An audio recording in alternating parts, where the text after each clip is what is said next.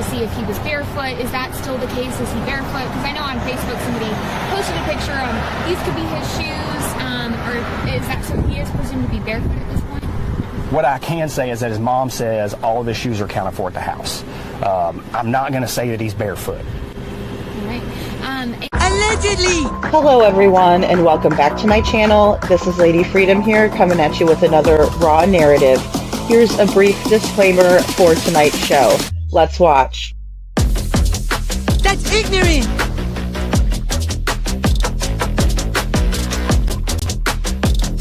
Allegedly, that's ignorant!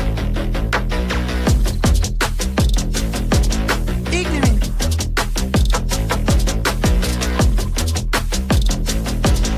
Judgment, Arthur. Oi, you read my thoughts. You've got the shinin. You mean shining? Shh, you wanna get sued? Judgment, Arthur. You just use that shin of yours to call me and I'll come a running. But don't be reading my mind between 4 and 5. That's Willie's time. Hey, yo, boss. I love him when he does that.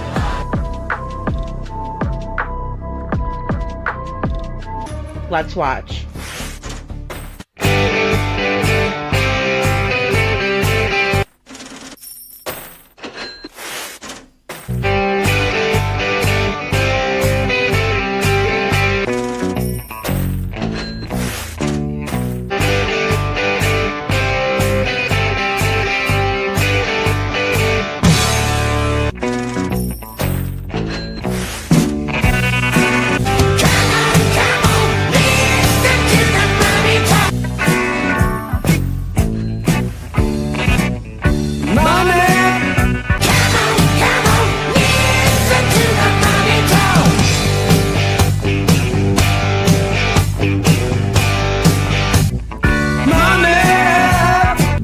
Don't get me back to good bullshit.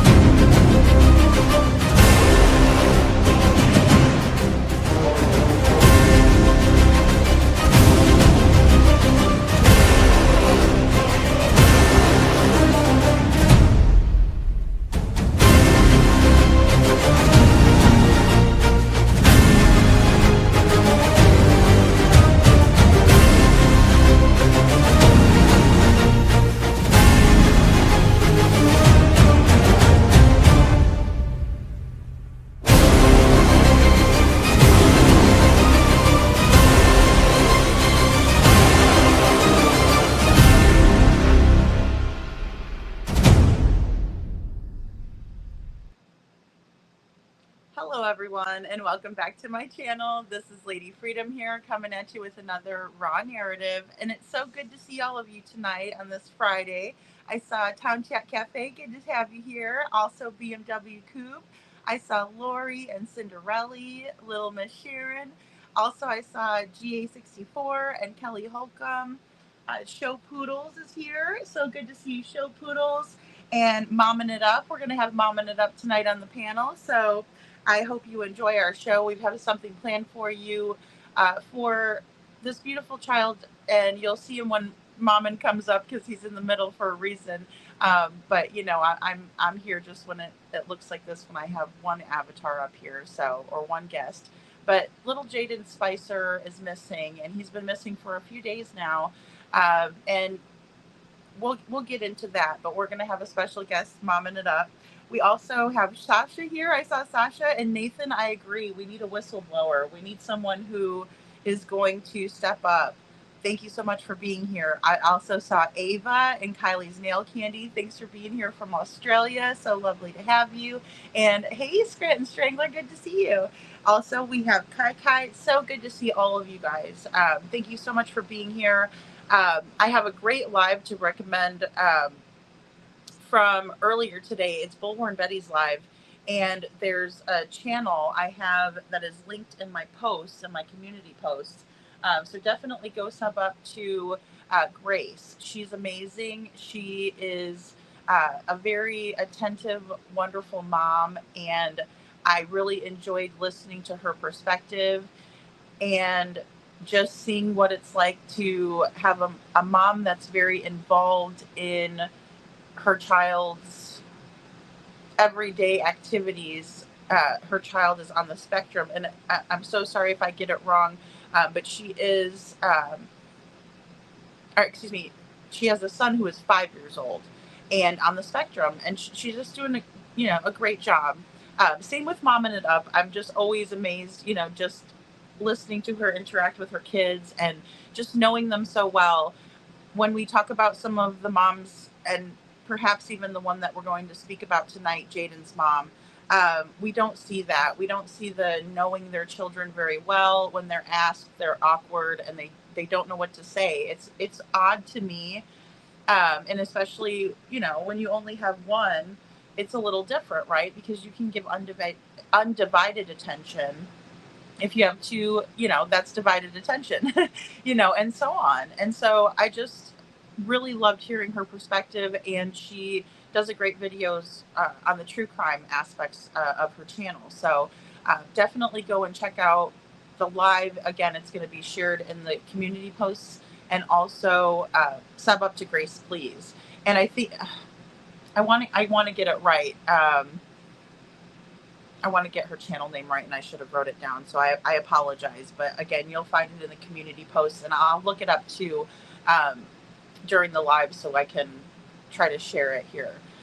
Billy B for you. Great to see you. I love all of our Australia people. You guys are amazing. I love you guys. Hey, Deanna D. I think that is so cool. My sister lived in Australia for a little bit, and a couple of years actually, and just very, very cool. Hey, Ava, good to see you. Oh, thank you so much. Ava, that's so sweet of you. Thank you very much. I really appreciate that so much. I just love our community here. It's so great. Hey, Laura Arnold. That's great. Laura says I wanted to thank whoever gifted me a membership. I really enjoy Lady. Sorry I fell asleep last night. No worries. Hey, Laura, I do that all the time with my earbud in. As a matter of fact, I fell asleep during Josh's live one night, and there was a spirit box session going on, and I woke up and it was a very creepy voice. I forget what that guy's name is. Whatever he named the spirit box, Crabtree, that is. But I was like, oh gosh, Josh, don't do the voice changer thing. And I didn't realize it wasn't a voice changer. It was the damn spirit box. So, hey, show poodles. Yeah, so hey, SI officer. Grave Time with Grace. Thank you, Deanna D. Grave Time with Grace. Guys, she is really amazing, and really smart perspective on a lot of course, just being a mom, it brings in experience and perspective, but also having a child on the spectrum and then interested in these true crime cases. I mean, it's just a really good combination for, a successful advocacy channel. And I really appreciate that very much, especially when it's hard to find on the streets sometimes, so when you do find a gem of a channel, you got to share that out,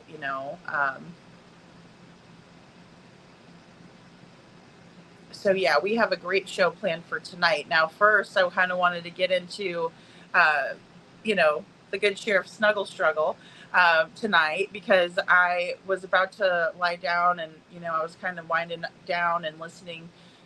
And then I looked over and I saw Smiley posted this picture of a speech that was done. It was a talk at Northwestern University, right? Center for Public Safety meeting, or we'll say it was a presentation. And, we can see the first guy in line here all the way to the left is Sheriff Craddock. And, or Crap Pick. Our friend Kiki likes to call him Sheriff Crap Pick, and it makes me laugh. Because really, I don't feel like he is in a well-deserved position. But nevertheless, the sheriff's office is proud that he was there. Now, he is a former alumni, from my understanding, of Northwestern University. Yeah, it's just very odd that things are going on in his backyard and he's being praised for speaking publicly about public safety. It doesn't sit well. It just doesn't sit well. Sheriff Eric Craddock joined Sheriff Jeff Hughes, Chief John Drake, and Chief Chuck Williams today for a panel discussion with the current class as the Northwestern University Center for Public Safety. Representing Sumner County, Sheriff Craddock was honored to contribute to the conversation and share his experience with the next generation of public safety leaders. It's always a privilege to offer insight and invest in the future of public safety leadership. And that's a quote by Eric Craddock himself. With such a short statement and so many things wrong with it, on the surface, it may look like he is very happy to present. In other circumstances, I would be applauding him. But because we know what we know, and it's not what we don't know, it's what we know. Sheriff Eric Craddock, talking about a public safety, or talking at a public safety forum, it kind of falls short when we know that Sebastian's still missing, and there was an inadequate investigation, in my opinion. So that's a public safety hazard in and of itself. And I think that it's important that we discuss that and that we take a look at really who's representing Sumner County going to Illinois and touting his success. But is he really that successful? What has he done since he was, given and handpicked for this position? And it wasn't handpicked by the public, right? His constituents,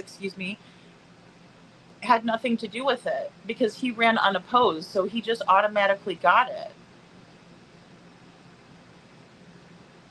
I don't know. And he's not a child, so not everybody gets a trophy, in my opinion. It's ridiculous. Quite ridiculous. Thank you, Lori, for being here. Thank you so much.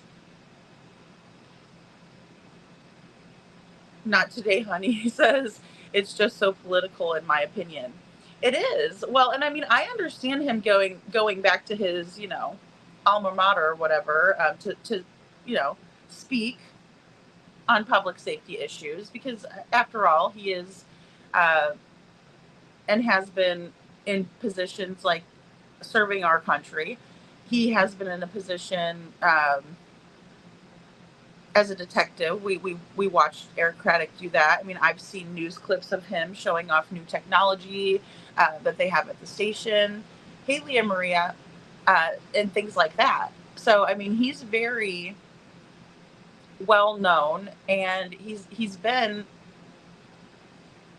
in office for a long time, in many capacities. So I wouldn't expect to be slamming him in any form or fashion, nor do I understand why I'm up here doing that, other than the fact that I know that he has mishandled Sebastian's case. When I think of a role model, I think of somebody who's doing right in their own space. So it's just kind of hypocritical, in my opinion. And, I understand that there'd be some people out there like, well, why would you bash law enforcement? They didn't have anything to do with Sebastian going missing. And I know that. And I fully understand it. But the issue at hand is that we have a sheriff that is refusing to speak with the public. He did not earn his position, in my opinion. He was given the position. And now he's up there talking about public safety. He says that Sebastian ran away, but there's no evidence to prove that. In my opinion, that's not good police work at all. Hey, Brenda Marshall, good to see you. In my opinion, Craddock has criminal participation in this case more than negligence. I think there's absolutely a bias. You know, Nathan, I would agree. I mean, and I also think that because they're friendly, that Sebastian doesn't matter. And I beg to differ. Sebastian absolutely matters. Sebastian is the reason why I would say anything bad about an officer of the law. Because we've watched him mishandle this case. And again, I've said it before and I'll say it again. I understand when they walk into certain situations, it is absolutely wretched and horrible what some children have to live in and with, right? That they didn't ask for it. You know, they have mice running around. They have, you know, roaches crawling everywhere. That's not fair to them at all. And when you see that, it's like the worst of the worst, right? When you smell that, when you go into that house and you smell that, that's the worst of the worst. And so, of course, when they go into a house that's clean and they do have food and there is running water and the electricity is working and they don't have a generator, you know, pumping in and things been turned off, you know, like we saw with Adam Montgomery. But the minute that this sheriff saw that there was CPS involvement, not only just one time, but 4 separate times, and he was able to look at the reports, he was able to go talk to and sit down with, I hope he did this, you know, I'm just going to put that out there, because that's a matter of public safety, sir. Because that means that social worker, if they're not doing their job, then there's other kids that are falling through the cracks. So that's absolutely an issue of public safety in your jurisdiction. Does it matter to you? It doesn't seem to. It doesn't seem to bother you one bit. As a matter of fact, you understand that you have a privilege to offer insight. Where's the investment into the future of public safety in Sumner County? What have you brought to the table in terms of leadership? Because in my opinion, a leader leads by example. All you've done is beg for a raise for yourself. And you really feel comfortable saying that you're representing Sumner County well?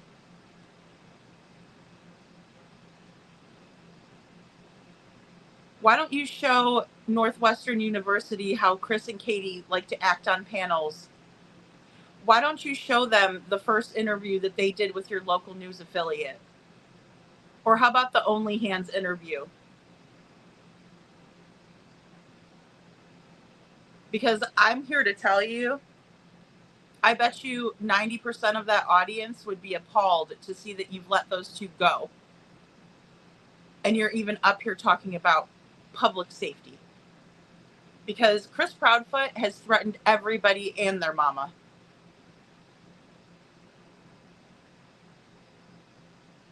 I'll say it today again, the audacity. He is a surfer, not today, honey. He is.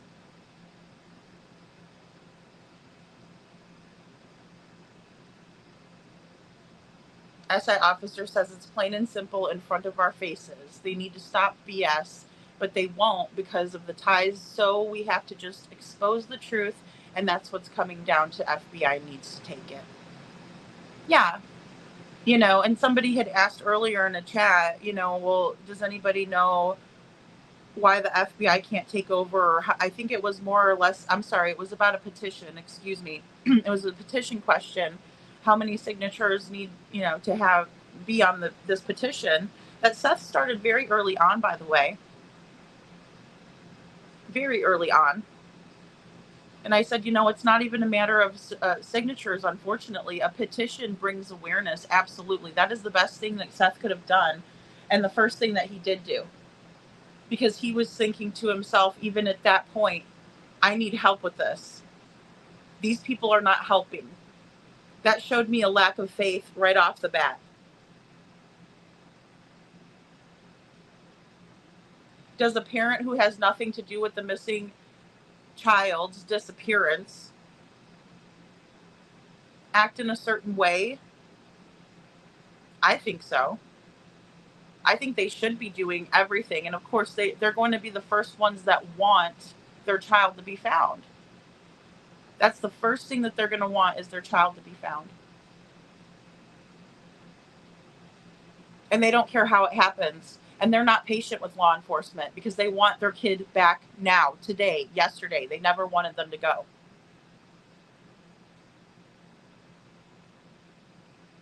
So I said, you know, it's under Sheriff Struggle's jurisdiction.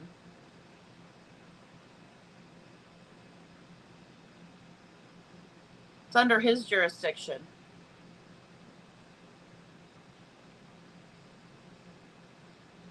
But he's bashing around Chicago, having a good old time, getting a prestigious position to speak on public safety at a college to our youth, to the kids, to the future.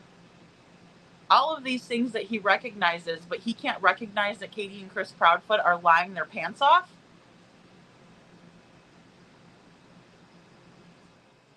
It's ridiculous. SI officer, I know it. You know, I was outraged when I saw this. I was tired and I actually perked up. I was like, oh, here we go. You know, because it's ridiculous.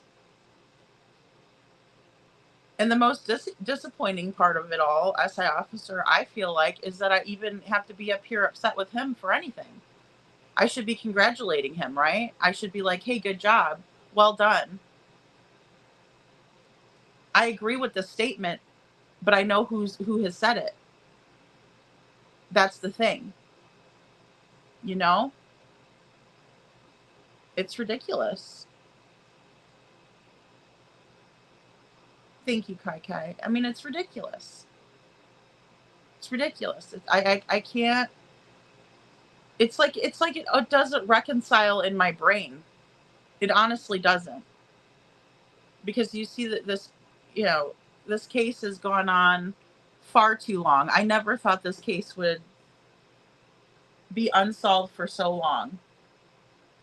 But again, it's an issue of public safety if there's a child out in the forest in and around his home where he went poof from.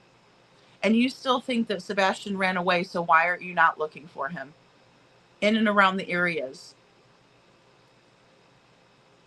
Wasn't it Ken Widener, your emergency management director, who came out and said that children on the autism spectrum can walk and walk and walk and walk?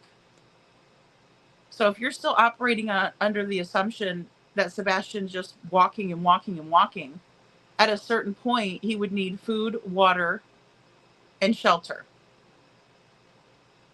to sustain himself at the very least. So why are you not looking for him? Because if he didn't have food, water, he would not be here anymore. And he would be out there somewhere needing to be found. You're not a hero. You don't even deserve to be a zero. Hey, Holly S.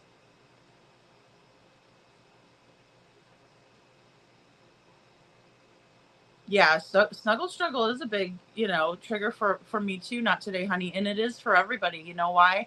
Because it's gross to think that he would say something like that and be in a position of power as a sheriff. I've never heard him come out and say, you know what, that was really stupid of me. I shouldn't have said that. That was a really bad joke. But he didn't have any laughing emojis after it or anything. He stands firm on that statement.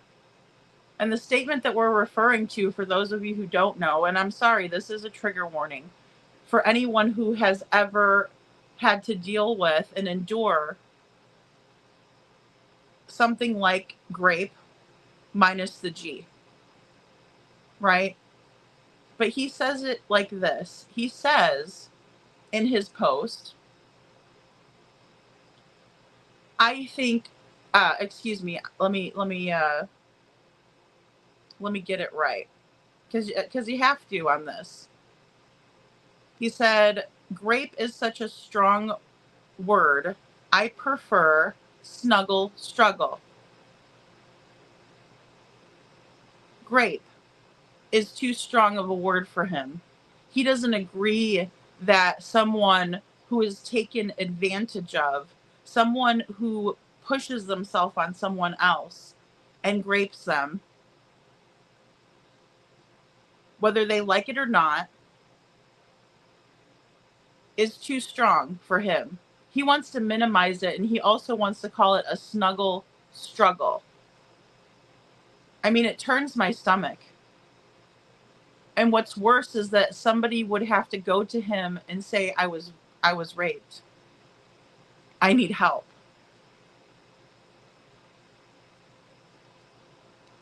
You're not prestigious, you're a fool. You're a trigger. What about Sebastian's safety? That's right, little Miss Sharon, thank you. Where is Sebastian's safety? Where's the safety of a victim that has to go to the police department?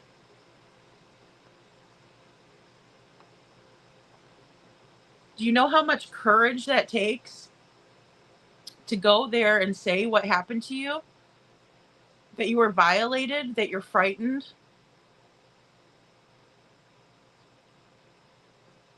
And to be met with somebody who thinks that it's a joke? Or, well, he stands firm on it. He's never apologized. He's never said that that was an off-color comment that shouldn't have been said. We've all said things, shit's popped out of my mouth and it was wrong. You got to be prepared to apologize when that happens and move on from it and do better. But I'll tell you what, I wouldn't want to be in that vulnerable position to have to explain anything to that perverted asshole, in my opinion. I certainly wouldn't want a young girl to go to him, and God forbid if it was a young man. What does he tell him? Buck up? Because that was just a snuggle struggle? You've got to be fucking kidding me. You've got to be. This is absolutely insane.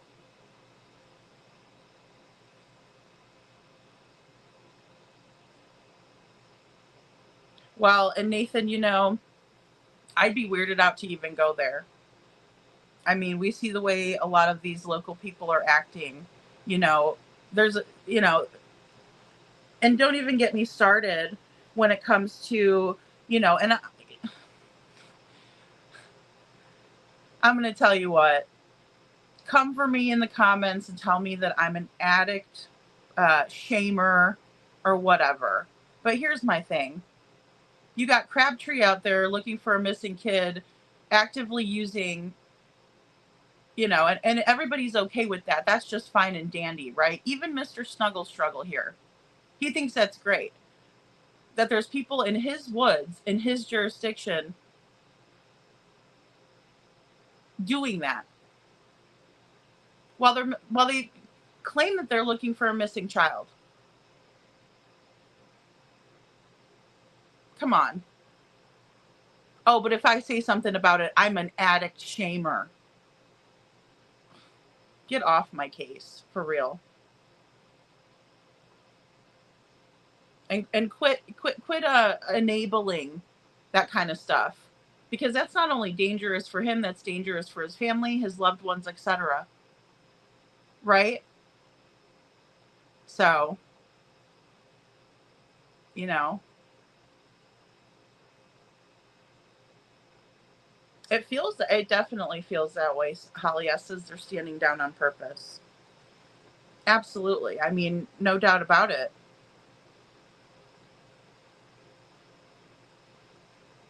No doubt.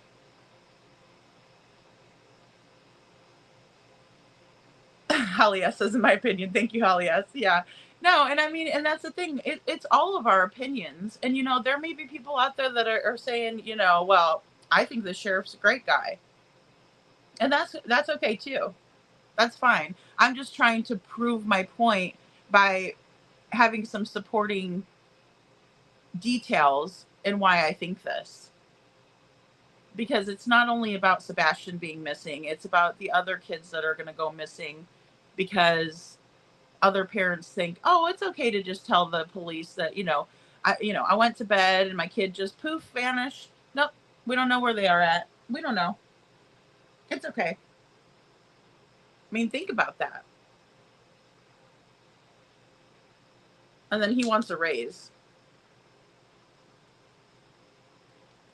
And he wants to brag about how he got to speak at Northwestern University. You know? I wish I would have known he was heading over there. You know, maybe we could have protested that event. Colleges love to have that kind of stuff go down. They welcome it. They'll be like, come on, protesters. Especially in Chicago. I mean, come on. I would have loved to have been out there with a sign. Sheriff Snuggle struggle talking about public safety when there's a 16-year-old boy that's missing. And by the way, he went missing when he was 15. I would love to say it loud and proud, right at the college, right outside the door where they have to walk in. And let's see how well received he would be there.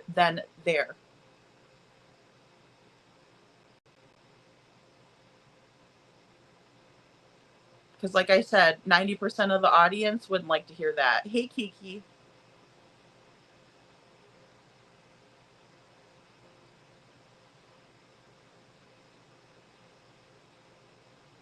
Well, I agree with that. And I do think that some people do think he just walked away, though, Nathan. Like, no malice intended, in my opinion. I do think that. I don't know why they think that. I would love to show them the reasons why I think he didn't.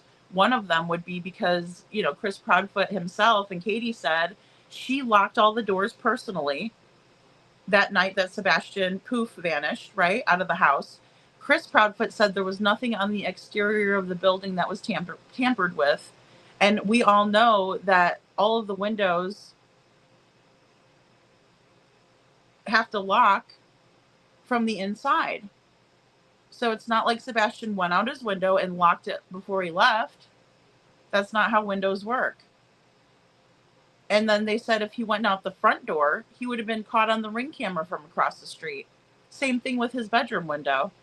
And then he would have stepped on the bushes and everybody would have woke up. But everybody in the house was Katie and the dogs, supposedly. Another very important detail and reason why I know that Sebastian didn't leave on his own is because there is zero footage out there. Prove me wrong. Zero footage, prove me wrong. Thank you, Nathan, for your comments. I really appreciate you being here and, your insight. Holly S. Holly S. says, I cringe so bad when I think of that award that was given to LE at the vigil. Not deserved. I mean, look, I get that they had drones up. I get that they had horseback. I get that they had all these things, fixed wing aircraft. I get that they had Sartopo mapping that they were using. But honestly, that's all fruitless if Sebastian didn't leave on his own. So the minute that they realized that there was no footage of this child, and the minute that they realized that all of the doors were locked and all of the windows and nothing had been tampered with, that's when you take a different direction. You don't start investigating something 8 days in. Is that what he's trying to tell the youth of a Northwestern? Please spare me. I cringe too, Holly S. I cringe too.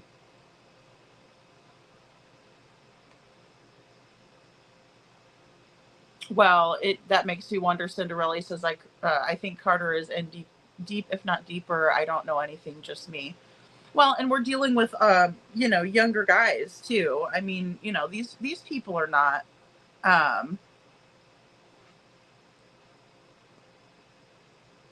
older and wiser and, not going to deal with it. But I will say, I think the corruption runs so deep that even the old timers are in on it, AKA the good old boy system. And that's really sad because I know a lot of really great people from Tennessee. And that's too bad that they have to deal with this because they're not happy about it either. And they shouldn't have to have their hometowns and where they came from drug because of this asshole.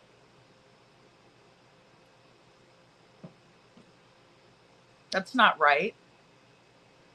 There's nothing, proud about that.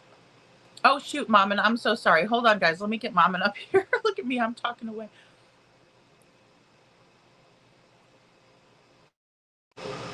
Hey, Mommin. Hey, thank you so much for having me up. Girlfriend, I'm so glad to have you. I'm so sorry. Did I leave you back there long? You're probably like, hello. Oh, no, I enjoy listening to you. Well, thank you. I'm sorry I'm ranting up here. I was going off on a tangent and I looked down. I'm like, oh, there's Mom and I see her. Well, sometimes tangents are needed. Oh, my goodness. It's like, it's like coffee and tangents and more coffee. I know I need a lot of coffee these days. I love it. I wish I could do like, I used to like Diet Rockstars and I like the blueberry Red Bull. I wish I could drink those, but like it gets my heart racing too fast. It's like even when I do too much espresso. Can you hear me? I can now. Did you say something? I said I Oh, drink too good. much espresso and get my heart pumping too. I know. I don't know what happened. I've gone through this love-hate relationship with Red Bull since, oh geez, 2005. And I know everybody has theirs, and the other ones, I notice a difference, but I know it's in my head. I know they're all not great for us, and I need to get hooked on good old-fashioned coffee, but espresso will get your heart pumping. I do agree. Oh yeah, I'm like, I have to remember how many times I've hit the little shot button, but the cool thing about this Keurig I have is that you could do like a strong option on any of the cup sizes, and so I'll always hit the strong button if I just even make like I usually just do like an 8-ounce coffee and hit the strong button, and it's Wow. good, but the espresso is the real kick. It's fitting for you because you are one strong woman, if I do say so myself. I admire you, and I think your rants are amazing. I'm trying to Oh my look God. in chat, so just bear with me, guys. I'm apologizing. If my audio's horrible, just please let us know. No, your audio sounds good, actually, I think. Well, it's good on I should say it's good on our end, but I don't know. You're right. If chat says, yeah.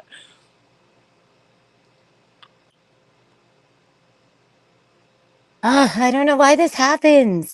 I can never see the chat right. So now I'm trying to just open the thing and see it directly from the website. It's so embarrassing. I'm sorry. I don't want to come in and I feel like you were on such a good roll.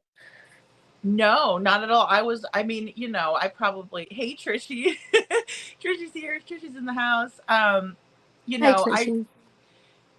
I honestly, I mean, you probably came up just in the nick of time, that I don't completely roast Craddock.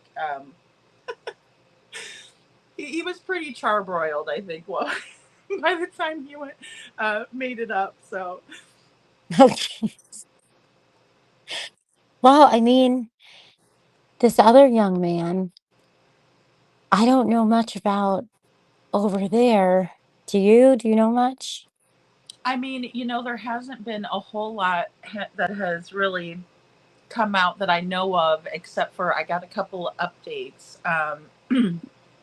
Now I couldn't grab that one. I was trying to grab it at the last minute. Let's see here.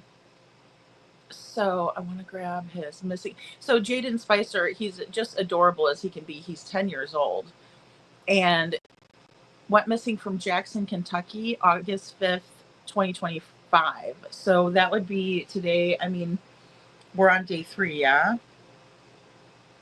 Oh, God, Yeah, 9. because they said between Tuesday, I think the 5th, into Wednesday the 6th, I think, right? Let me check. Okay, so they're not even 100%. Well, sometime over the overnight hours. And the reason I was asking is because I don't know how their police are, but I was hoping we get more updates in the future than we have from Mr. Craddock. Well, we have another one, it seems, again, that, oh, poof in the middle of the night. We don't know. We're not sure, you know. Oh my gosh, I know. I couldn't believe as I was reading it. They said it was like 9 o'clock in his Sonic the Hedgehog blue pajamas, right? Aw. But that they think it was sometime during the night hours. So that's not really a confirmation, in my opinion. That's why it's like, oof. Well, it's not. There's that time lapse. There's that timeline that doesn't fit. Those are the first things I think of right off the bat. Trying to see if I can pull up the one that we were talking about. Has When your I hear chat about, heard about? go ahead, Mom, and I'm sorry. No, no, no, that was me. I was just asking if the chat, does anybody know, how are they with updates? Or is this like the first over there or in a long time? Or Well, and I'm not as familiar. It just kind of seems well, that they shut the area down, right? Let's see here. Well, I do have this. Okay, so this is his mom, and this was on JLR Investigates. Mother of missing 10-year-old Jaden Spicer gave police a handwritten statement to give to the reporters. She doesn't want the public to know who she is, and she wants her son found safe. I think it's going to say, what do you think, right? Thought-provoking question, good question. And then this is the letter. And,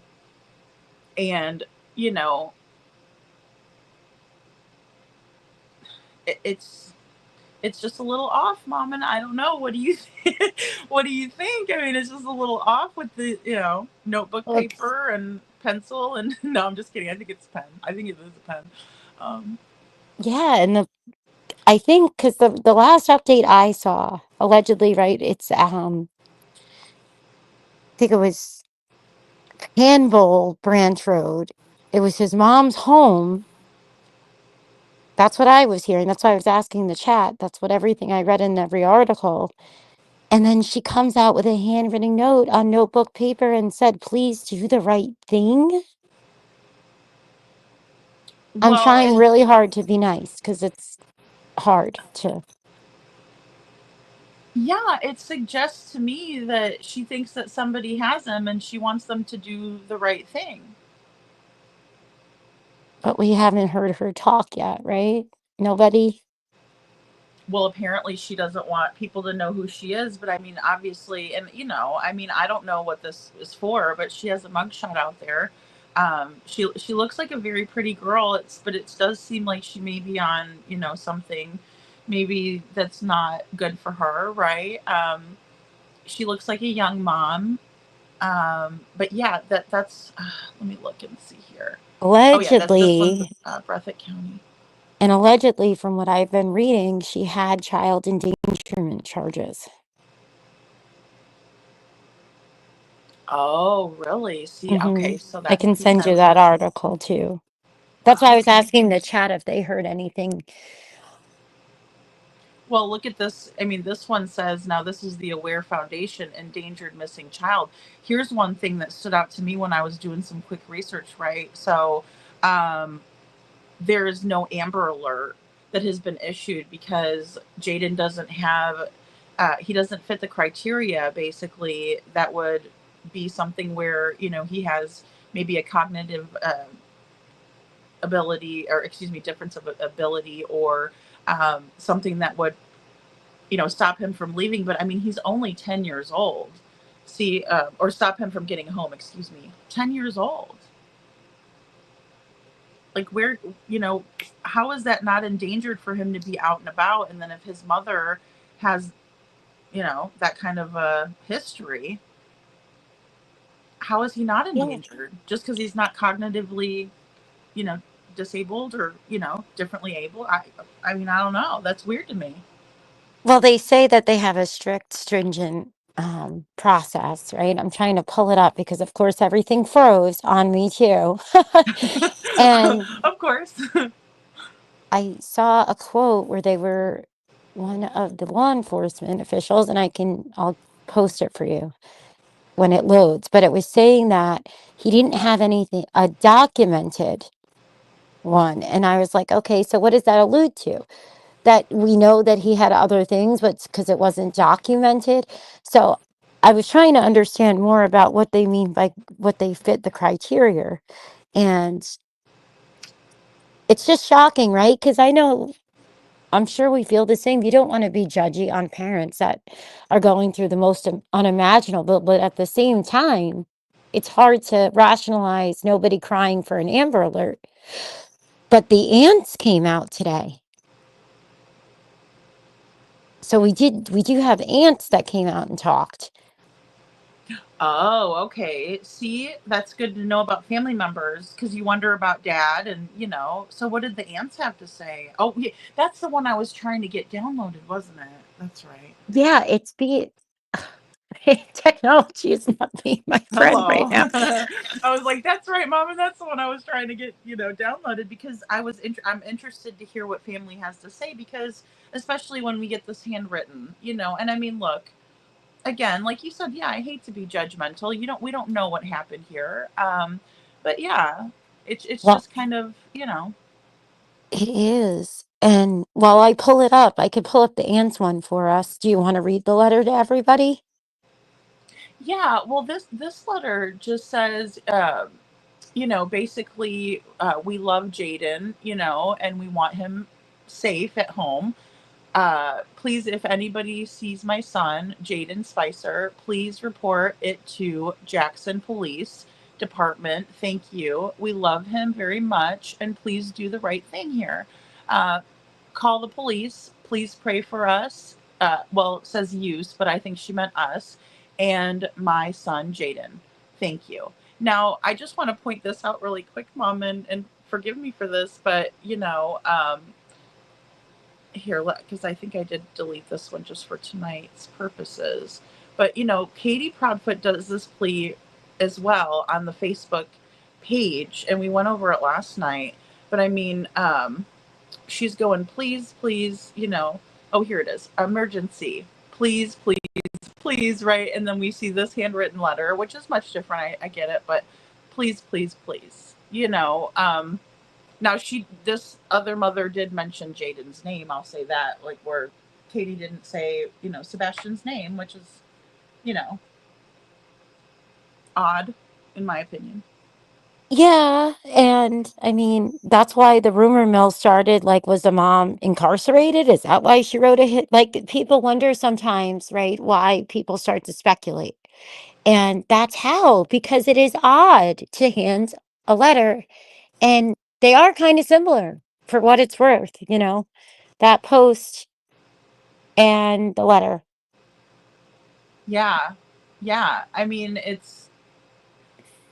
it's just bizarre, especially when the stories are kind of sounding, 9 p.m. Now, Sonic Pajamas reminds me of Little Gannon Stalk, you know. Oh, When I heard that, I thought, oh, that's what Gannon stuff. He liked Sonic.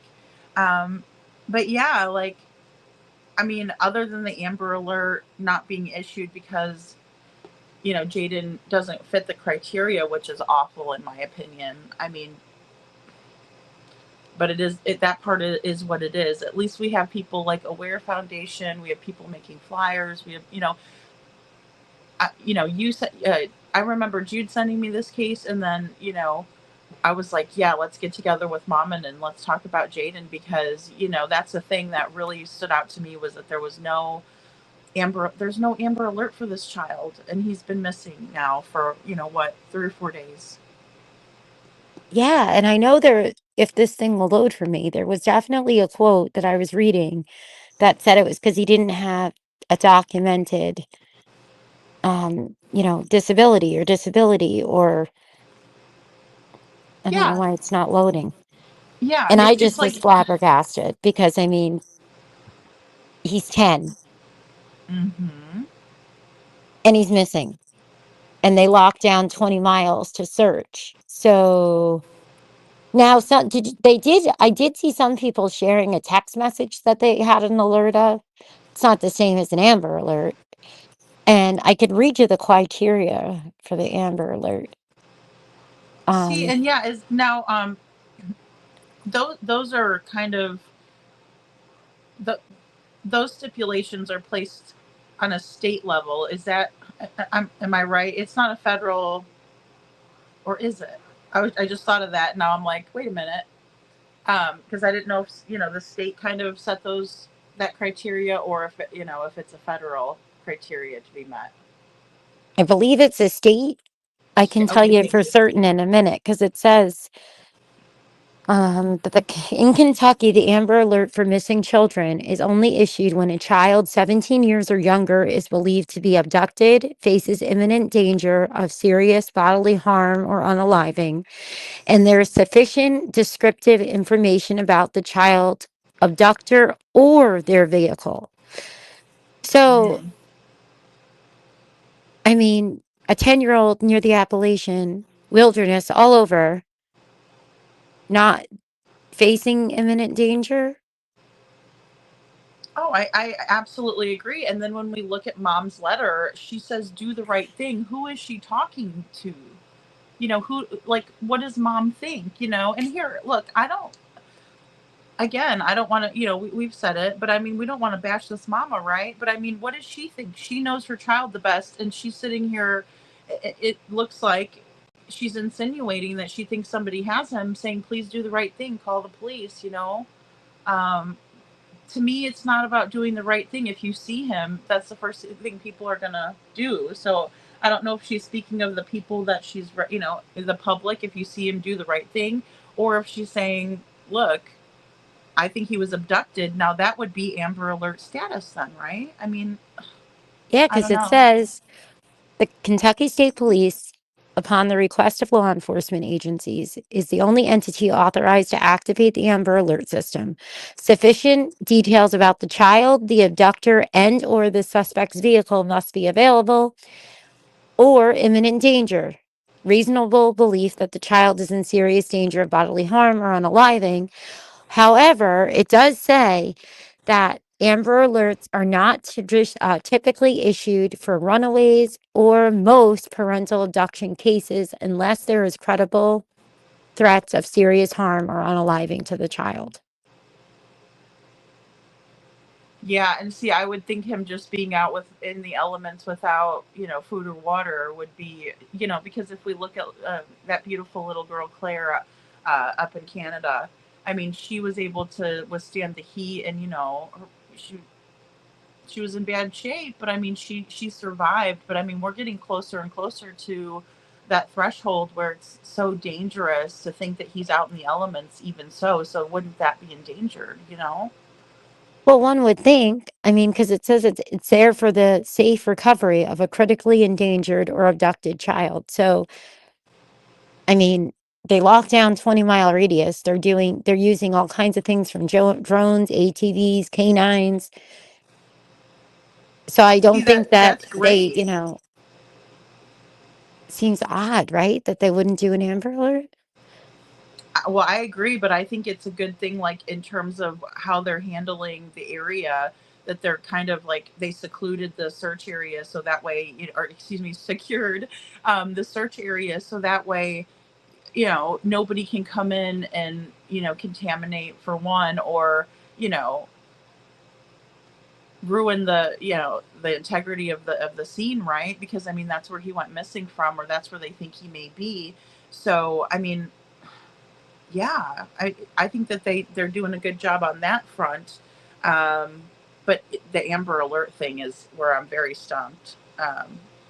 And just simply put, they said he just doesn't meet the criteria. You know, Kiki says, "Remember, we call each other, mom," and that's funny. On a super chat. Thanks, Kiki. Oh, gee. We got to make each other laugh, right? Sometimes, because boy, oh boy, this is tough to swallow here with this young man, and gosh, she's a cutie pie. Oh, absolutely.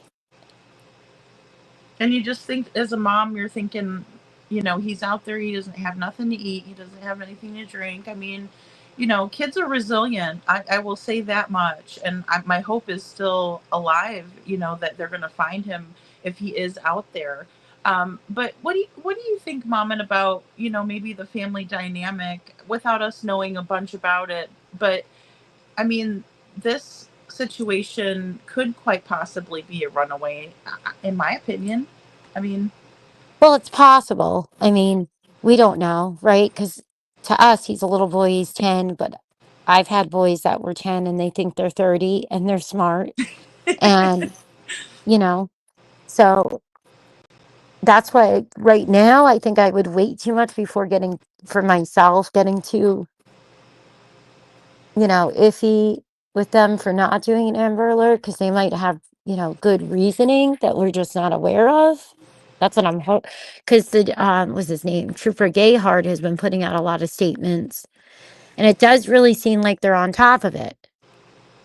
I Um, saw him. Was he wearing like a ranger hat kind of thing? I probably said it wrong, but like the brimmed hat, and he kind of, yeah, like a blue uniform. mhm. Yeah, he But it seemed like also he is was confident. confusing because, like, here's one of his quotes, right? It says, "In this situation, we want to keep hope alive, but we are racing against the clock," said Trooper Gayhart, noting that the rugged mountainous terrain in nearby waterways, including Panball Lake, which is right, that's the same name of his road, right? Panball, add to the Yes. difficulty. The more time he spends outside in the elements, unfortunately, statistically speaking, the chances of finding him safely diminishes. So that just shocks me then, because I don't know. This is perplexing.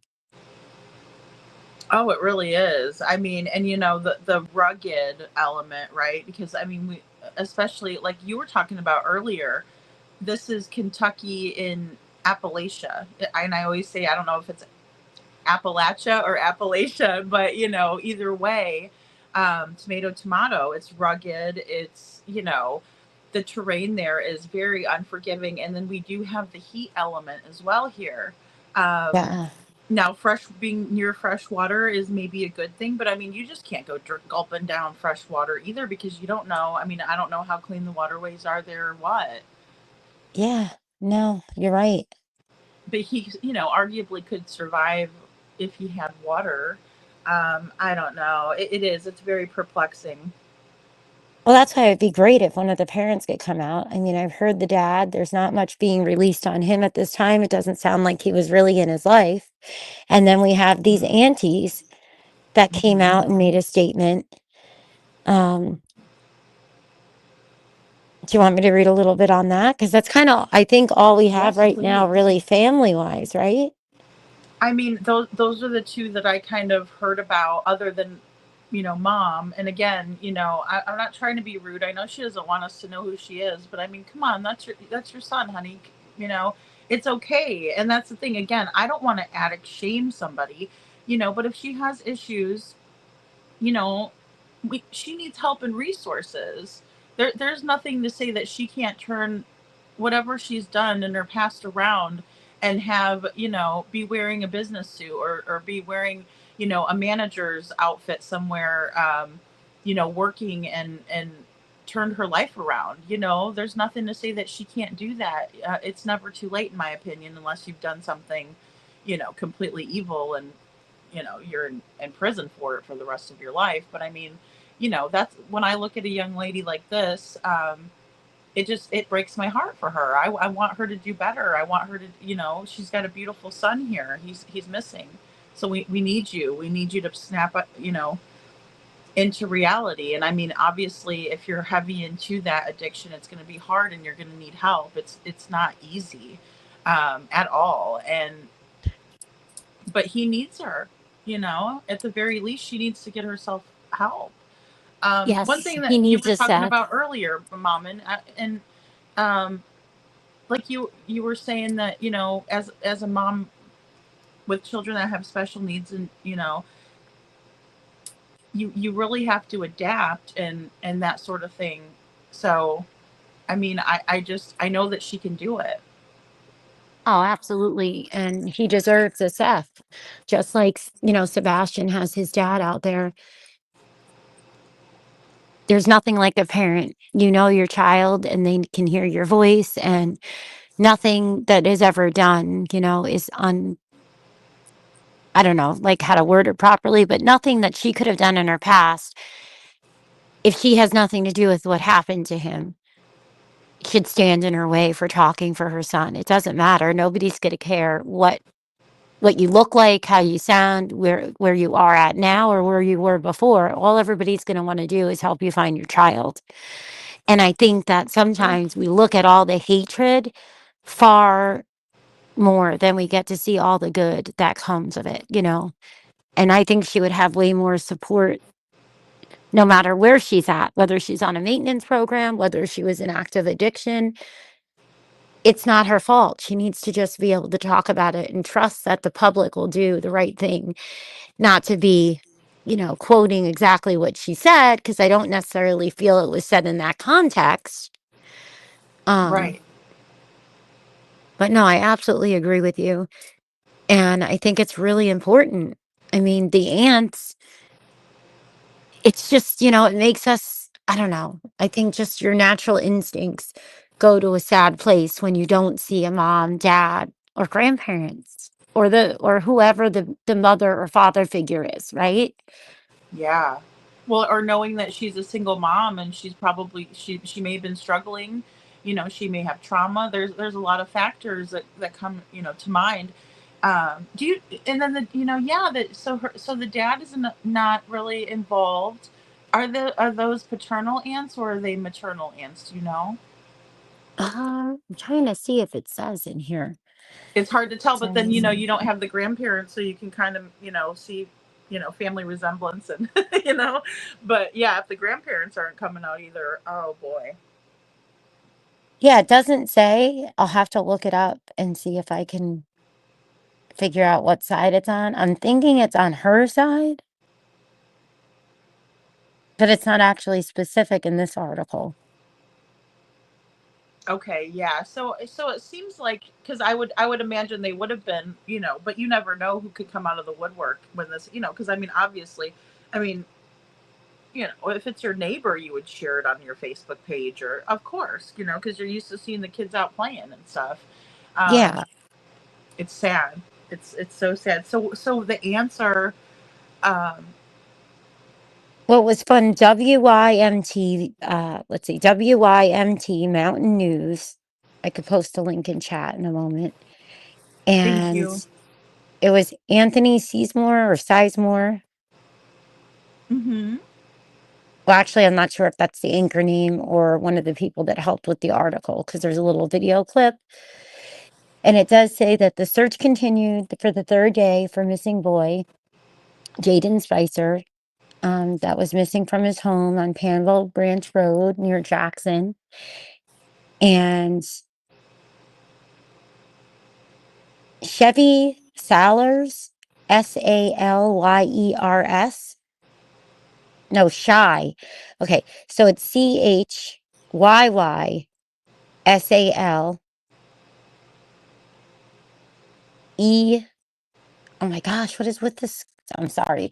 You know, when you open the articles, remember what it was happening earlier? I don't know if it's something they're doing in case you stream it, but they don't stay. Like they keep changing, like with the ads around them.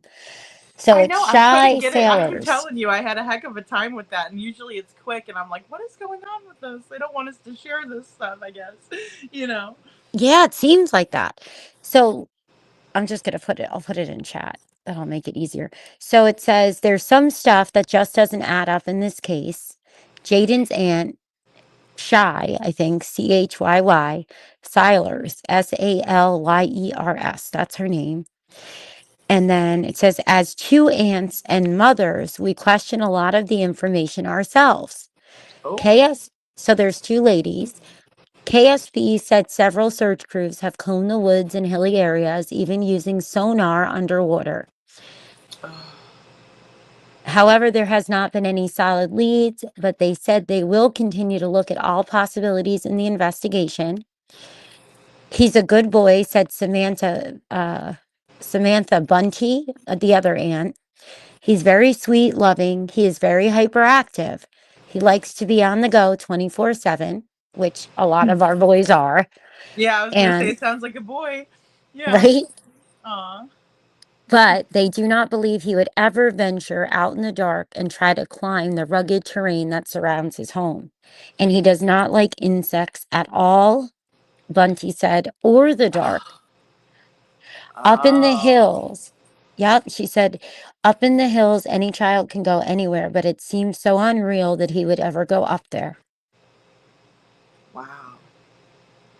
They also stated that Jaden can be hyperactive and that can be hard to deal with sometimes, but they said the situation has almost been too much to handle. To quote, they don't say which aunt to quote, but here's a quote from one of the aunts. Tore up, shocked, heartbroken, confused. Don't know if we are coming or going. Don't know where to start. And they had a vigil tonight at Pan Bowl Full Gospel Church. Aw, okay. And did the mom come to the vigil, or the dad, or who? I wonder who attended. Doesn't seem like it from the comments. Oh, boy. You know, and that's one thing, if it is something with substances that, can make somebody very selfish and just, self-medicate instead of, showing up and showing out for, your child. That's what's kind of sad if she didn't attend. Ah, boy. I know it's heartbreaking. And don't quote me, maybe there'll be some, amazing updates that the parents were there or the other immediate family, but I don't see anything so far. I don't know if Kiki or Trishy or Sasha or anybody's seen any updates that we haven't found yet. Yes. Oh, you know what? I did see a message from Kiki pop down. I was just writing here because a couple of things that just really stuck out to me with what you read here. So because kids are very aware, like in my opinion, even a small child like Summer would have been very aware of where she lived and what the dangers were of say walking by that cliff that they lived on and things Yeah. like that. The kids are aware. And then also, we have another situation where this child does not like insects. And so obviously in the summer in, you know, the Midwest, arguably, I mean, there's going to be bugs and insects and, the dark and, I mean, wow. And the aunt said he doesn't even like the dark. And seeing that's scary and my like that makes me scared for him, like because he must be frightened to be out there like that. That is just so sad. That is so sad. I know it's heartbreaking. Let me look and see. Mom, and go ahead and feel free to talk really quick because I'm gonna put it on mute. I'm gonna look over and see because I know Kiki sent me something and I wanted to see if it was an update, but just give me Sure. one moment. Yeah, it's such a, it just happened. And praying that they find him because it is only a couple days in, but it's hard to really know, when everything's new, because you never know if somebody's truly a neighbor. Are they really an aunt? Are they, when you're reading the comments? So that's why it's nice when we can get it from an actual, news source and they're on camera. And I think it helps us when we're discussing things just for a little more context and validity. But I just can't imagine how he didn't get an Amber Alert. I'm not trying to harp on that. It just seems really confusing. Oh, I agree 100%. I do. I mean, that was the thing that was very odd to me. And even the clip that I watched, the news anchor was like, "Yeah, we understand. This is a concern for the public because, well, I mean, especially with people in the true crime space, we understand that it's very important to get this information out as quickly as possible, no matter what has happened, right? Like if there's a child that's out there missing and people are even claiming that they don't know where this child is, we have to look for the child, because I mean, either way, I mean, look at little Keely Anthony. She wasn't far from her home, and where they found her. I mean, I think that she may have been put there, after the fact or moved or something. But I mean, they were looking and looking for her, and she wasn't very far from her home. So, I mean, it's just like the time is of the essence. Oh, yeah. It really is. I wanted to. Kiki went ahead and sent me a couple of pages. I'm gonna just delete some of these posts because I can't pull everything in. Well, I try to save stuff as much as possible um, in case we bring it up, and so I have a lot of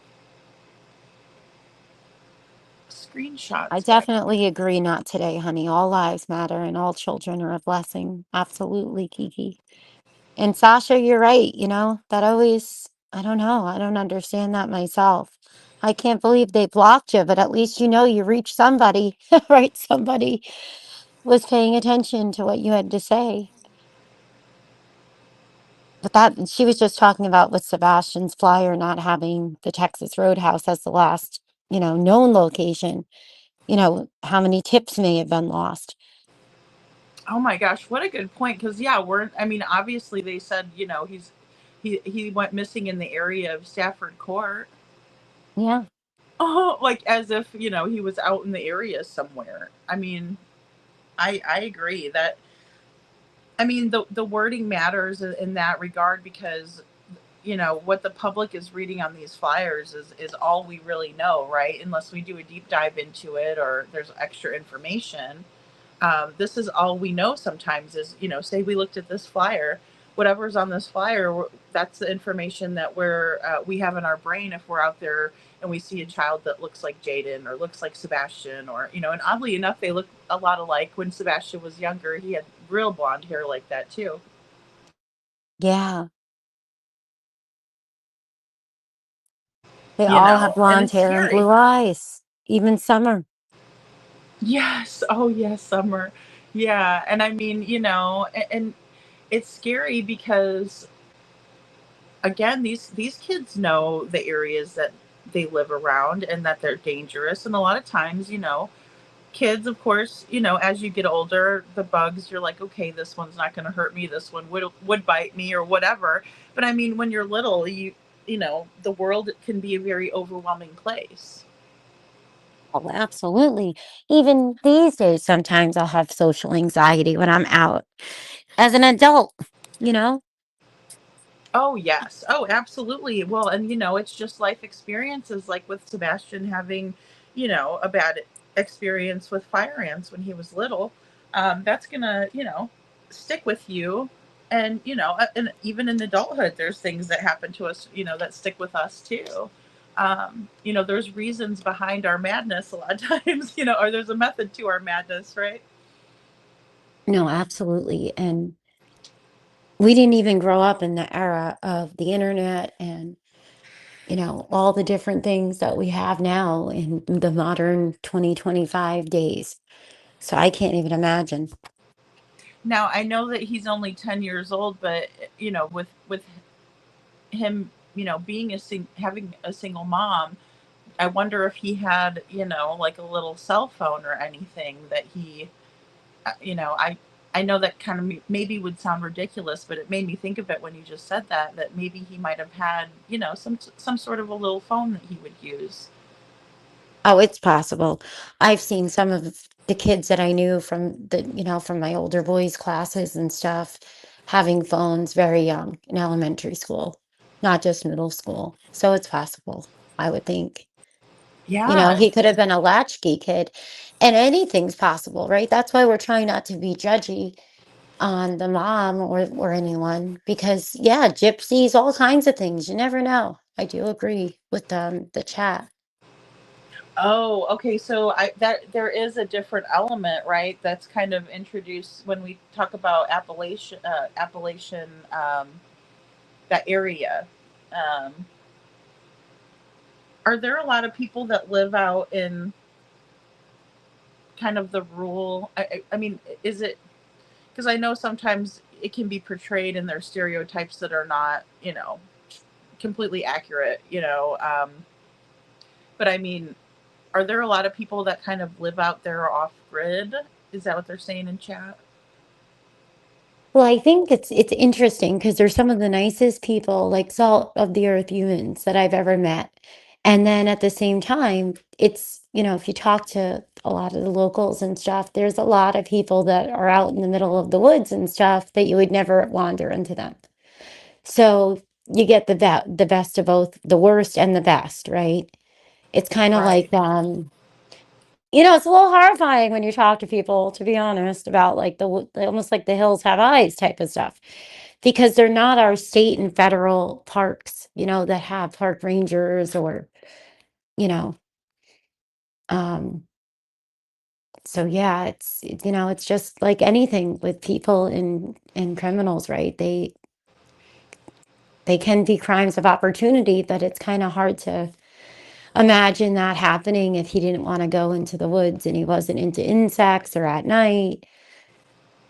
But we don't know because we don't know. The ants didn't give much context. We don't know, does he have a phone? Do they think somebody might have taken him? Did she have some, bad experiences or were around some not great people? I mean, we don't know. And that's what stinks when the parents, I feel like, don't talk right away now. I understand why a lot of them, people say they shouldn't, but I Yeah. also think it would help a lot if they did, because it kind of makes you jump to automatically assuming it's the parents. But what if they know that it really isn't them and it could be somebody else? That's, to me, it's important to get out and talk. And I don't know. But I don't know, right? We don't know a lot about this case. Why is there no Amber Alert while he's saying how critical it is to find him if he's out there, the trooper? So, Yeah, that trooper seemed like he was confident in what they were doing, so I thought, okay, well, that's a good sign. It seems like they were. I mean, minus the Amber Alert.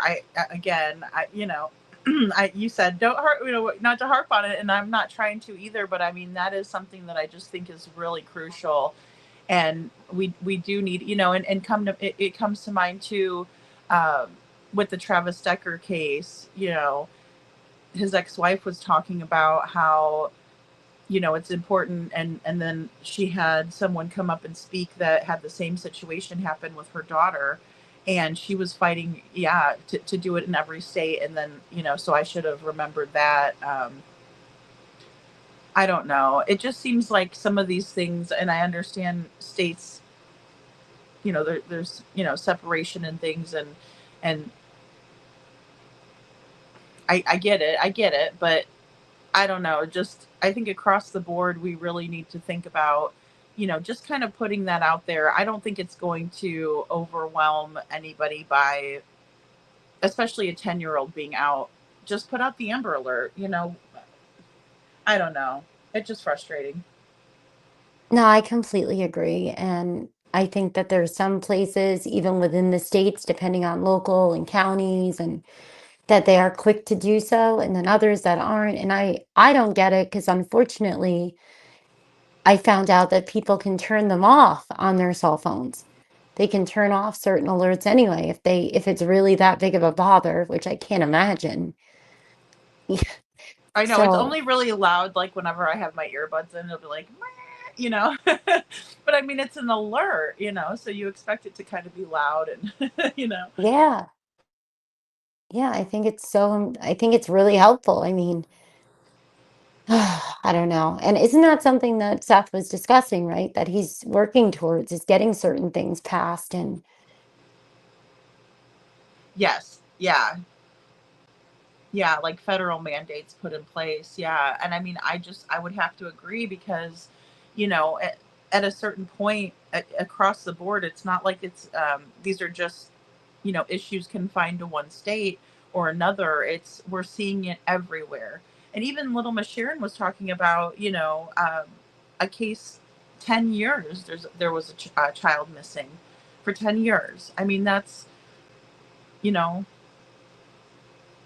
and I'd oh love to my look into gosh. it more, and I need to, but it's like, you know, I'm sure there were missteps involved there too. In my opinion, that there would have to be for that, you know, that long of a time frame for, you know, in this digital age that we live in, where, you know, we have the greatest technology that, you know, we can really have, or that we've ever had, you know, modern technology. I'm sorry, Sasha. I know we jump all over the place. I'm sorry. Oh no, I know it's hard with the two cases, but um I just think it's important to kind of look at what we're seeing here. I mean, you know, it was like I was reading it and I'm like, here we go again. Another, you know, missing child. And, you know, mom's like, oh, I don't know. I don't know where he is, you know. Maybe he's out in the woods. And then we hear, well, he doesn't really, you know, like to be out in the woods by himself in the dark with bugs. And, you know, I mean, it's crazy. It does. Your mind just goes to the same, that's how the brain works. You put patterns together. And, that's why we are all different with different experiences. So we can see the same thing 10 different ways. And that's why I'm always like, we can agree to disagree. And Yes. Well, and it's true, but I mean, I love hearing different perspectives, you know. I mean, like, you know, and for instance, like this is what Kiki said, you know, Johnny Feltner says we just told Wolf County Search and Rescue that they're on the ground, right? We just told this, and that was 5 hours ago. Um, in Jackson to assist with the search and rescue. And, you know, we see this with the other, you know, agencies and surrounding, you know, jurisdictions coming out to help. So they're doing that much. Another one that she posted, now this was a day 3 update, search for missing 10-year-old Jaden Spicer. Search efforts continue for the third day on Friday in Breathitt County with no solid leads so far. Gosh, I mean, again, you know, connecting the dots, yeah, no solid leads. there's too many people missing in general, right? And then you see this, and again, no leads that are solid. And then we have another young lady I was reading earlier that's mom came right out and is saying how concerned they are for her because she was FaceTiming her daughter and that was it. They haven't found her again since August 6th, and that's in Nashville. Wow. Her name's Sarah Stacy. Sarah Stacy. Mm-hmm. See, I have not heard of her. I haven't heard about her. You know, Yep. and that's the thing. I She was mean, online before she went and posted and I guess reached out before the MNPD even finished the missing persons report with her. wow. So it's like, it's very interesting, right? How night and day some people can be. Yeah. Well, and you know, I mean, they're just it always seems like when there is a failure to implement proper procedures and protocol, that's where the cracks are formed that people fall through. And that's what we're dealing with is people, human beings falling through the cracks of a system that, I mean, if we can identify those and fill them in, the less people are going to fall through them, and when we have children falling through them, it's even worse. It is. And actually, I need to retract that. It wasn't the 6th of August, it was the 5th of August. So that is Monday then Oh, thank you. I know. See, and this for is the thing. Sarah I mean, Stacy. well, and then, being that it's, 1 o'clock Eastern, I'm like, well, technically, how many days has he been missing, two, or how many days is, ago was that? And, uh, but they said that they're doing everything, like pulling out all the stops like they did with Sebastian. Crews are using ground searches, drones, canines, sonar, and helicopters. Now, you mentioned the sonar earlier, and, I mean, we know that people are very readily, well, they have been in the past even, very readily found through sonar technology if they're in the water. Um, Yeah. in fact, a lot of times they'll find other missing while they're searching for a particular person who's, they may be searching for one person and they'll find someone else, I know. And then we have to wait around, and sometimes we never get an update. Yeah, It's I know. horrible. It is. Well, Absolutely and that's the horrible. thing too, because we hear about all this technology being used, but, yeah, I agree. No, it's really thanks to a lot of the YouTubers that we ever hear anything, right? Because they go out searching and they keep periodically updating us. And I get it. There's a ton of people, unfortunately, that, go missing. But still, it's like you're right. They'll go out searching and then they might find other people. And it would be nice if they did a press conference or something, and I don't see one. That was one thing that I didn't see as well. Now just these public statements. Now this is Kentucky statewide news and weather, so that Kiki had sent over. That's on the screen. So I mean, it sounds like they're making statements, but not publicly. I think it's really tough for law enforcement when there is no push by family members, and I mean, people might not agree, but to me, it's like if the mother's not willing to come out, why would law enforcement expend the resources? It's a little suspicious, to if they're gonna, if the mom's not going to come out and plead during the press conference, doesn't want people to know who she is, didn't attend the vigil allegedly, as far as we know. Those are all things that are showing a lack of effort, on her part, in my opinion. Yeah, it's a little deja vu-y.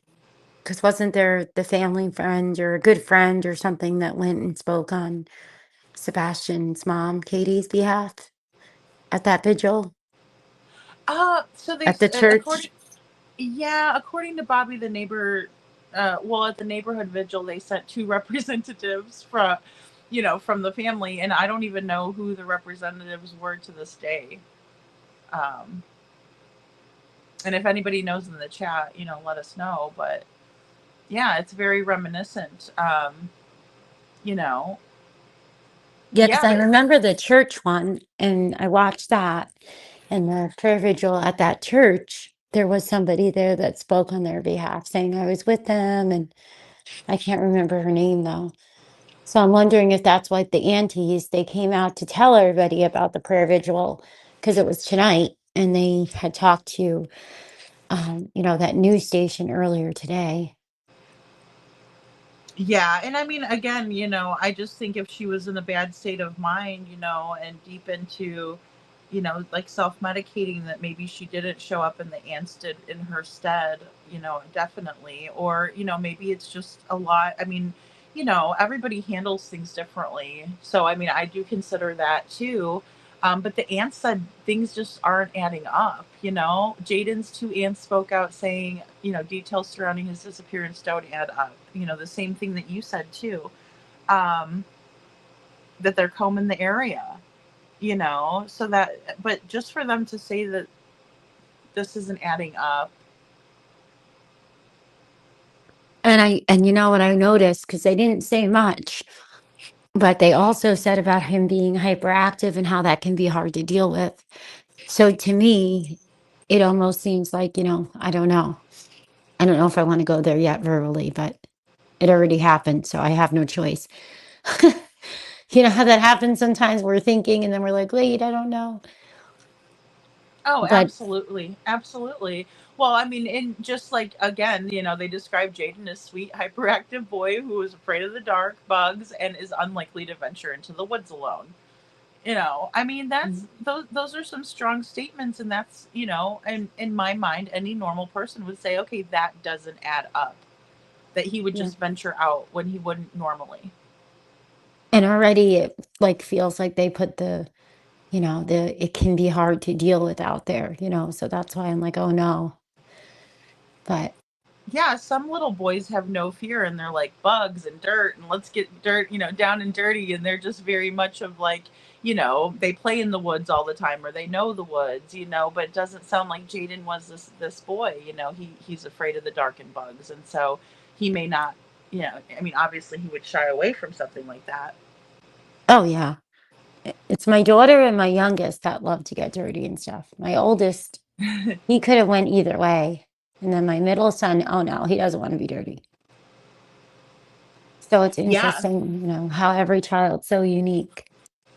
Oh, definitely. And even, I mean, some kids like to get those like the bug carriers, and they're like a little cage thing, and you put the bugs in there, and and put leaves in there and stuff like that. And some of the kids really enjoy doing stuff like that, where others, yeah, don't. So if it was normal, like if that was something that he part of his personality or his traits, to like to be out there, that's one thing. But yeah, I mean, absolutely doesn't add up. Yeah, and to know, like, did he have friends there? Did they play outside a lot? Did he, like, some kids are really into the stars, and there's a lot of information that I get now that, oh, there's going to be this meteor shower and this, and that I never knew we had so many. Not saying that that happened, but these are all the things that would be good to know. Like, did he enjoy, stargazing? Did he have friends that he would go out with? You know, all these things that I hope we have no answers to until they say, "Oh, we found him. He's okay." And then one day, it's a good story. But Well, the friends thing is really interesting and important too, because did he tell his friends that, what did his friends say about how, his demeanor has been lately? Has he been upset about things that were happening at home? Was he, happy about things, and he, loved being at home, or, what was the deal there? Because I mean, sometimes kids will confide in their friends, and, that would be an important avenue to explore as a detective, I would think. yeah, and well, the dad seems like he's in hiding, right, Trishy? Almost. I mean, he's not out. He's not Oh, talking. the dad is in hiding, like, wow. Well, I'm just being, Mm. using a dramatic word, but it seems to me it's like, okay, so he has maybe the dad wasn't in his life, but that doesn't mean that you can't come out and advocate for your child, right? There could be reasons for that. Is he in recovery, or were they really young? I don't know. That's a good Um, point. That is a great point. Yeah. I'm sure soon, though, you know how it is. People are going to start sharing his photos and his information. Well, and I find it really interesting here because, I mean, Friday they said they would have help, and they did, because we read that post first on accident. I did on accident. But I mean, here it says that the KSP continues, so the Kentucky police, state police, it says, continues to investigate all possibilities, and says no stone is being left unturned. I hope that's true. But where have we heard that before, I mean, boy, it's uncanny. No, it is. It really is. It's starting out to be extremely kind of unsettling, and they're very close to each other, right? So Tennessee Yes. and those areas are really close to each other. Hi, Tennessee nurse. How are you? That's Trishy. That's what Trishy just said, Yeah, at close proximity, no idea, but it's strange that there's so many missing kiddos in Tennessee and other areas in close proximity, like Kentucky, you know? Yeah, it really is. It is And, unsettling. they say if you have any information, 606-435-6069 or call 911 via Bobby Ellison. And do you know who Bobby Ellison is by chance, Mommin? Because I have no clue. No, I haven't heard that. I'll look it up right now. I haven't heard his name. Because that's not the sheriff, or that's sorry, the sheriff, the guy in the ranger hat, the officer. No, that was Trooper Gayhart. Thank you, Trooper Gayhart. I was like that. I don't remember hearing the Ellison name yet. I'm looking now.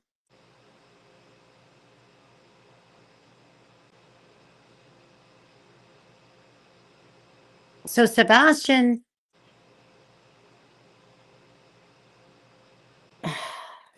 this darn microphone. Okay, there we go. Now I lost my train of thought. I was going to say something about Sebastian. Oh, they're just so similar, Oh, wow. There's a lot of missing people. Okay, so yeah, there's no other updates. That's the last update. I don't see anything from this person. I wonder if it's somebody. Well, it's all coming in. It's not like it's out in the open. It's hard when things are coming in so fast. And it's so, it's so fluid, this situation. But I know Tennessee Nurse was asking a little bit about it, but she hadn't heard about him. Do you want to give her a quick rundown? Yeah, I'm sorry, TN Nurse. I must have missed that comment.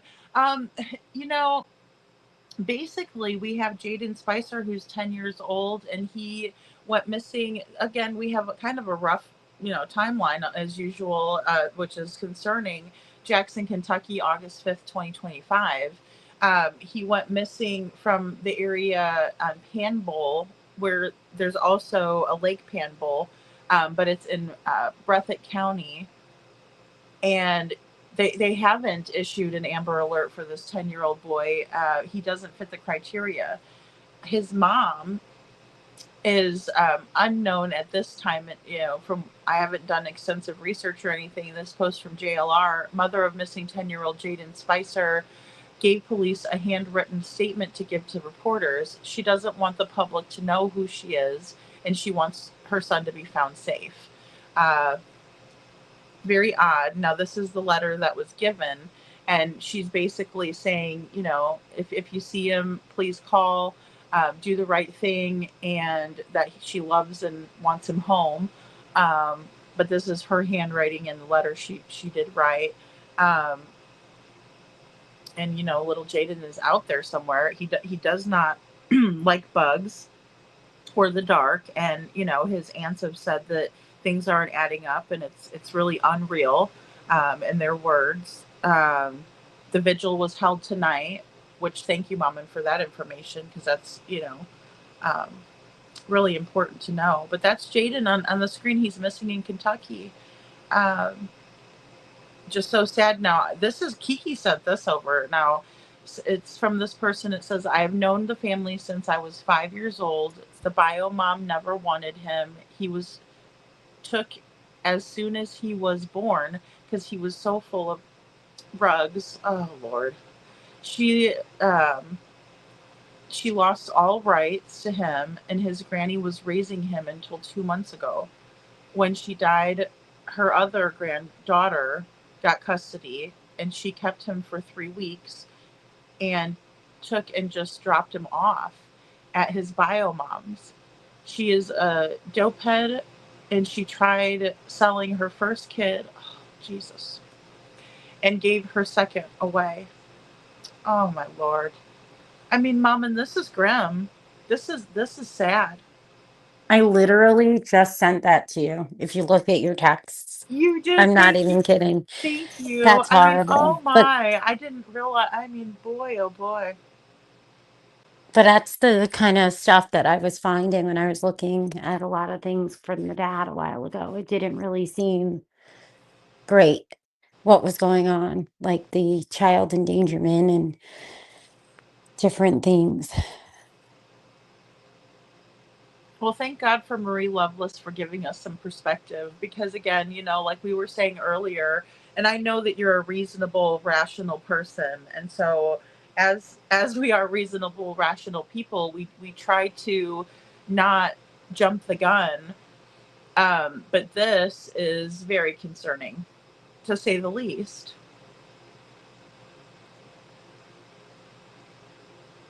Yeah, I mean, it's going to be interesting to try to find out what happened, like how, if she didn't have custody, how was she allowed to have him in her custody again if that's how it happened, right? Well, and Mommin, what really stands out to me is that they were, let's blame Jaden. He's hard to handle. He's hyperactive. Are you kidding me? So, this somebody got custody of him for 3 weeks and then just took and dropped him off at his bio mom's house. That's how she got him back. That was, this is behind the court's back, in my opinion. It sounds like it, right? That's what I was thinking. They might not have any idea until this happened.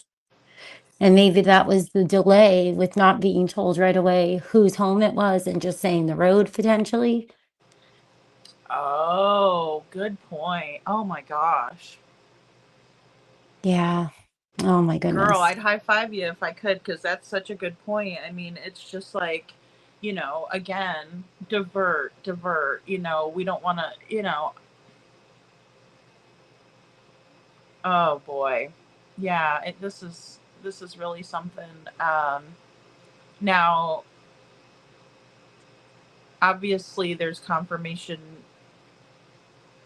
where there is some sort of a substance issue, right? And then baby Jaden, 10 years ago was born full of rugs, in this person's opinion, and this is all alleged in their opinion.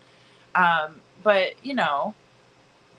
they obviously felt compelled to come out and say she lost rights. And then Granny was raising him, but she passed away. And rest Granny, and poor Granny, she was taking care of this baby. And then Tried the to other sell. granddaughter Yeah. took over. But 3 weeks, and you say, "Oh, I got to wash my hands of this." What about Jaden? And she implies that she tried to sell one of her children. Oh, I mean, and gave her second one away. Yeah. I mean, I went to high school with someone that had a half sister that they didn't really, they didn't know growing up. And they tried to sell a child once years ago. And I'll never forget when my friend found out, about, when you did the DNA and you're looking into them, and she was in such shock. And I know these are the things that people don't like to think of and stuff, but they do occur. Not saying that's what's happened here, but it does happen. oh, absolutely. And I mean, this person's compelled to come out and say, look, this has happened before. This is the history. I mean, these are the things that are very important to consider. First off, the dynamic, the history, who are the people that we're looking at? And again, I'm compelled to say this myself, that I believe that this young woman could totally turn things around for herself, if not for her children. But there are things that she could be doing to make sure that Jaden is safe. And she should have went straight to the courts and said, look, my baby and I need help, or my 10-year-old here, excuse me, and I need help. And I just simply cannot do this, and I cannot take him back into my custody and my care. And I understand that if you're under the influence of, something like that, you're not going to be thinking clearly. And I get that you might even be, distrusting of LE and, the court system and everything, and not want to go face that. But, what about Jaden? You know, because with this timeline, according to this, 3 weeks ago, he was dropped off to his bio mom and in her care. So what happened in that 3 weeks? And then there's talk of selling her first kid and giving the second away. I mean, oh boy.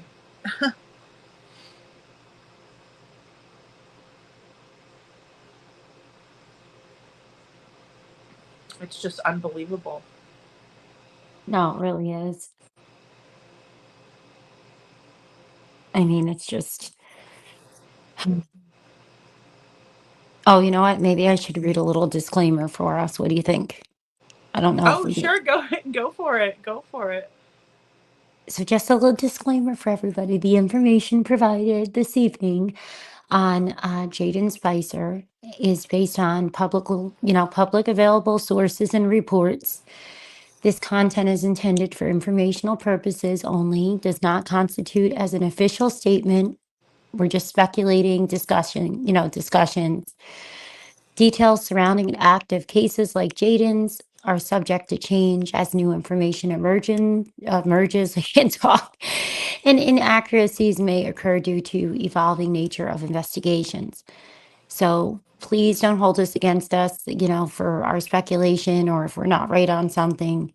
And obviously, I know that we shouldn't have to say it, but we do have to say it's in our opinion and refer to official statements from the Kentucky State Police, for 100% accurate information. But it does seem like, in my opinion, what we're discussing is most likely probable.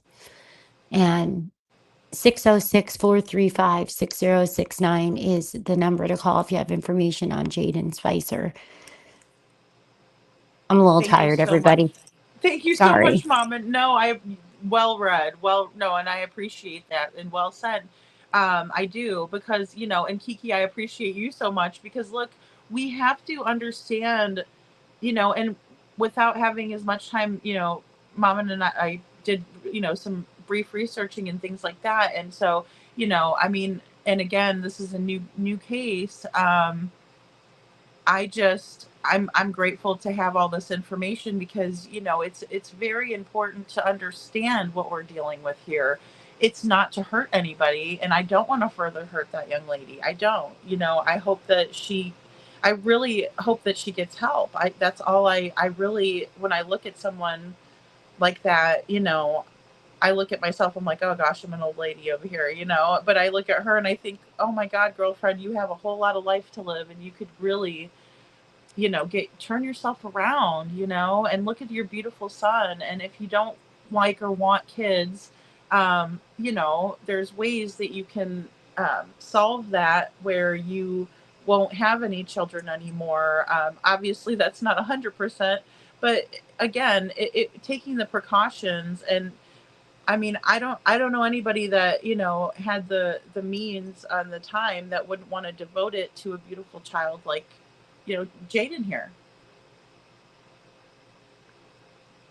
Oh my gosh, I wasn't muted. I'm sorry. I was having a little snack. No, I absolutely agree with you.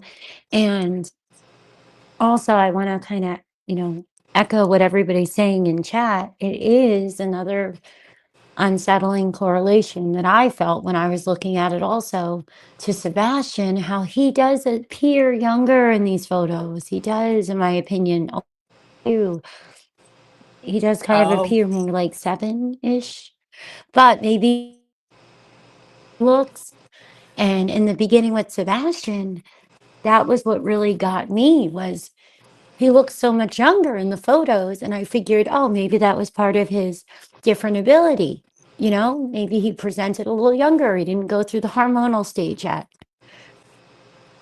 But I see that that's what chat's saying, that he looks younger. Kelly says 6, Sasha says 7.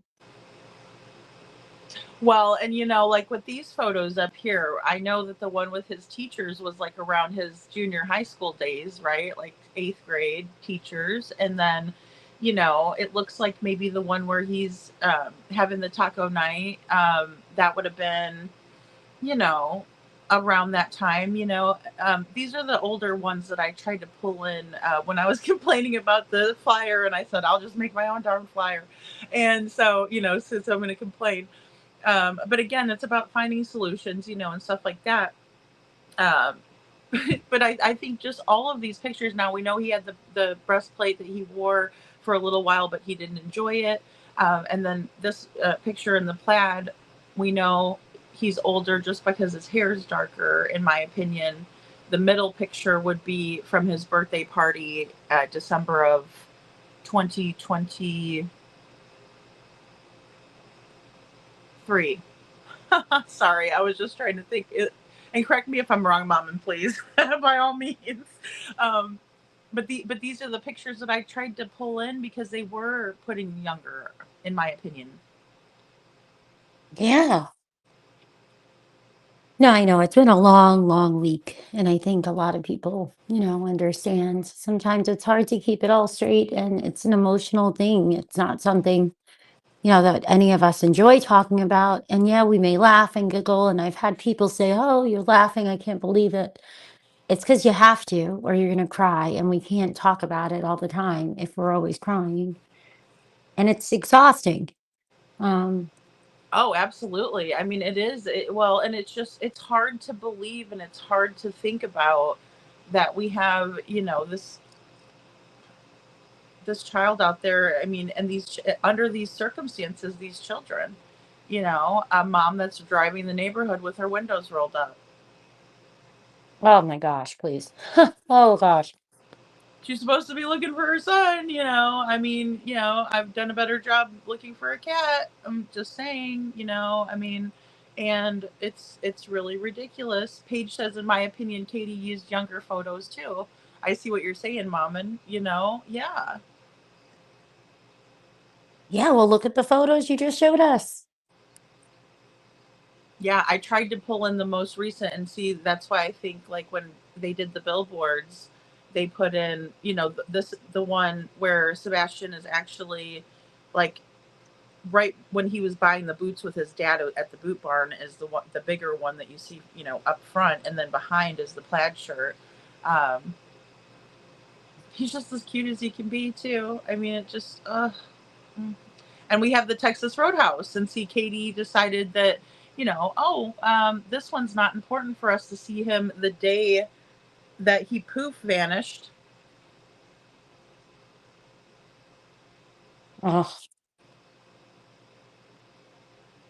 Last time Mama Foot spoke on the Queen Bee, May 23rd, 2024, she has come out obviously since then, just so everybody knows, on, well, America's Most Wanted, she discussed, and then she went on local news and spoke with Holly Thompson at the year, did one other solo interview at the year mark, and then they did the Dateline article where they were questioned and her story changed. But the stamp of approval, again, I do want to kind of say this, that stamp of approval on the other Texas Roadhouse photo, which was Sebastian when he was younger and not the day that he went missing. This is the true photo. This doesn't have the TBI logo on it, but the other one does. There's something terribly wrong with that, in my opinion. Shame on law enforcement yet again. Sorry, but what the heck? yeah, no, I agree. This little segment of the video is just absolutely heartbreaking to me, and I'm sure to everybody. He just looks so, like he wants to become one with the booth, and it's just heartbreaking.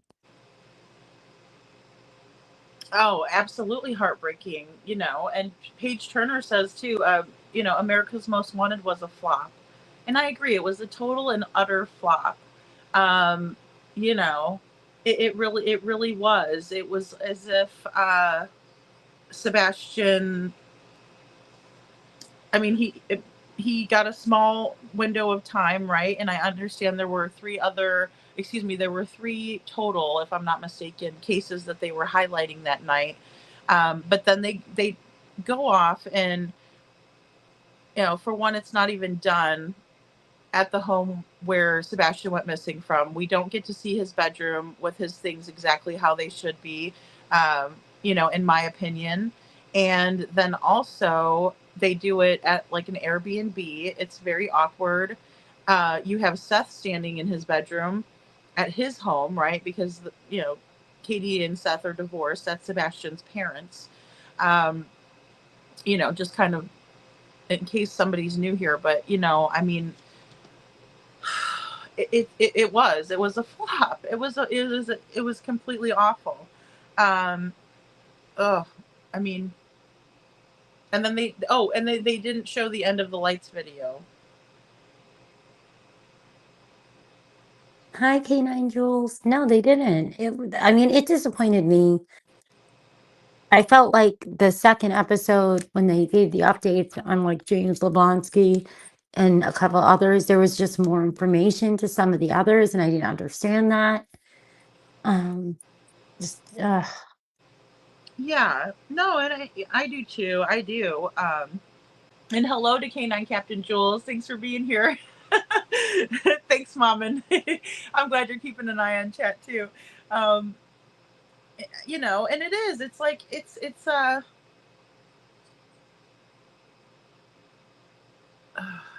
really baffling. I don't know. I'm almost at a loss. I'm almost at a loss. yes, Paige, I agree. It did get his name out there. Maybe not as much as people had hoped, but then again, I think sometimes they just make an impression on us, and we might not see a lot of people online talking about it, but I think a lot of people think about them and they look. And it would be good to see the Google stats and the search engines, we should look into that to see if there's a way to tell like the trajectory of the searches for Sebastian and others. And I agree, Canine Jules, that Airbnb episode. I mean, what was up with that? I don't know. I just don't understand it. I mean, it was bizarro land in my opinion, because like they were, basically they looked like they don't have a care in or a worry in the world, and it's disturbing to me. Like I can't, and I'm not trying to be over dramatic, but it's disturbing. And this is Katie. Look at Chris's face. Look at his face. Like what a weirdo. Like You're not being over dramatic. And a lot of people, from what I've seen when I'm listening or, reading anything, and I notice a lot of people, that's what they say. It's just odd. That's what makes people question and talk more because it just seems odd to them. It's just odd to I mean, say and look at nicely. Katie's face. This is a year that her son has been missing, and she looks like she just like won the lottery. I know. I take a still of the, of her, reaction. I get that, but I mean, it's just very odd when I look at this and I'm thinking to myself, Katie, and she did this in the interview, Mom, and I wanted to get your thoughts because, I mean, there were times in the interview when she was downright giddy.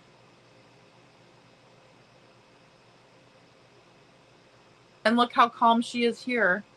Serene. I mean, just la-di-da. My It's son's just the same. baffling. I agree with Kiki, what she said about why moms just haven't heard from her. So we have no idea. Right? She hasn't told us much. And not everybody seems to have the same instincts when it comes to certain things, that's for sure. Well, and it's very unfortunate. It's very unfortunate. Um, and I get it. We're all going to have different perspectives, and there may be some things that we might see, and I do appreciate other people's points of view, but I mean, it's just really off-putting. And we see them in different, kind of interviews, and I mean, and Seth just always looks like I mean, what the hell, hurt. I want my son. I need my heart back, I mean, and it's just a stark contrast to, but I mean, this is more or less what I see when I see Katie. You have Giddy, ha ha ha, what, giving minors things they shouldn't have. I mean, Yeah, it's absolutely heartbreaking. I don't know, Canine Jules. When was that? A couple minutes ago? She was saying was it Craddock in the corner of the photo with a shaved face. What photo? The trying to go back. this one, yes, it is. Yeah, this one right here. He is. This is when he was a detective. This is Detective Eric Crap Pick. Kiki. Right here.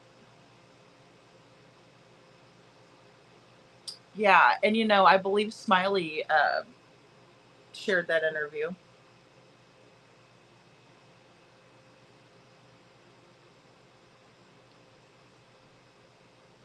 You mean recently, Sabini? Because I mean, really, he's like the only one that's done anything at all. He's been a big advocate.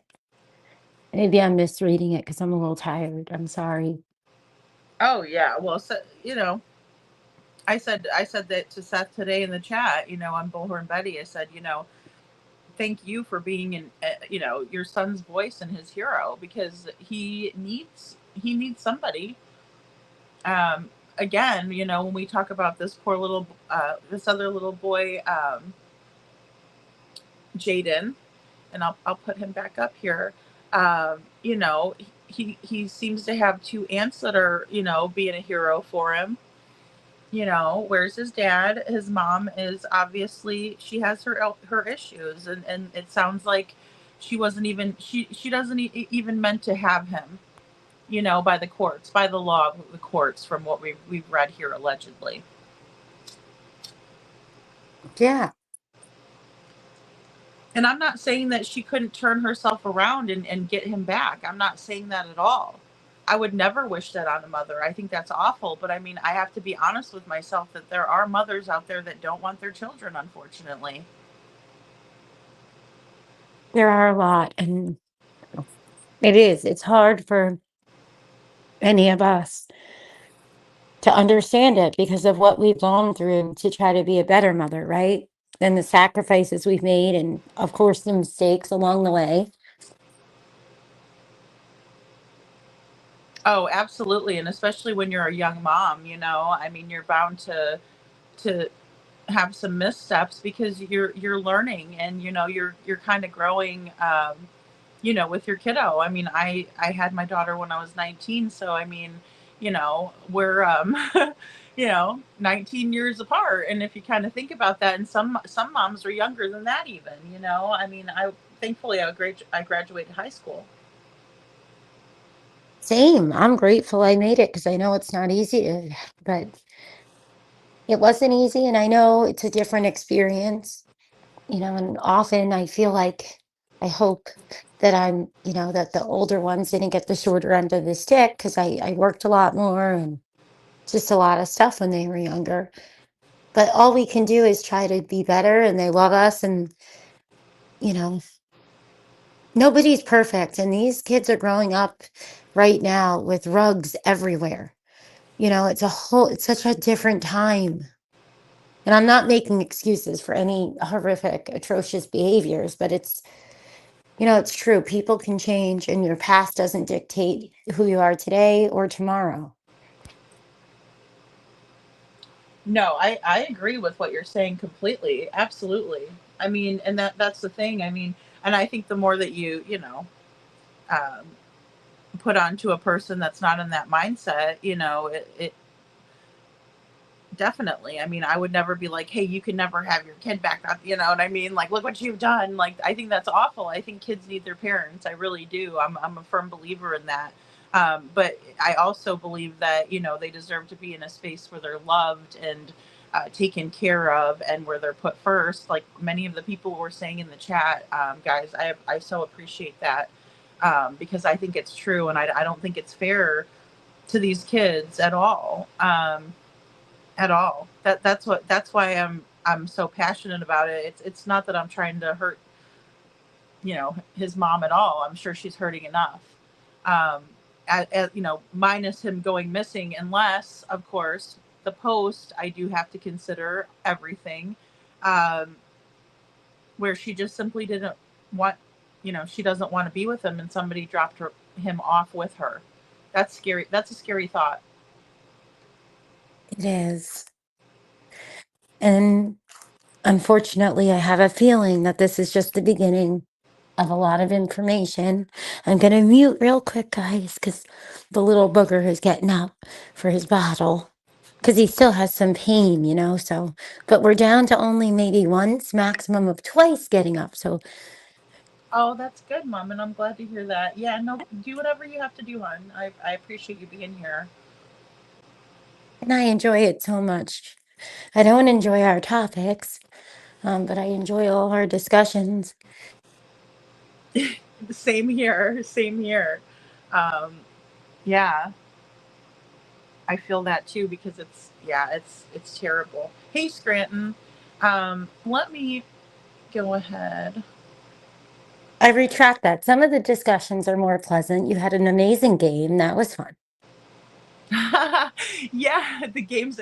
I like that. I like to get our brains working a little bit in a fun way, instead of, in such a, because we see so much horrible stuff, especially, in this genre. So, you know. Oh, thank you, Kiki, for the super chat. I just saw this, sent you a text about Jaden. Thank you. Thank you so much. I'm going to check my text here too. Oh, Town Chat says, hey, Town Chat Cafe. She says, do you have a second to check your text message? I do. I do. I will check them right now. Thank you guys so much for that. And I'm sorry. I always like to, oh, thanks, Jules. I always like to, give the panel, whoever's up here, just my undivided attention, because I want it to flow so nicely, as we speak to each other. And I appreciate you guys, because I know a lot of times we have a lot more interaction, but I'm also reading the chat, and I can see that, as usual, you guys have great comments, and just really appreciate your hearts, because I know these cases are hard, and it's just important, for us to be respectful and loving in the chat, and I appreciate that so much. He does look young back then, right? He's a young guy. Craddock isn't old. Kiki says Crappick looks like he's 12 without hair. I mean, he's not an old guy, and I'm saying that relative to my own age. So, um, uh, big hugs to all. I'm starting to fade. Night, Trishy. Thank you for being here, Trishy. Good Katie night. girl. Katie looks guilty. Sorry, Mom, and go ahead. Go ahead. Oh, I was just saying good night to Trishy. We love Trishy so much. We love Trishy. It's nice to see you. I know she's been working so much, and she has a little bit of a time zone difference. I was gonna say, so it's really cutting into her night time, but it is TGIF. See how I tried to get away from talking about the ages, guys? You notice that? But no, I love our Trishy, but I don't love talking about my age. Yeah. Oh, yeah. No. And I mean, and the thing is that I really enjoy, people's perspective, because, uh, you know, like I said, my daughter's grown now, and so it's been a while since I've been, in the mix of like mommy stuff and parenting, forums, and things like that, and so, or just having friends with kids. So I kind of like to understand, the perspective. And then also, like I was asking earlier, do you think Jaden could have had a phone at 10? I mean, I kind of think he could, especially being, that he has a single mom. But then we learn more about the situation, and we realize that, he was just put with her 3 weeks ago. So, um, now I'm doubting that he had really anything. Poor Jaden, like, I'm doubting that he could have had any type of, you know, I mean, just being bounced around. 2 months ago, his grandma passed away. The granddaughter takes custody, kept him for 3 weeks.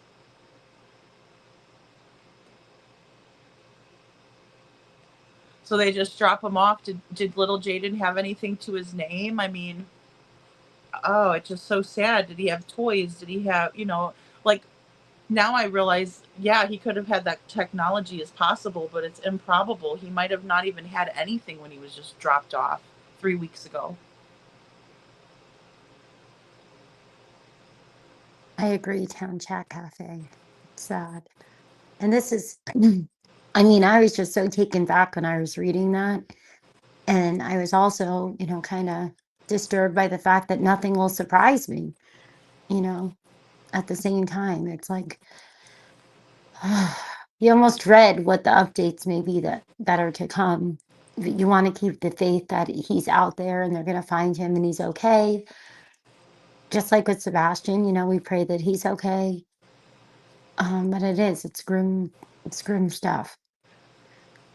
It is. It's very disheartening to understand this. And Kiki, thank you so much, girlfriend. I appreciate you because I mean, we're kind of trying to kind of scratch the surface and bring awareness, but I mean, what you sent over is really insightful and really brings a lot of, you know, what really happened into play or what could have really happened. Of course, this is secondhand knowledge and whatnot, but you do an amazing job as well. So thank you too. So Kiki says you do an amazing job, Lady Freedom and Mommin. Oh, thank you, Kiki. And you're really helpful. I enjoy watching you and chatting with you in the chats. I also dropped your membership link if that's okay. I put it in chat in case anybody, hasn't had a chance to become a member and they would like to become a member. Oh, thank you. Yes. And definitely drop your stuff, Mommin, because, we're going to figure this multi-stream stuff out too, because I need to figure out how to do that. I really want to hopefully do like a group panel where we have at least, maybe 5 or 6 of us up here comparing notes about Sebastian's case. And I really want to do that soon. I think that, getting a proper timeline in order, and if we could compare notes and have, start from the beginning and just, I mean, and sometimes I think the beginning is kind of hard, especially with Sebastian's case. We see, these dynamics playing out. I mean, even a year and a half ago, it seems like when they moved into the new house and things like that. So, I mean, those things are very important, in my opinion, just as we see here with Jaden's situation. I know. And I want to thank you for that. You never have to share the channel and stuff. That's not what I'm here for. I'm here because I really enjoy talking to you. And I love that you give everybody the opportunity to feel and talk, but also to correct things that we know are wrong or that are wrong, right? And you do it in a really kind and you could be stern when you need to be stern. But thank you, Jules, for dropping the link. And thank you, Lady, for sharing that. That's really kind. Mommin. Really kind. I appreciate you so much. That's so funny. I try not to get too, like if I know I'm gonna be in bad shape, I might, take a night off. But no, yeah, and I enjoy your I enjoy your perspective, your channel. I think it's so important for us all to lift each other up, especially people that we want to be associated with. And I think that there's so much knowledge out there that none of us can really grasp onto. Even over time, it's hard. And so I think it's just invaluable to have people together comparing notes. I think it's been a long time coming in Sebastian's case. It really has, in my opinion. Yeah, I think that would be a great discussion. And maybe Canine Jules can join too. I had a great time talking to you, Jules, and then it took forever for me to edit it because I had that lovely mean guy drop some bad words. And Sabina, I'm sorry. I hope I didn't misunderstand your comment earlier. So I'm trying to read the comments because I know you do this so well where you're so interactive, and I am trying really hard to learn how to adapt to that because it's so important. No, that's good though. Like I enjoy I do enjoy people's comments because there'll be stuff that I won't even think about, and I'm like, oh wow, I didn't think about that at all. I mean, and then I agree with you with Canine Captain Jules. I mean, a lot of knowledge. Um, just the dogs. I would really just love to talk about that. I mean, now that is a whole um, interesting side of the initial search, in my opinion. And there's a lot that I think many of us don't understand being a civilian. And yeah, very interesting. I mean, because that was a point of contention, and um, not only a point of contention, but a point of confusion um, with the dogs and the scent. And was there a scent and scent specific dogs, and the whole nine. Oh yeah, I often would go back and refer to Jules when she was on Jennifer Coffin Daffer. Oh, my baby monitor's going off. BRB. Okay, no worries. Yeah, no, Jacob is absolutely, absolutely A good with false the alarm. with her knowledge. Sorry, I was reading the chat. I'm like, absolutely, absolutely. Good with the knowledge part of it, right? Because she, again, the training and the experience. 25 years is experience, right? I mean, if I because isn't and correct me if I'm wrong. I think there's a cap off on even how long you can serve as an FBI agent. Is that right? I think she said that. Oh, I honestly don't know. I've heard that. Sometimes I wish they would implement that in politics, but then not always. So, but What I do um, know is that there's a lot of misunderstandings with the dogs and when they can and cannot work, thanks to Canine Jules. Because I love to learn about all this stuff, right? I want to know everything, but I know enough to know that I never will. So you want to find people that know what they're talking about. well, yeah, because we could read up on it and present it and things like that. But when you have someone who has the experience and they absolutely know what they're talking about, it is the best thing that we can do to bring public awareness. And I appreciate Jules for being so gracious to give her time with all of us. I mean, same thing with Jacob. I mean, hats off to her as well. And I understand there's been, whatever controversy, but, controversy isn't always a bad thing, in my opinion. Thank you, Town Chat Cafe, for gifting a Lady Freedom membership. If you get a membership from Town Chat Cafe, make sure you say thank you, please, and welcome to the Dragon Tribe. Thank you, Town Chat. Yeah, Town Chat's awesome. Everybody in here is so great. Oh, see, Mom and K9 Captain Jules says, Lady Freedom, it's amazing how SF came out about K9 Max being nonsense specific after I said it on Jennifer's show. Yes. I remember that. Well, and quite frankly, he is just one that he really chaps my behind, but but it's okay, but it is amazing how he can just come out and say that, and as if he knows. Sometimes it's better to let the experts handle the big boy stuff. Yeah, grok is great, but it's not, good for everything. Just saying. Mom, and I mean, it's like, and I don't know who he thinks he is. He's something else. I don't know. My sarcasm level goes off the charts. He helps, raise awareness, I guess, even if it's convoluted and potentially highly inaccurate at times, in my maybe potential opinion, allegedly. It does get people talking. I'll It never does. forget Laura Lodge's episode. Oh boy, Lore Lodge's episode was really eye opening because I've watched Steve Fisher speak on other cases, and it's amazing to me that he has so much, knowledge that comes very easily, and he doesn't, sidestep or dance around anything. He just gives it, dishes it out, and it is what it is. But when it comes to Sebastian Rogers' case, and he's paid $15,000, he sings a totally different tune, in my opinion, and it's night and day. It is.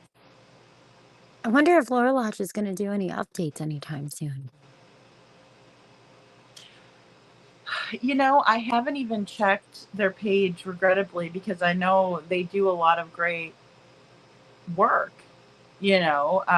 And I enjoy their commentary. I think they're very they have a well put together show and things like that. But I haven't looked at any updates on them. I have to be honest.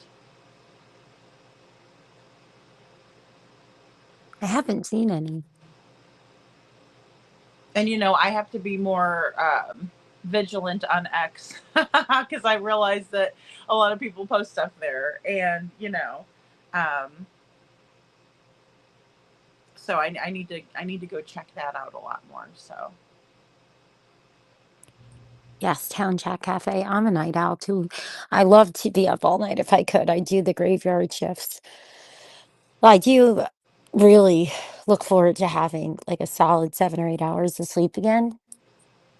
But it would be nice if I could do stuff all night and then sleep all day. I would be fine with that. Totally yeah, fine with that. But I can't, and I don't. I get up with the kids sometimes at 5 o'clock in the morning. Sometimes that's when Haley wants to do things. And you have to do things, well, it depends on your individual child, but like with her, it's usually a routine that she'll set, but it changes sometimes. And that's when she wants to do her stuff. And that's when you have to capture it. You can't put it off just because you're tired. yeah. Well, and that's just the huge difference that I recognize. Hearing from some of these moms, and hearing from others, and um, I just have to give credit where credit is due. You have to meet your children individually where they're at, and it's not easy for a mom, and moms are always the ones that are kind of pushed to the back burner, so to speak, unfortunately. But we do that out of love, and because we understand that our children need us, and we do understand that they're a gift that you know um, and we understand that we're lucky to have them, not the other way around, kind of a thing, you know. So And it goes fast. I mean, I try to look at a lot of the videos of all the empty nesters and stuff and listen to what they have to say, you know, because it does. It really does. It goes really fast. And then you're going to have years where you're going to wish that you had it back again. And oh gosh, it we've does. experienced that, right? When you have children that go off to college or start careers, or that feeling of, wow, it's over. Their childhood's over.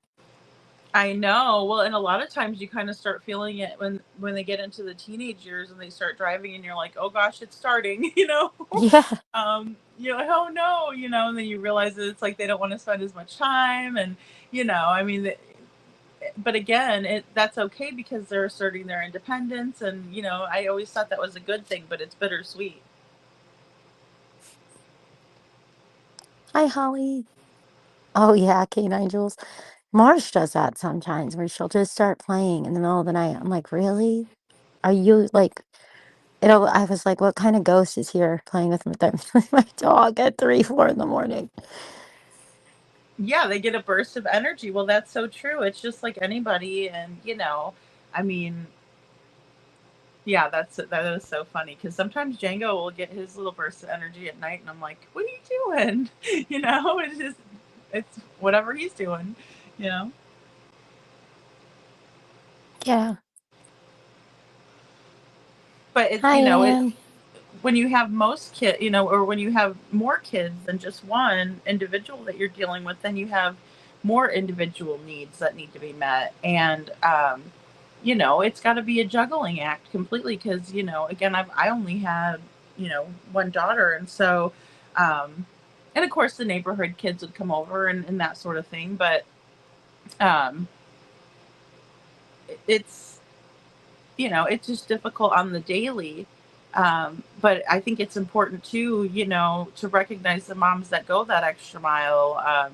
You know, it's night and day difference when you see how well the kids can do. Um, in my opinion. No, and I agree. And we all have our days that are not our best days, and that's okay. Nobody's ever perfect, right? I Oh mean, that's boy, just isn't that life. true? Well, and life is like it'll throw you curveballs because you'll think that you have everything planned out, and then before you know it, it's like, oh, this came up or that happened.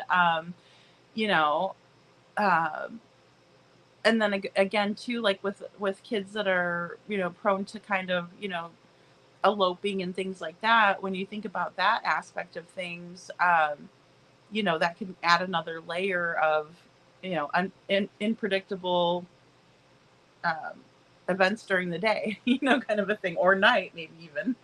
Oh, yeah.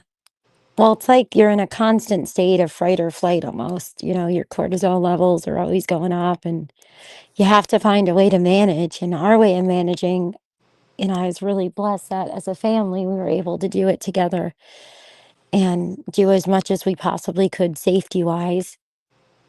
And,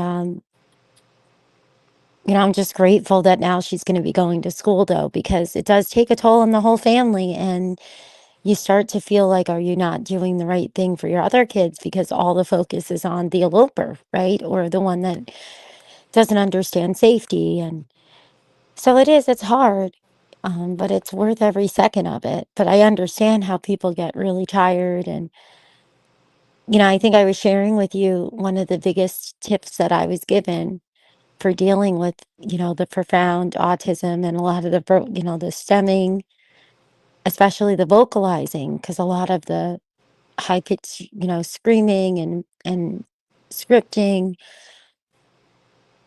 you don't want to stop that.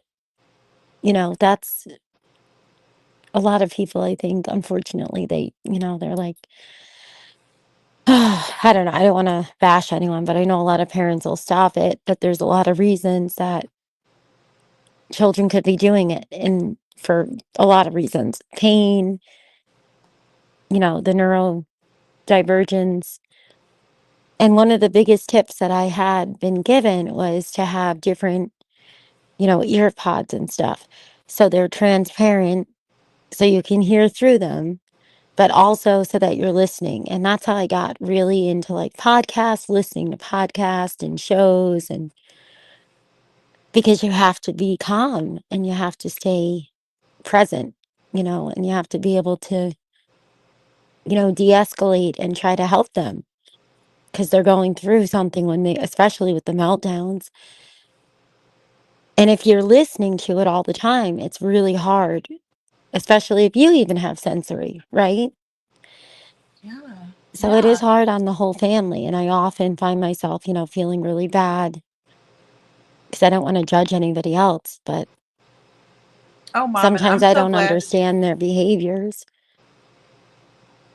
Yeah, no, I'm so glad that you brought the earbuds out because up because we were talking about this and we were discussing Katie's putting of the ear, putting in the earbuds, and I said, looks like now there's two earbuds that were put in, right? Because first we thought, maybe there was one set of earbuds she placed in, but then we realized she, definitely put two in, thanks to, Mob Crew, and then hindsight, Mama Marissa and BMW Coop from Voices of Truth. So when we were having that discussion, you really opened my eyes to another aspect of things, which is so important to recognize. And I didn't mean to cut you off, but could you go a little bit more into depth of why Katie might perhaps, as a mom who has a child who on the spectrum, may place the earbuds in her ears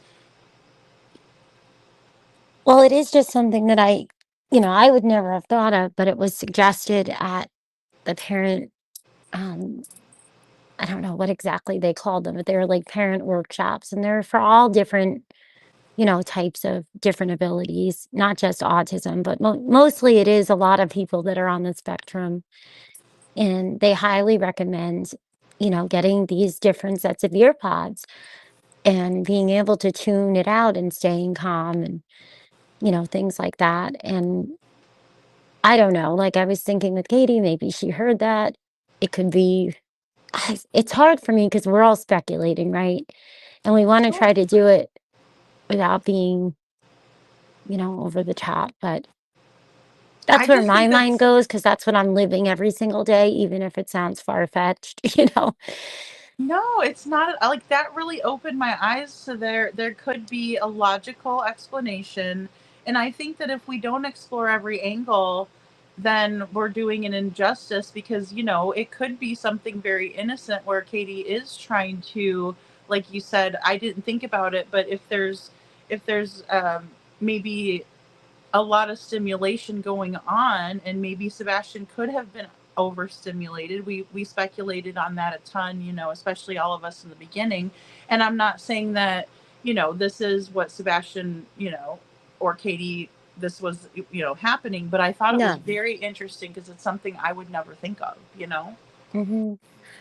Well, I just thought about it because I was like, well, I kind of feel like she knew where all the cameras were, so it's not like I think she was hiding it. But then who knows? If you're trying to hide something, you might not know it's being picked up in the dark. That there's so many different things. And then I was like, well, kind of like what Kiki said. It could be that she didn't want Sebastian to hear what she was listening to or to hear directions that were being given. Um, Hmm. Yeah. because in the beginning, that's what I thought was maybe abduction, and but then after the last year and a half, obviously, I've thought all kinds of things. At the end of the day, it doesn't matter what I think, right? It matters how we share Sebastian, and we just do it in the most, loving, uplifting way we can because he deserves that. And I I agree. can I see agree. all of it, but I can see what Kiki's saying probably makes the most sense if we go on the context of all the videos that hindsight shown us, right?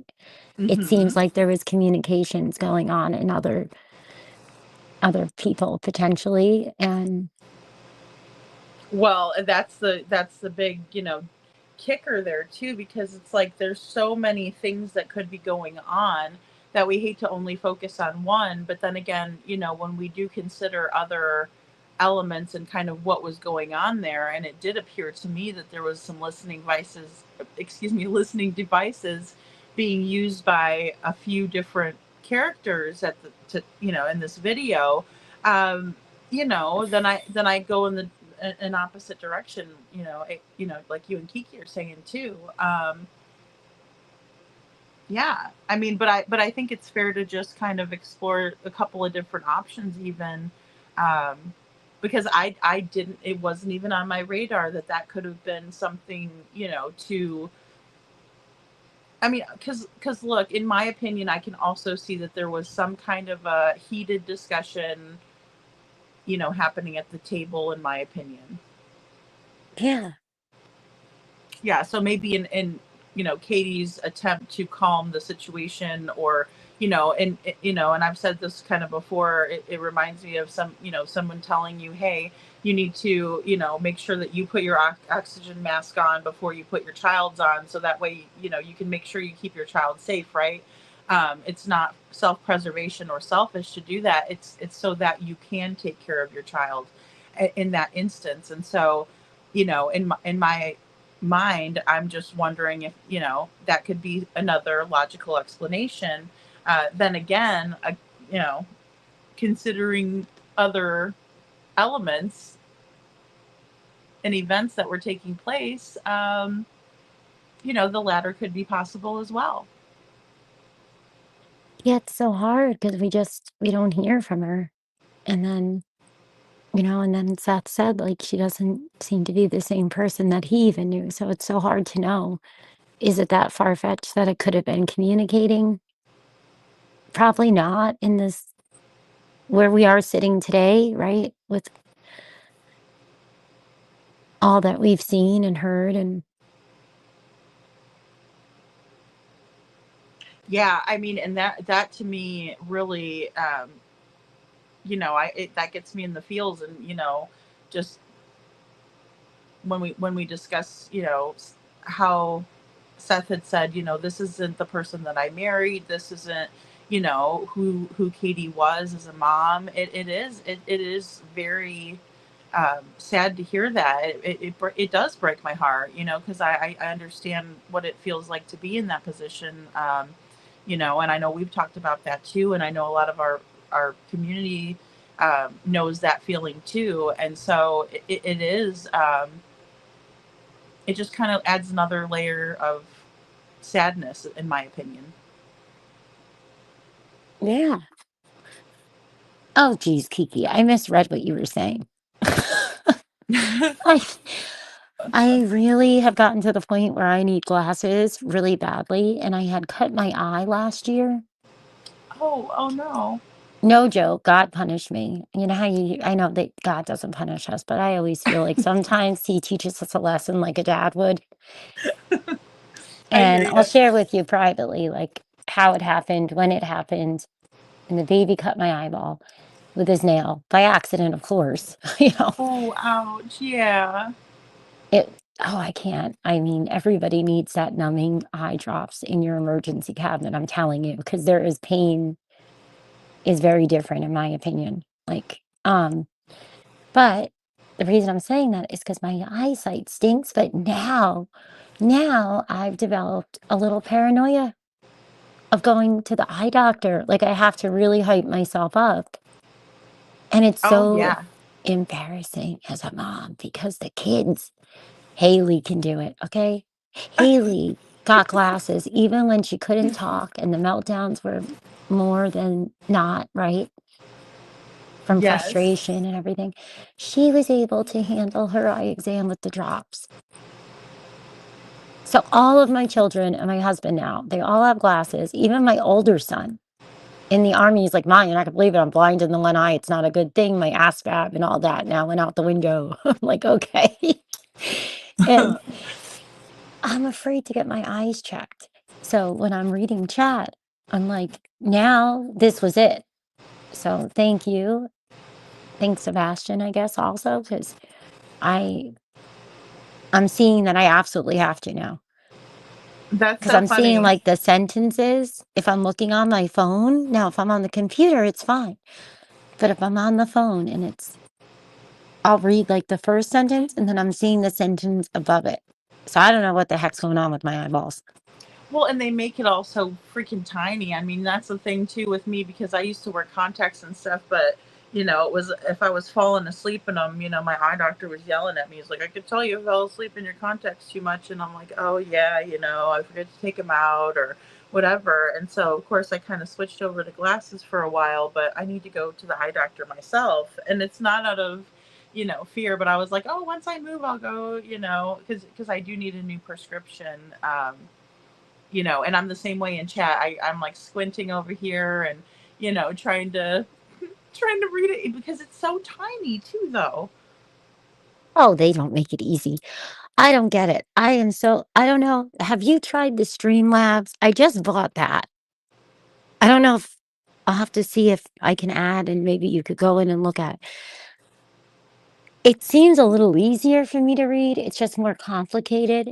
And it's been so long since I did or helped with content, creating. But it seems a I've little heard. easier to read. Okay, I mean, I know that some creators do use StreamYard. Excuse me, Streamlabs.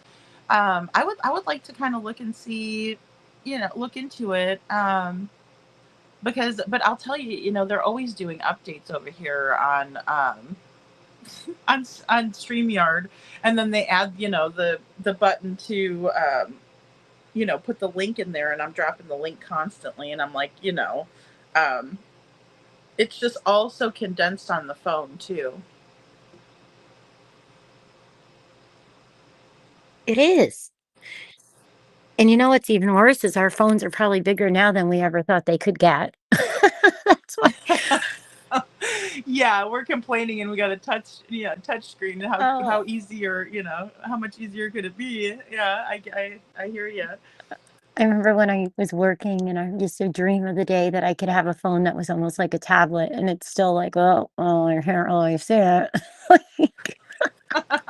When I first saw an iPhone, I was amazed. I was like, "Whoa, what is that?" It's like I did think that it's like a tablet. That's really cool, and yeah. And then look at the technology. I mean, it's amazing. And that's what kind of gets me in these cases is I just feel like we are in just such an age where if you go anywhere, I mean, unless you're in the bathroom, you're on camera. Say Yeah, cheese.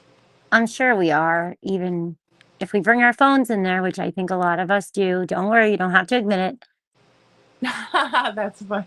That's a good point, and that's funny too. Um,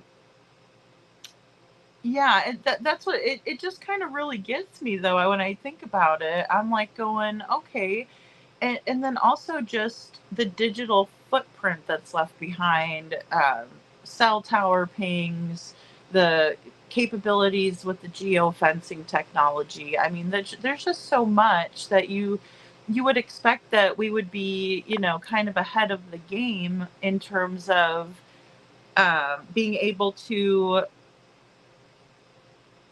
collect more evidence, I suppose, digitally.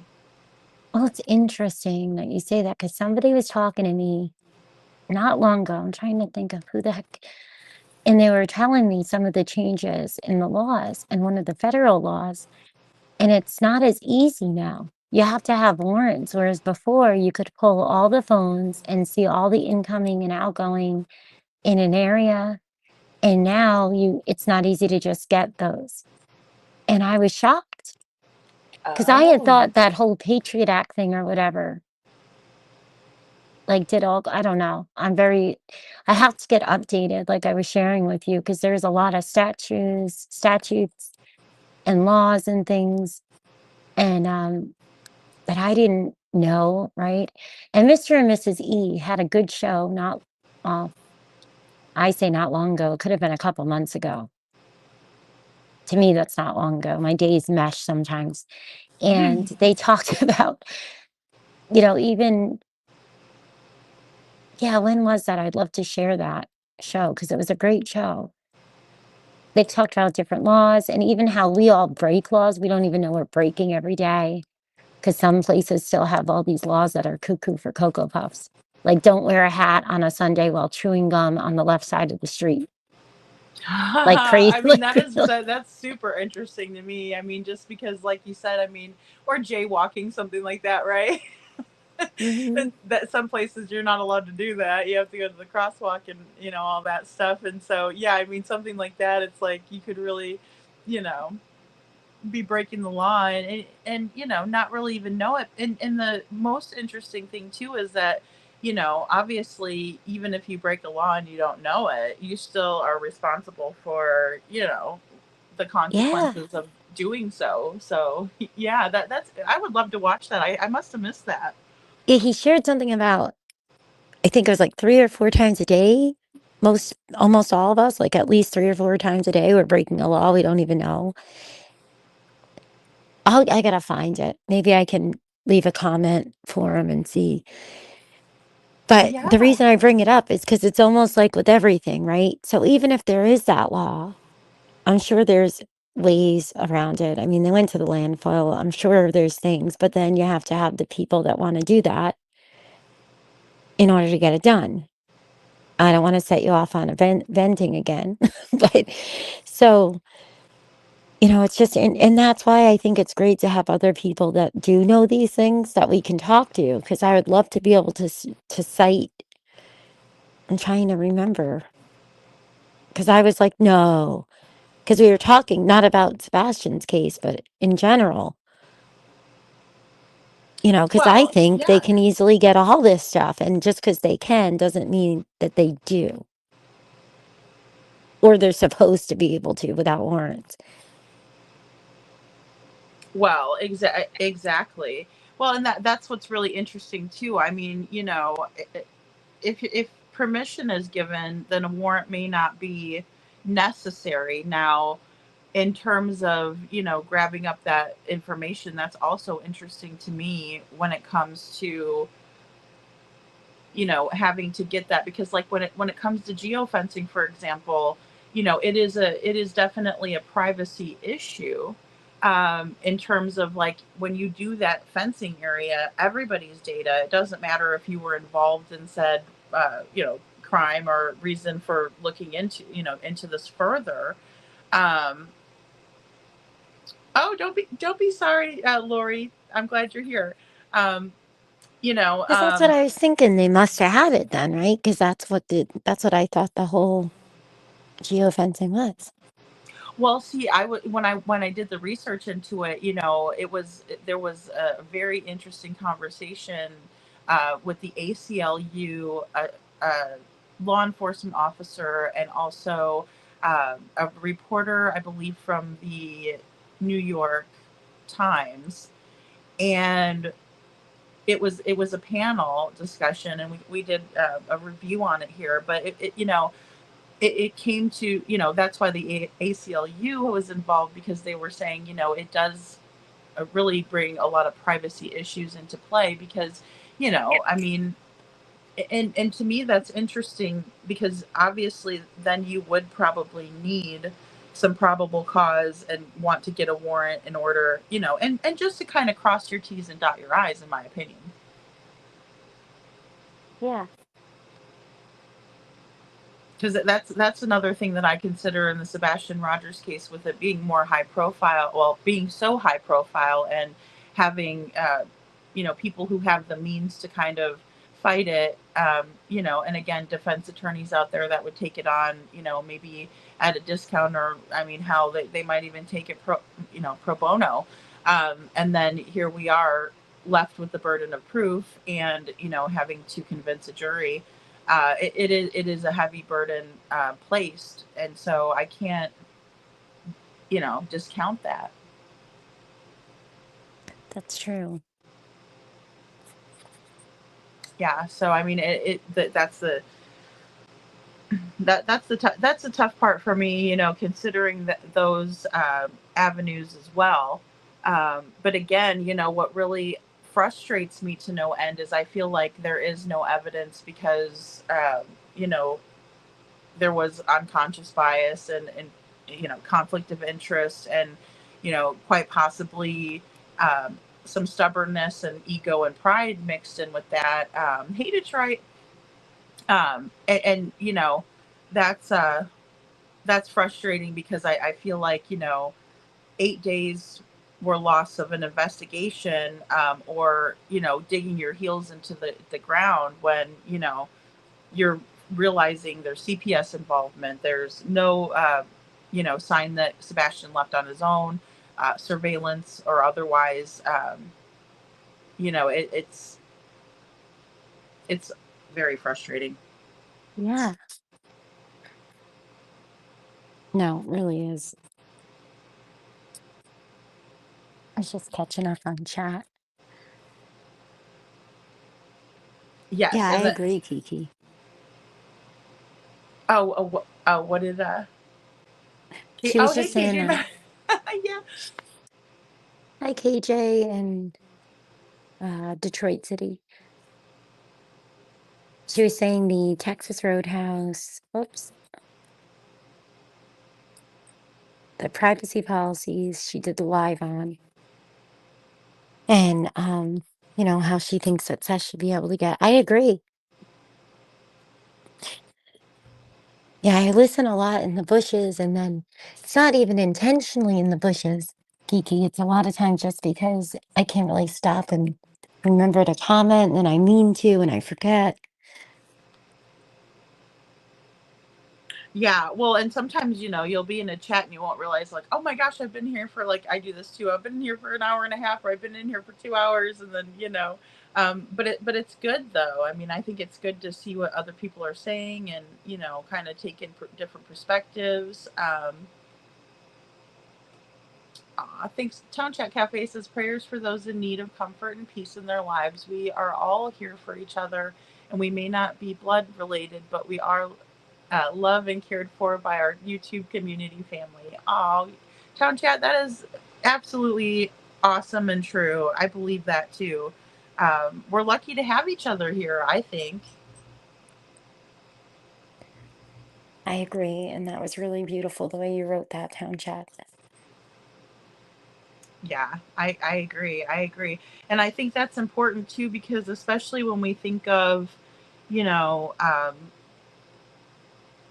just any of these cases, there is sometimes these elements of, people who don't have a good support system, or people who, have tried to help their family member but they just can't. um, one thing I did want to share really quick, Mom, and I forgot, I made this flyer last night, for one of our community members here, who has a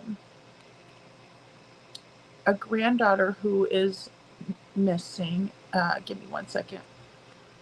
And this is also Jaden, Camille Nance, and she's missing from Fort Worth, Texas. 5'5" tall, 140 pounds, brownish blonde hair. Now in this picture, it's colored purple. Um, beautiful young lady. Um, she has blue eyes, and she was last seen close to Dallas around 11 a.m. Thursday, August 7th, 2025. And I wanted her to know, your family is worried about you, and they love you, and they would like people to contact 911, law enforcement, if you're seen. And Jaden, please, we are praying for you, honey. You're a beautiful young lady, and um, we just want you to be reunited with your family who love you very, very much. And I spoke, um, with this wonderful person, and you know, it's just, I wanted to share that. So, Oh, you know, and I understand it's very difficult too, when we're speaking about, little Jaden's Spicer here, um, you know, them not putting out an Amber Alert. That's what's hard, in Jaden's case, Jaden Camille Nance. It's hard because she's 17, and by all means, she's able to kind of do her own thing. But, there's so many circumstances out there where people don't have somebody, who loves and cares for them. And, I'm glad to know that she does, and um, glad to help. I hope she's found soon, safe. And yeah, my prayers are just with the family. amen. I'll definitely pray for her. Thanks, Mom. And yeah, I just think it's so important, that people do feel loved and appreciated, even if they've done things maybe that they shouldn't have done. Because we've all been there. We've all done things we shouldn't have done. Like you said, maybe we're breaking a law. We don't even know we're breaking it, or we're in a position where we're growing and learning. And, everybody should be allowed to make mistakes in life, I think. Oh, I agree. And I was thinking like when I was a teenager and I had friends that went through so many things and their parents were very understanding, and I knew that they would be, but as a friend, we see it differently than what it is to be a child. Sometimes, right? Like sometimes our Yeah. friends' parents, we can, we're like, oh no, da, da, da, you don't, but because their relationships and the dynamics. And I had so many that sometimes they, would be in situations like if they thought they could be pregnant and they're just petrified. And sometimes it's not petrified of, getting in trouble or, anything like that. Sometimes they're just, about letting their family down. And so often when I see these girls and some of these men that go missing, I just pray that, that if that type of thing has to do with why they left. It's not always foul play and things, right? It just crosses my mind. Well, you're right. I mean, that is so true. It's not always foul play, and even if we suspect it, that doesn't make it so. Yeah, and it's like it's worth the chance, like as a family, to just say those things, that you're loved and we no matter what, and we want you home badly. And if for some reason you don't want to be here, we'll help you be somewhere where you feel safe. But we just want to know you're okay and you're wanted, and we, will support you, whether it's financially, emotionally. There's just a lot of times I think people don't want to let their family down, or they assume from something else, that they won't help them, or, it's just all these different things that we think of sometimes when we sleep only 3 to 4 hours and then we're off and then we're sleeping 3 to 4 hours. No, and I think those are good things to kind of, for us to kind of mull over, especially, when we have a chance to do it, because really, it's, as a society, these are issues that we're seeing more and more play out over and over and over again, and unfortunately, that's the definition of insanity, is doing the same thing over and over again, expecting a different result, and so we're all kind of frustrated at this point, because, you know, solutions need to be found. And like Anne says, she says, I think that there should be, or they should have put out an Amber Alert for all of the missing children out there. So anytime, a child is missing, they should put that Amber Alert out. And I agree, and sometimes even for, I think that maybe even for people, because we see silver alerts and, that sort of thing. Oh, I absolutely agree. I'm dumbfounded by the fact that there isn't one in Jaden's case. But we know what went on and the debates that to this day are ensuing still over the one that was issued for dear Sebastian. And I mean, I just think that the least that can be done is to have maybe a federal implication, and I think Seth is the man that's going to get that job done, in my opinion. Well, absolutely. And it would just help so many people because, like, as I said earlier, I completely forgot about the mom in the Travis Decker case where, um, you know, she had come up to speak with Whitney, the girl's mother, Evelyn, and Olivia. And, to show that she has been working, state to state. And I think she hit like 11 states that she was able to, get some reform going. But on a federal level, that would help her tremendously, and so many others that I know that's so important to them. I mean, obviously, because they've experienced it, and they don't want anybody else to have to go through that. I can't even imagine. I mean, just what I've gone through with Haley eloping, and I think I shared with you, I don't know if we were talking on the phone, or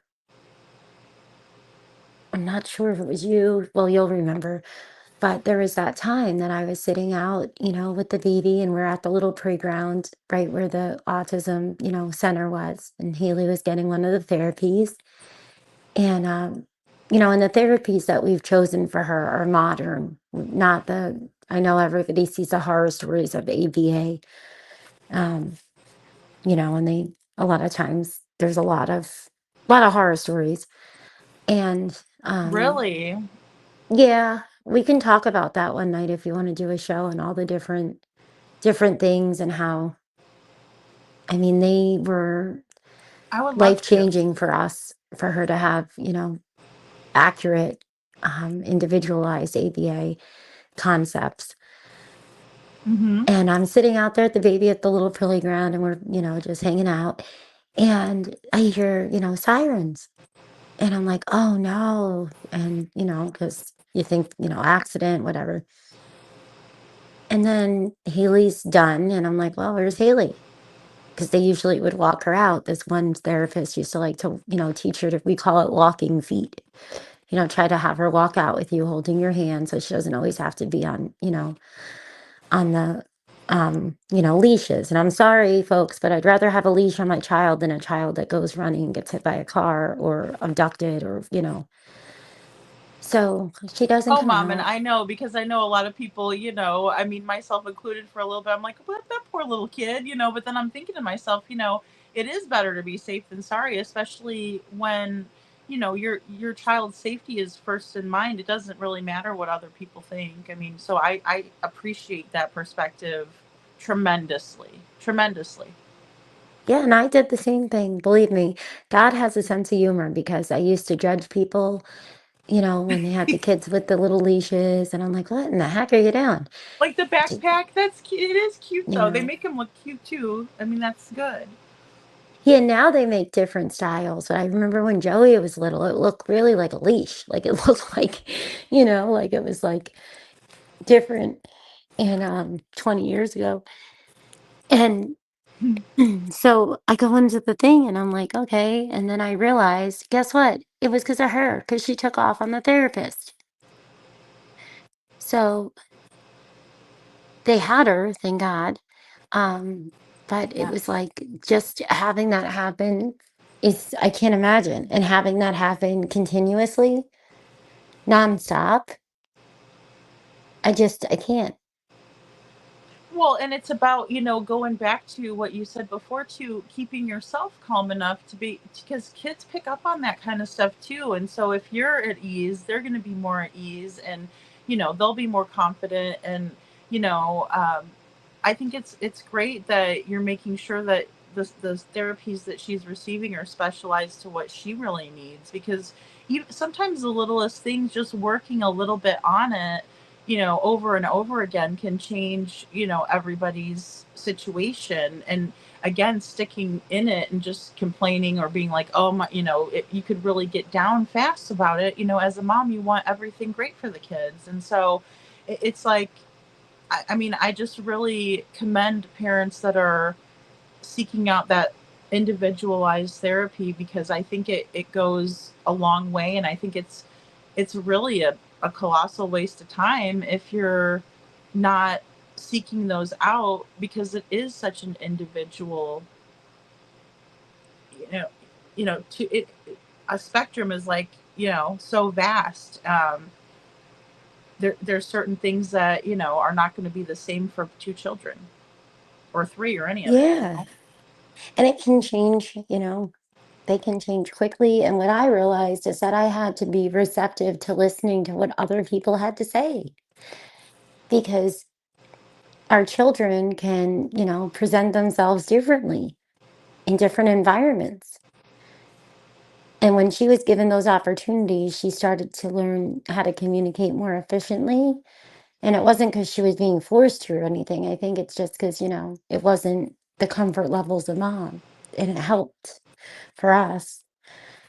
Um, but yeah, I always think of, I don't know what these other parents must feel. And when everybody's talking in chat and we're praying for each other, I just want to say, I know it probably goes without saying, pray for Sebastian and pray for Seth and, even, Katie, Chris, everybody, for Oh whatever yes. is laid on your heart, and Well, and Jaden that's and that's so true. That is so true.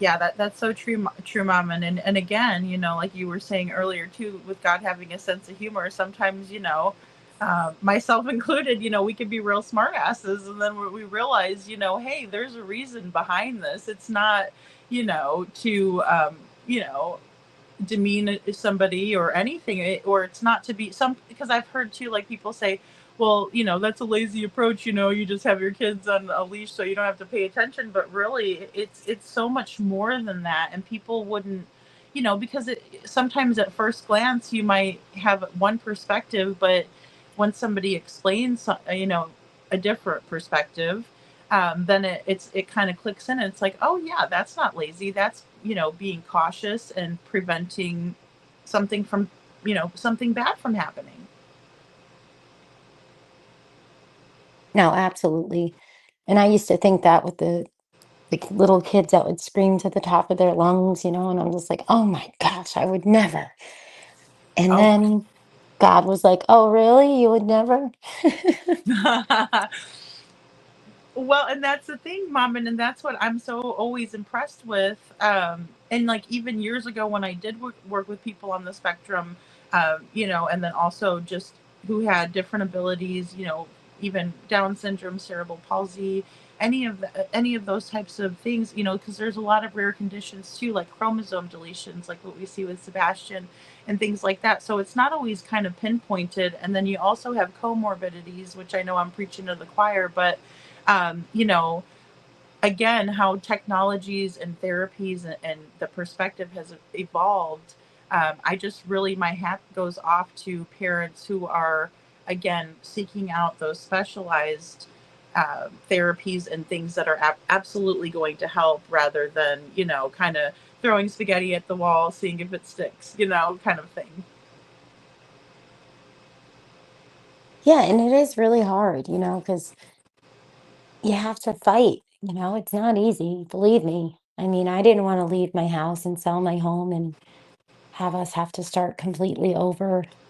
But at the end of the day, like I knew, my husband and I knew that if we didn't try, we would not be able to live with ourselves, without trying. Not that we want her to be average or we want to change her or, anything. We just want the best that we can possibly provide for our children, right? And whatever that is for them, you know. Well, Mom, and shout out to the dads out there. Thank you for that reminder as well, because like look at Seth. I mean, when he talks about individualized therapies and making sure that Sebastian understands different life skills in order for him to be more independent and to feel more confident and all of that. Um, again, my hat's off to dads out there that find it crucial to give their children the best that the very very best and not settling, because it isn't easy, and I know that you guys have been through a lot making sure that your children come first, and that is you know not expected, but it's commendable also. I mean, I think it should just um, really be praised for especially when we see such terrible circumstances, like you hear, oh, they didn't want the child, or I mean, it's just, I don't know. No, I agree, and I thank you for that. And that's why I think it's really, impactful when Seth has come out and spoken.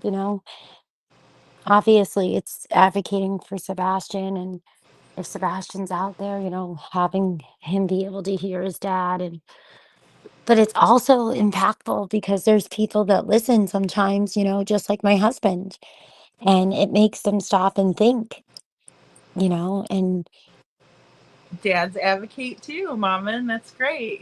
I think that's so important, and not to be like exact, again, like I expect it, out of somebody, a loving, caring father, but but I think that sometimes dads don't get that, the same kind of, um, recognition sometimes, and when they do go above and beyond, or show how much care and compassion they can have, because sometimes people think, oh, manly men don't cry, or what, all these other crappy stereotypes that we hear.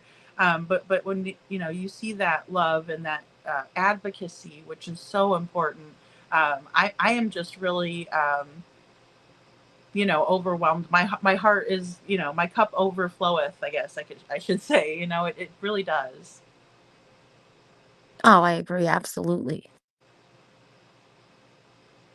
Yeah, because I mean, it's just not easy. Parenting is not easy, and especially when everybody is different and everybody has different personalities, and especially with multiple kids.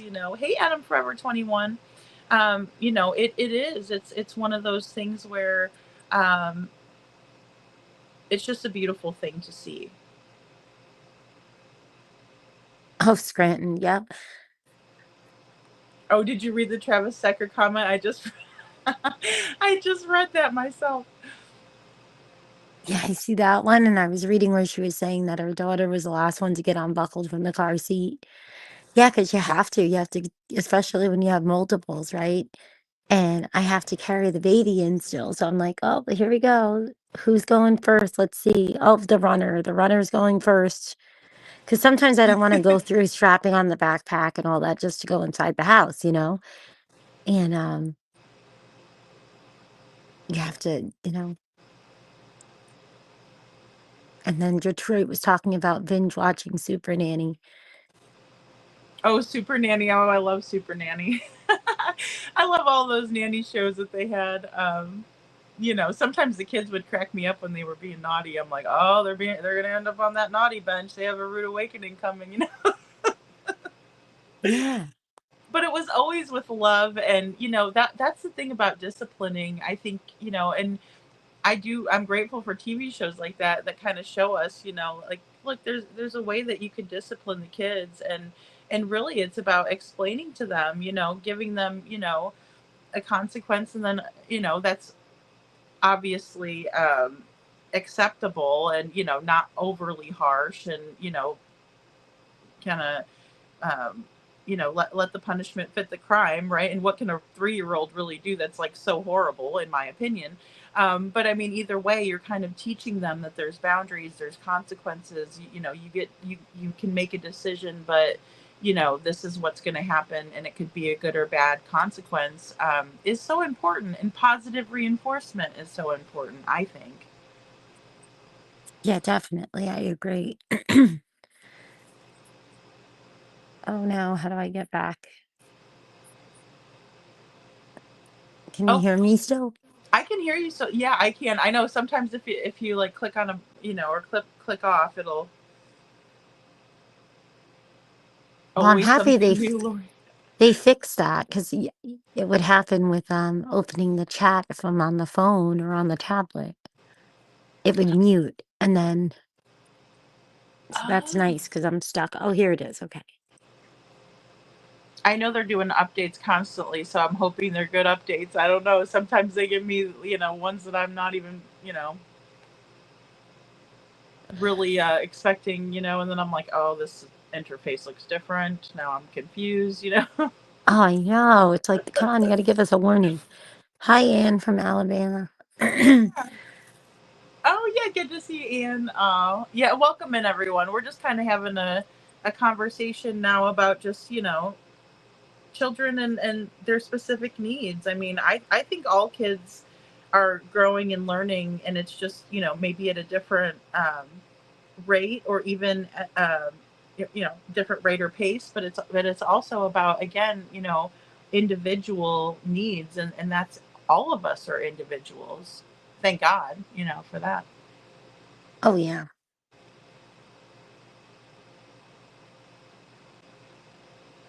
Oh my gosh, Ann.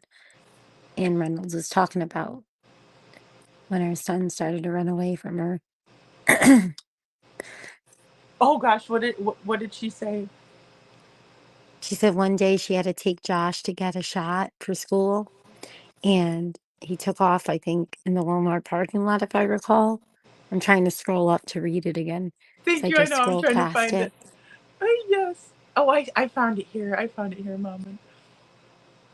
I remember one day we took Josh to get his shot for school, and the health department was doing it at Walmart parking lot, and we told him that they were giving out candy, and he was going up there to get the candy, and all of a sudden he started to run away from there. He saw what they were doing, and I had to go after him. Oh, Miss Ann, you know, he's smart, right? He was like, wait a minute, is something that, but here's the thing too. I hated shots. I would cry too. I really would. I hated that part. I hated it. Oh, yeah. I was so terrified of needles, it took me a long time. Well, yeah, and you just don't want your little baby to be hurt, and you think about it, and you're like, okay, it's it's going to be fast and everything, and this is necessary. We have to do it because that's a good parent, in my opinion, that does that, and you know, and it's just something that has to be done, but it's so tough. I know I oh my goodness. But that's cute that Josh wasn't having that. He says, not today. I see what's really going on. Yeah, when I was little, once I had to have one of my surgeries, and I was so upset. I think I might have been 3 or 4, and I was crying so hard that my pop took me out. Aw. And I remember my nana and everybody was like, "But she has to have it." And he was like, "Well, then they can put her to sleep with the gas first." And I'll never forget that. 'Cause Aw, I was well, and so it's afraid just of the nice to have. shot. I was like, "No." Oh yeah, well it's and again it's so nice to have someone that you trust and love to have comforting, and that's what's so sad sometimes. I think about these little kids, and it's like, you know, who do they have to feel safe with? Yes, he earned my trust from that because it always stuck with me. Well, and also I think it's something that when you look back too, it's like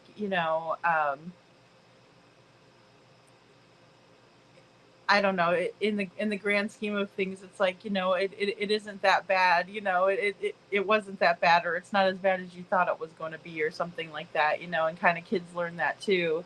Um, you know.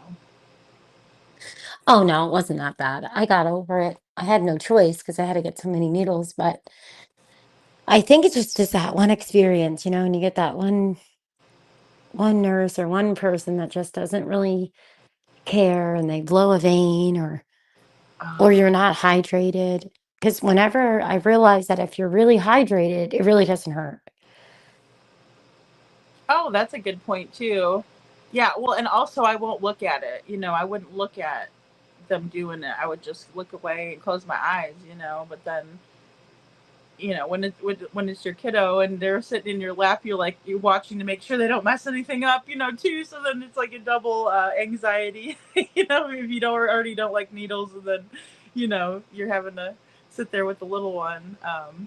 But again, it goes back to too is like you have to stay calm because kids can really pick up on that, and that's tough. Yeah, so far it was only my oldest son that was really had a hard time with needles. And I don't know how the baby will be, but I Yeah. used to have a friend that had to get them all the time in her neck or in the top of her foot. That's the only Oh. place that they could, yeah, like if she had to have an IV. Oh my gosh, that's why I was like, I can't be a big baby. I have to be grateful that, because that's so sensitive. Well, yeah, and it's so much harder, like getting a shot, like in the arm, or they used to do shots in the butt, when you'd be sick or whatever, and you know, it's a lot different when they're trying to search for a vein or something, because like a lot more can, they have to pinpoint the area, and veins could be, hard to find. Because I know some people, it's just like every time they go, they'll blow a vein, or it'd be, um, you know also the older that you get, sometimes when you're the littler they are, because like my daughter had jaundice when she was first born. She came a little bit early, and gosh, when they were doing the bilirubin tests and stuff and trying to get blood out of her little heel, it was just I mean, I was beside myself. I was just like, what are they doing to my kid? I was like, mean mugging the nurses, and um, Oh, I know. And you feel so bad because they look at you like, how could you hurt them, right? It's like, how could you? yes, exactly. And I'm like, why are you stressing this baby out? She just got here. This is her first experience in the world, and here she is, having to deal with this. But, you know, um, but some of that, I mean, obviously, when you need the procedures done and stuff, that is so tough. So again, um, parenting is just not easy. I mean, we always have to just keep in the best interests of our children, and sometimes we don't even, fully know what that looks like, right? Because I mean, we can't predict the future. We just don't know. No, that's very true.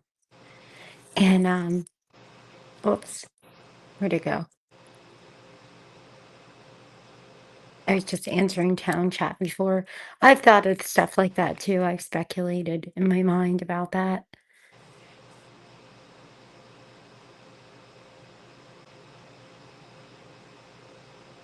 Oh, KJ Maxx says something about a really great invention. Parents can ask their pediatrician to get one of theirs and do not have it. It works well, not even a flinch. Huh, that's interesting.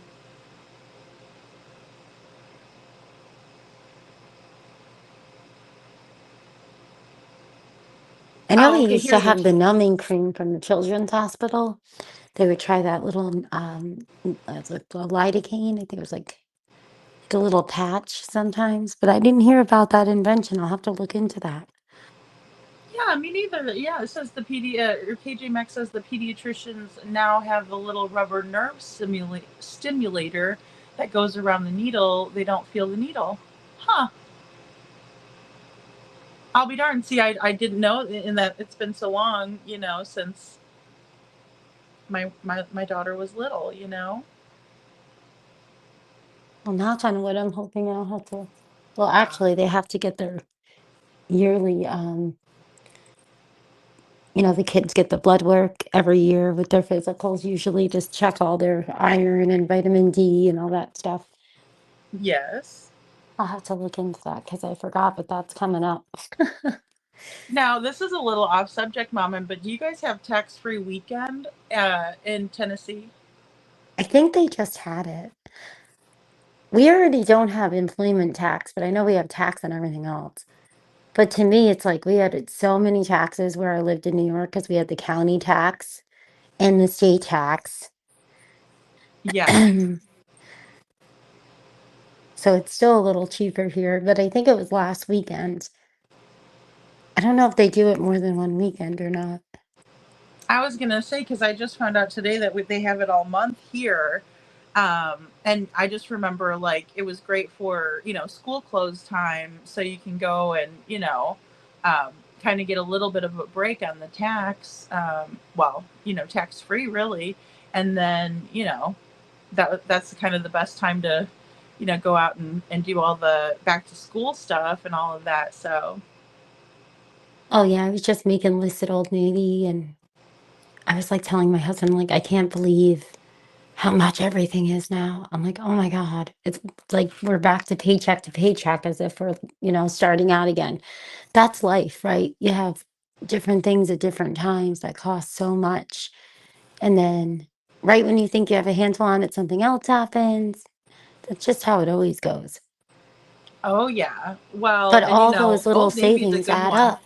Do they still have like really good sales and stuff? I mean, I remember them having, really cute clothes and decent prices too. Oh yeah, I find a lot of good sales there. And Target, I've gotten a lot of decent clothes and stuff, the sales there too. You know what killed me, Mama, is that my daughter liked this store called Justice at the mall, and I would go and uh, Branson Landing had a Justice, and I'd go down there and get her clothes and stuff like that. And they had some really cute stuff.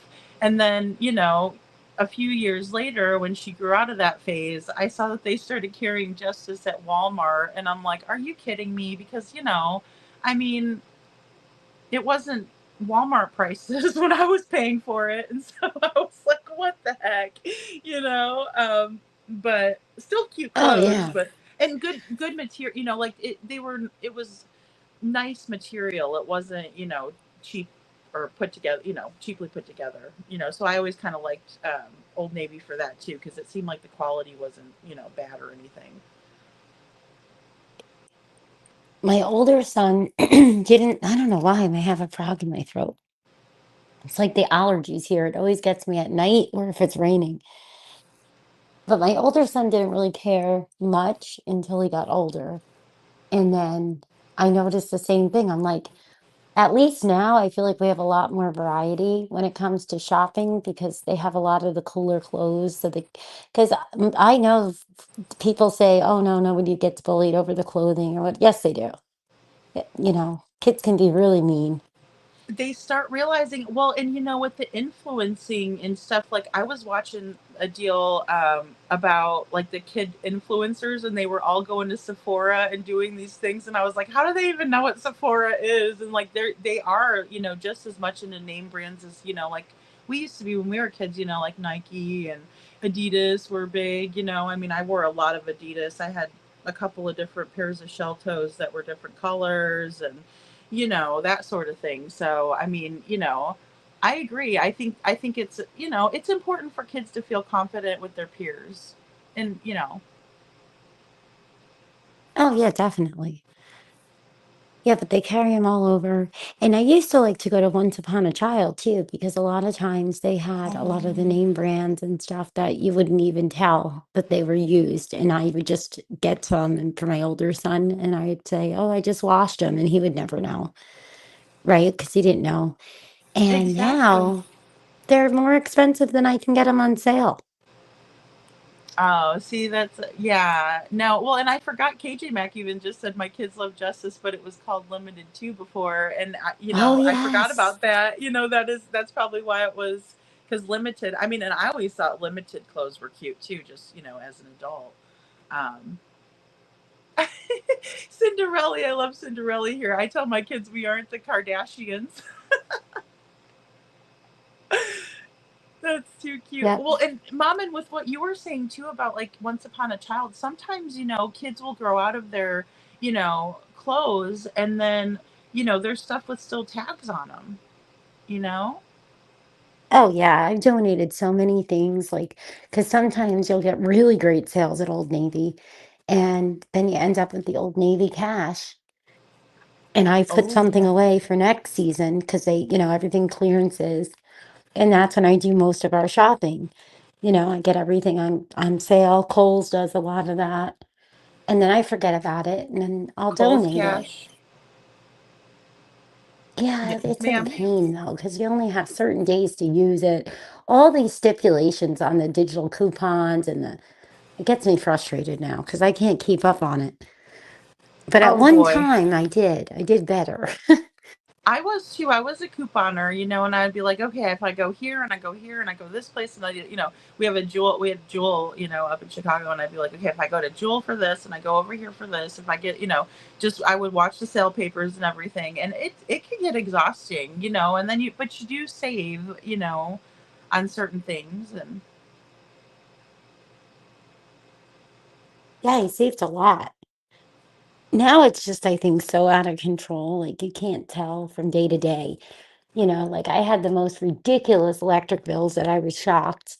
And then my electric bill was really low this month. And I find that it's the same with the darn groceries and with the clothing and things. It's like very hit or miss. You don't know, it's like you can't really plan it. Like I used to be able to plan like getting things and at the end of the season, like you were saying, or going to like the kids consignment shops or the big fairs that they would have sometimes. And then I went when we were in Georgia. No, I think it was North Carolina. I went to a couple of the used or gently used or whatever you want to call it, Once Upon a Child type places. And they were selling things that I literally spent less money on, brand new. Like I saw for sale, like, at Target or wherever. So yes. now I'm just like, I have no idea. Any chance grandma offers to buy something, I take her up on it in a heartbeat. I'm like, yes, you want to get the kids a couple outfits? I would love that. I'd be so appreciative.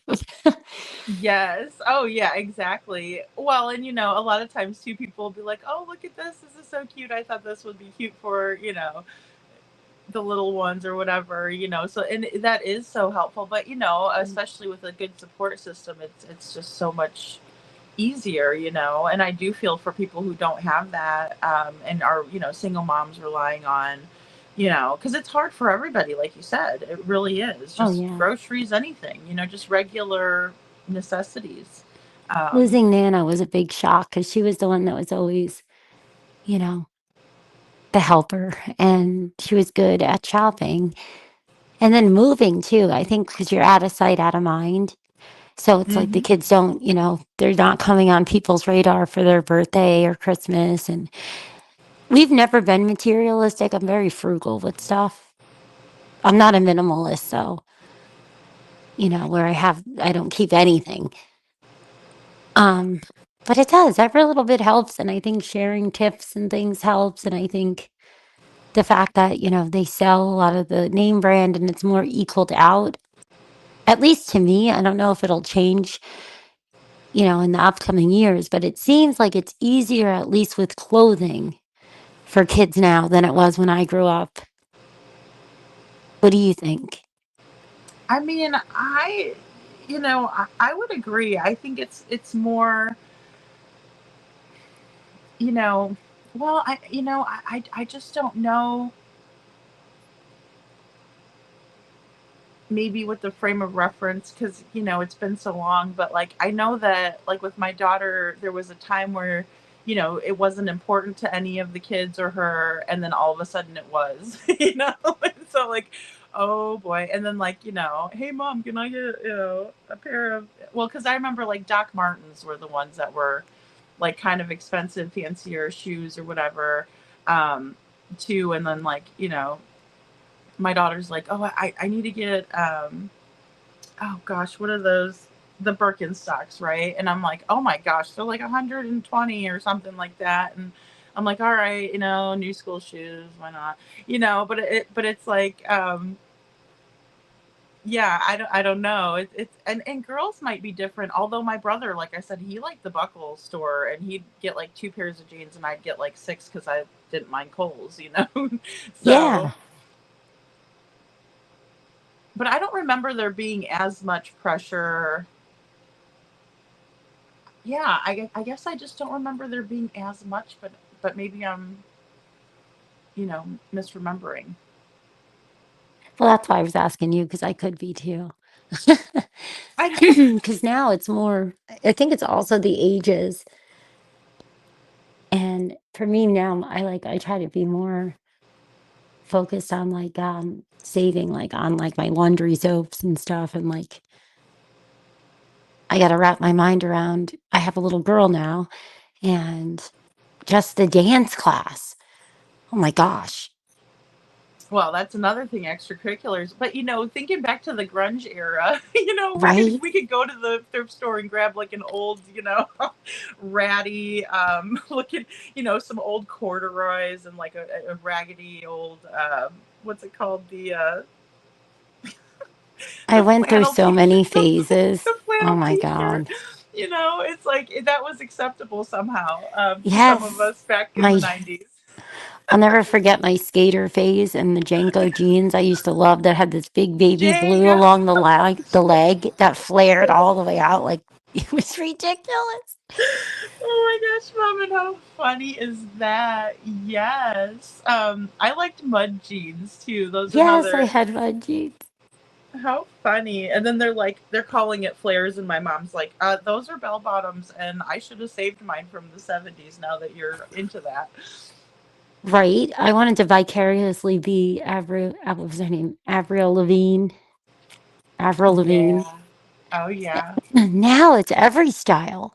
I've been noticing, like, the only thing that they haven't changed to make cool again is like baby stuff. Like, we have like gray packet plays, black packet plays, brown car seats, pink maybe sometimes. The 90s, they had all different, really colorful, like baby stuff. But for fashion and even like home decorating stuff, I've noticed it's everything. It's like 70s, 50s, 90s. But that could also be Retro, because yeah. the economy sucks. So they're just bringing it all back.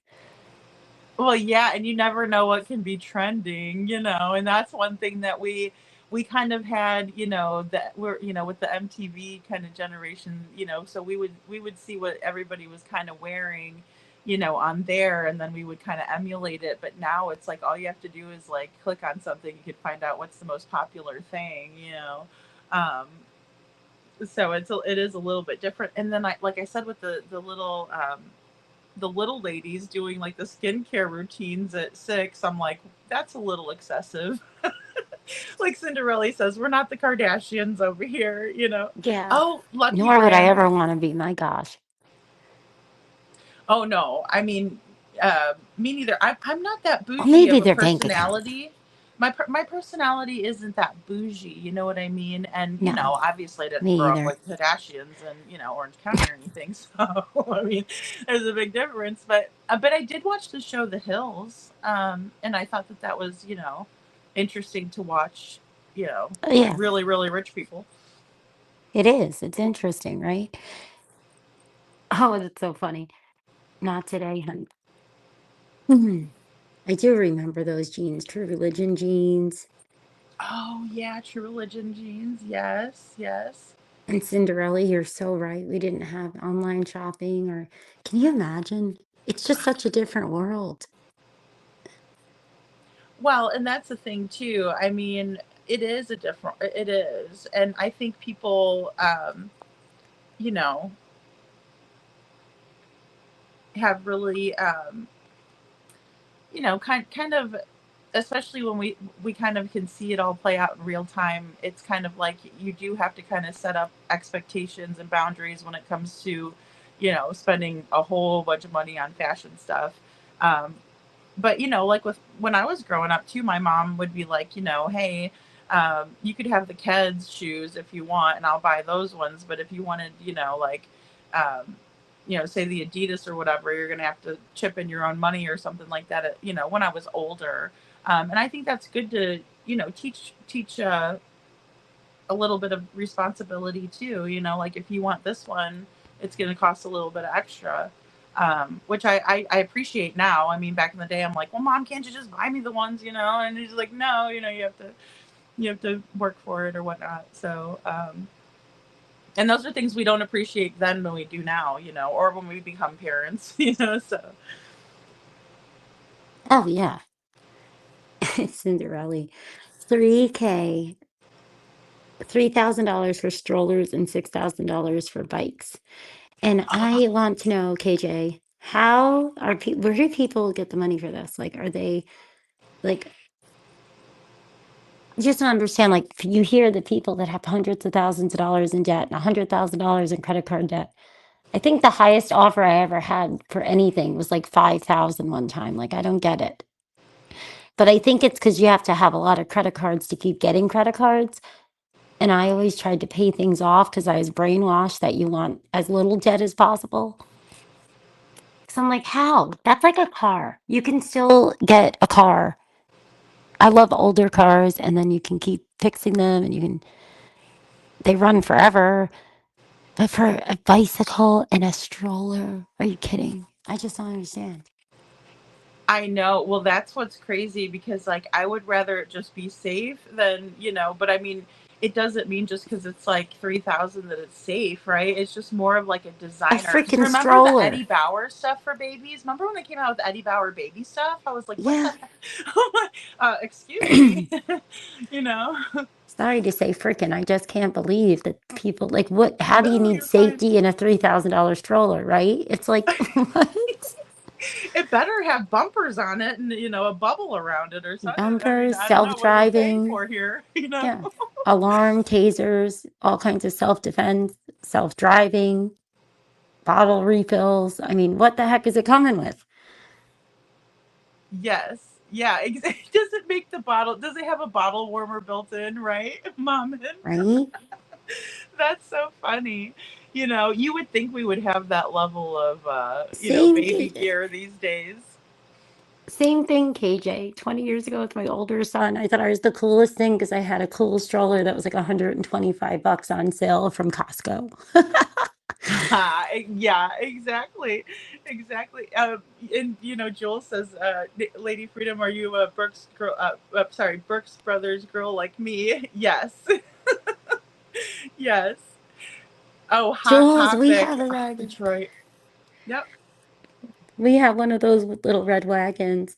We were trying to get the the Wonder wagon. This is what happens at night because I talk so damn much all day long. Um, and they're really expensive because of the safety. So But we tell me just used about it this for, you one. know, Tell me about a wonder wagon. I'm curious now because I don't know that I've heard of kind that. of, yeah, it's kind of like the safety beds that they have. They're just meant to be more rugged for bigger kids.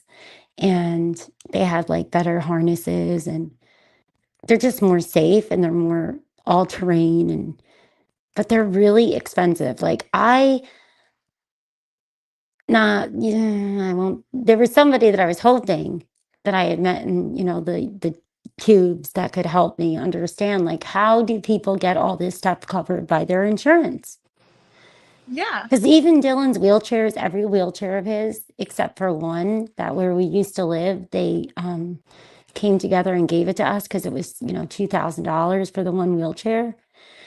How do people get this stuff covered? Because they're ridiculously expensive.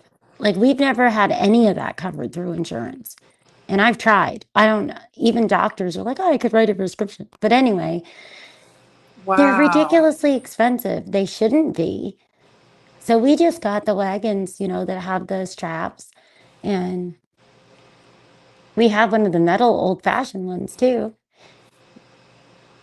But the Wonder Wagon is safer, but they're just way too expensive. And the safety beds too. Even the safety beds, I found the cheapest safety bed was like 2 grand. I'm like, what? See, I'm in the that's wrong crazy. business. Yeah, really. I mean, and and that's the thing, paying for safety is important, but also it's like how do parents afford it? Like you said, I mean, everybody wants their kids to be safe and, I mean, that is but yeah, like Jules says 3K per stroller. Oh my god. Uh Yeah, like what kind of stroller are we talking? I mean, and that's the thing too. It's interesting that you would bring up, how uh, different terrain. I mean, because obviously, like, yeah, it needs to work in the house, but I mean, if you're going somewhere, say everybody wants to go for a hike, and it's something that's easier, for your child to get around, then you would have to consider something that would go outside even. I didn't think about that.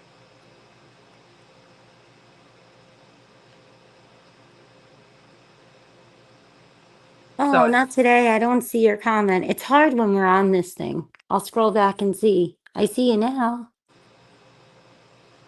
oh $8 yes, for eggs. Yeah. Oh my gosh, you're not even kidding. And I had chickens. My mom has chickens, but she has this huge snake over there that keeps getting the eggs, and I'm not into the reptiles. You mind your business and let you stay there kind of thing. right. Let's keep our personal bubbles.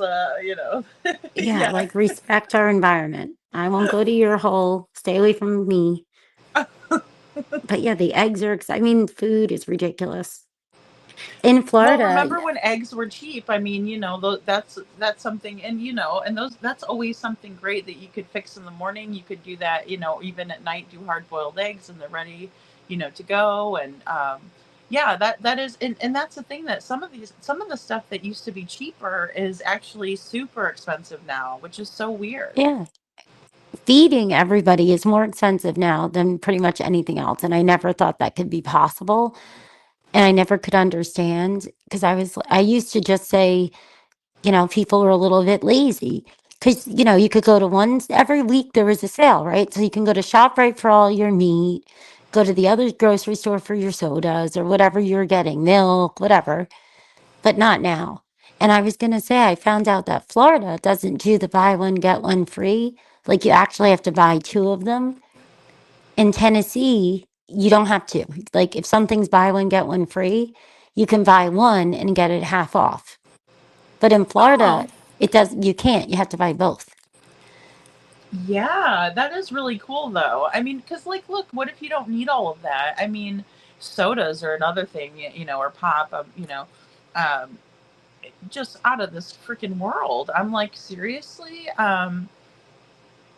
it's and obviously it's not something that's a necessity, but it's kind of nice to have, if it's something that you enjoy to have.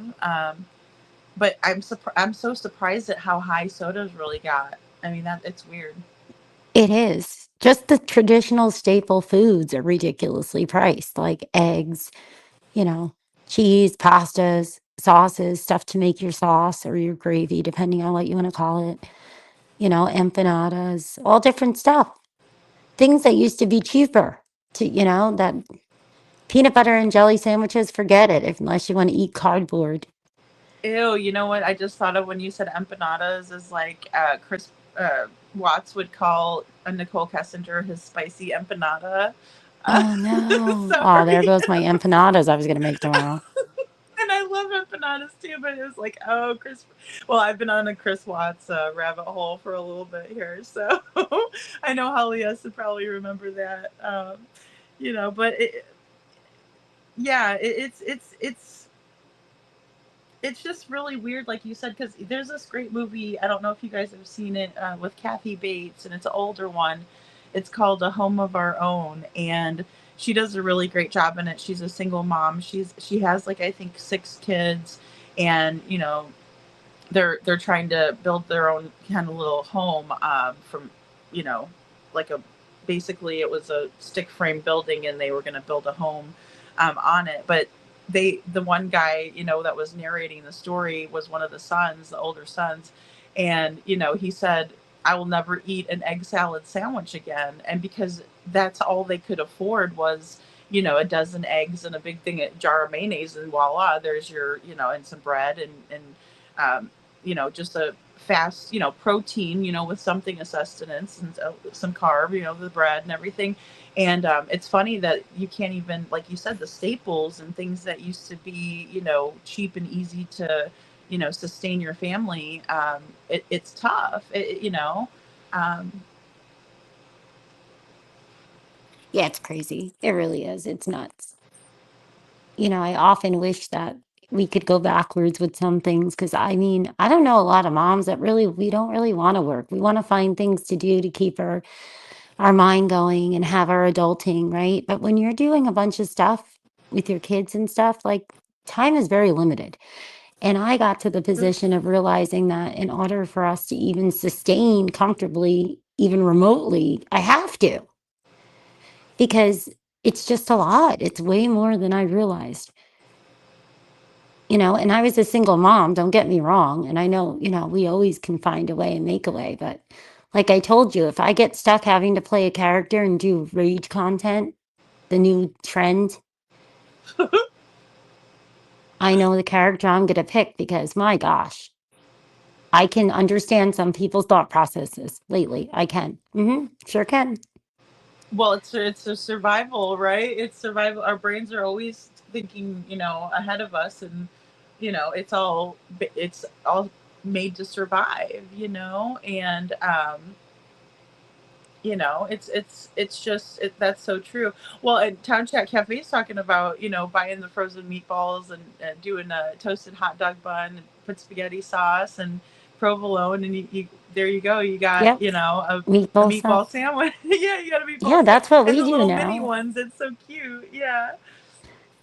Yeah, I try to make as much as I can, and my husband takes his lunches. And the only thing is that sometimes, like, I want him to be able to get whatever he wants to eat because he's working his butt off, Oh So it's yeah. like, I know that, your little ham and cheese or peanut butter and jelly sandwiches with Wonder Bread, it doesn't cut it if you're out there and, like, I'm I like, if think the about man wants Chris some Rock. Chinese, let him have some Chinese.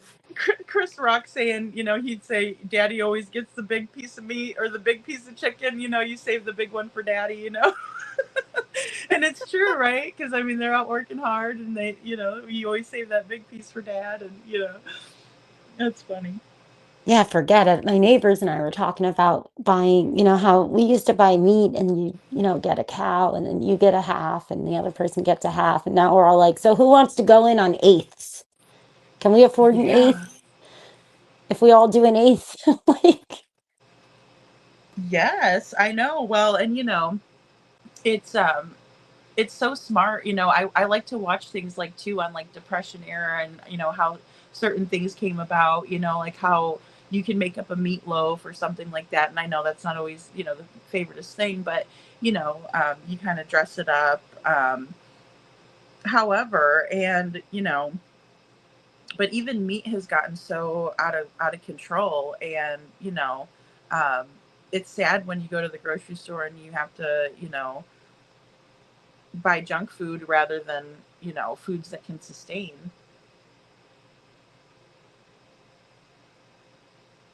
Oh, yeah, forget it.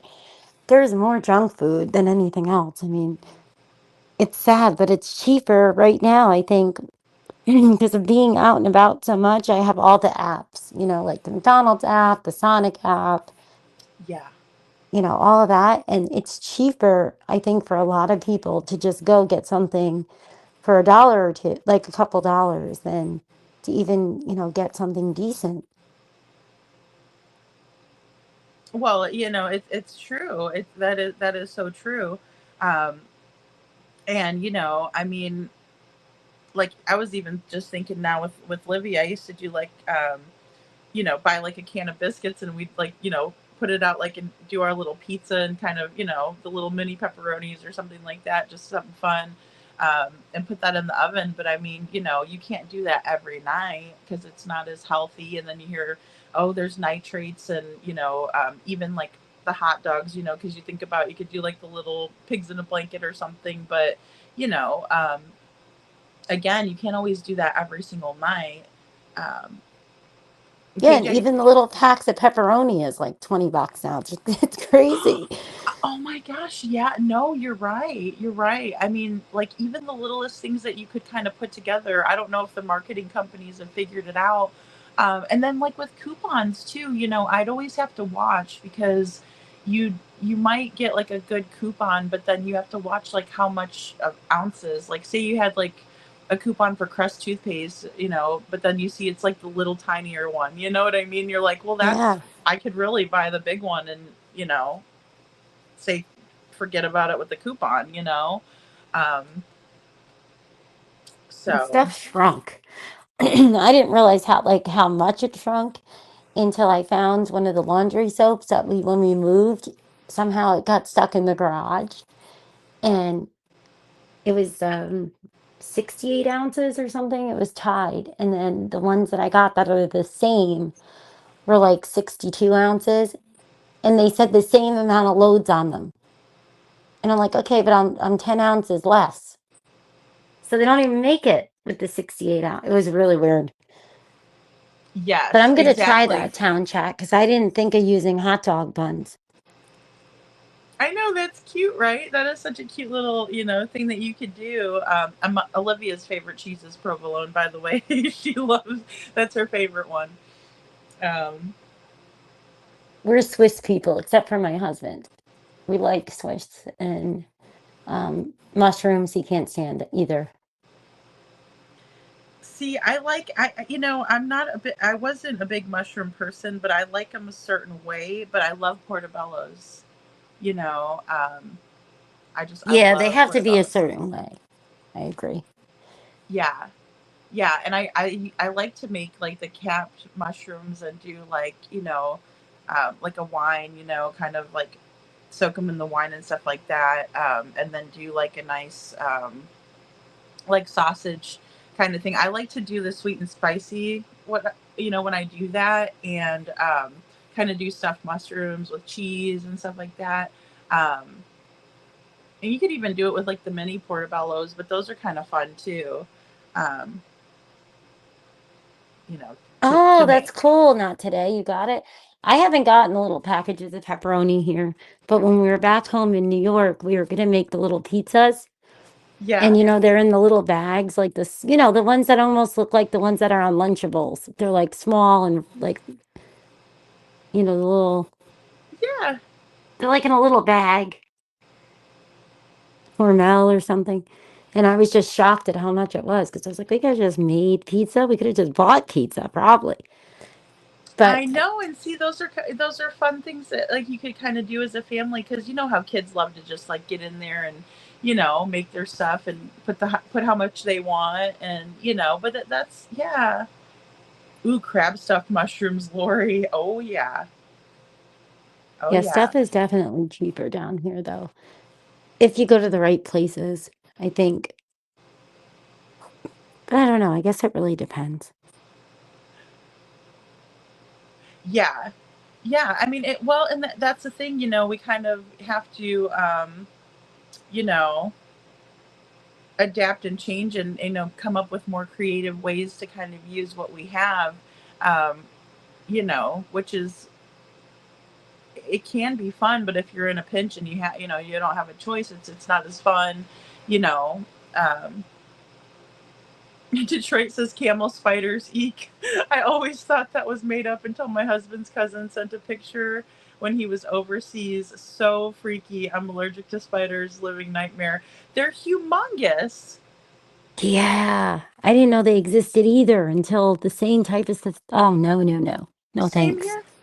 Yeah, somebody came home from Iraq, I believe it was, and they were like, "Yeah, check out this spider," and I'm like, "You lived with that around you?" And they're like, "Yeah, they would come inside of the tents and stuff." I'm like, oh my lord, like worst nightmare ever, Detroit. And I'm not allergic; I'm just terrified. you know. No, no, thank you. Yeah, that's one of the other blessings that I know. Like, I know it's going to be hard when she goes to school because it's been 6 years of just me and her, and then, little breaks here and there when she'd be with her therapist. But my gosh, it'll be nice to get out and about to do shopping, because I can save more if I can get out and about. But it's hard, when you sometimes, because there's been many times that I go to the store. We've all been through that with all of our kids, I think, too. And it's just not going to happen. And you have to leave. Oh yeah. Well, I mean, I'll say, before the pandemic, I loved it when Walmart was open 24 hours because you could go in there, late at night and people were already in, and you're kind of like, having people stock the store and stuff, which was fine by me. And I would like to go in there and, get everything done with less people around too. But I, I think I don't know if any of them are 24 hours anymore.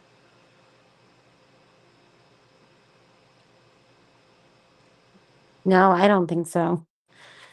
I know all over where I live, sorry, I stepped on something.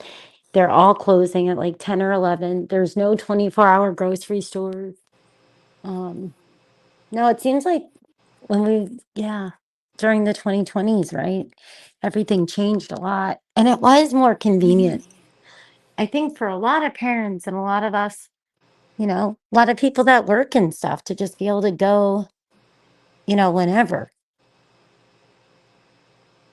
Well, yeah, because that way, I mean, as long as you have somebody at home that can be with the kids at night, it's kind of nice. Just that way, they're not stressed out. You can kind of pick things out, because sometimes kids will see something they want in there, and you'll be like, no, you have to kind of debate it back and forth a little bit. Why can't I have it? Well, because of this, or we were put that's not on the list, kind of thing. But and again, to try to kind of keep the budget down, it's just easier too. I think, Oh yeah. And But yeah, yeah, I Lori, wish yep. they were open 24 hours because it would be, it was nice being able to, go there when it wasn't crowded and, you know. Yeah, they close at 11. We have a 24-hour Walgreens, but that's not the same. Oh, You true, have one in your Walgreens. Yeah. house? Sorry, I didn't mean to talk over you. No, no, no, Mom. What did you say? I'm sorry. I think, KJ, are you saying you have one of the humongo spiders in your home? Uh-oh. Alien spiders, I saw Jules say. Oh, I don't know if I want to have nightmares of that tonight. Should I look it up? I don't know. Oh, a normal spider. Yeah, I have there's one too, like it's kind of like on the slide out, and I've been debating on whether I should vacuum it up or not, but I'm like, it is kind of doing its job, like in case a mosquito comes in here, and then next thing I know, I don't see the mosquito anymore. I'm like, oh, I guess the spider, and I haven't named the spider, but I do allow for a little one because it doesn't bother me, and it has like a little web, and I'm like, should I disturb it? But then I'm like, well, I don't want it, reproducing in here either. So like Charlotte over there, with all the baby spiders. I'm like, oh boy. Oh, that happened once in my garage and it like Oh my gosh, I'll never forget it. I don't know. I was moving something and I must have made them hatch quickly. I don't know how it happened, but tons of these tiny little spiders started appearing from this big spider. And I was like, it was like oh my God, I was freaked. I think Arachnophobia, that movie, ruined all of us. Mm. From Yeah, all I could think of spiders. was thousands of these spiders now are going to invade.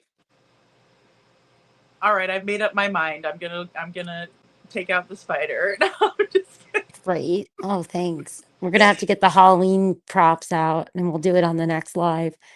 Oh, that's too funny. We'll have spider activists upset. Oh, jeez. Advocates Probably for would, spiders. even if they're fake ones. Well, the scary thing in Missouri is they have the brown recluse, and I think you guys have them in Tennessee, and then the black widows in Oh God, we Missouri. have all kinds of things apparently that are poisonous. Just lovely, right? Well, yeah, well, and and they call them a fiddleback because I said, well, how can you tell? And they're like, well, it's a brown spider, and we call them a fiddleback. And this was when I first moved there, and they said, don't keep around like old cardboard boxes. Like, make sure that you change out, like, say you have like an attic and you have things stored, change out the boxes or get bins, because they like to go into like the corrugated boxes and lay eggs and stuff in there. And I was like, oh, that's really lovely. But yeah, I mean, and they're big suckers. you know Yeah. Yeah, I'm not into all that. But believe it or not, in upstate New York where we were, we had so many different things too that were poisonous and just so it's like, oh, I just prayed and used my discernment and checked every box if you're gonna move a box. That's for sure. Yeah, well, it's true, because I mean, and especially like in areas like attics and garages, you don't really think about that kind of stuff, or even like a storage unit. Say you have a storage and it's just sitting for a while. I mean, Oh, hey, Marlene, good to see you. So yeah, I mean, it's very interesting. Um, and I mean, certain spiders, I guess, are, like we were saying, useful. Um,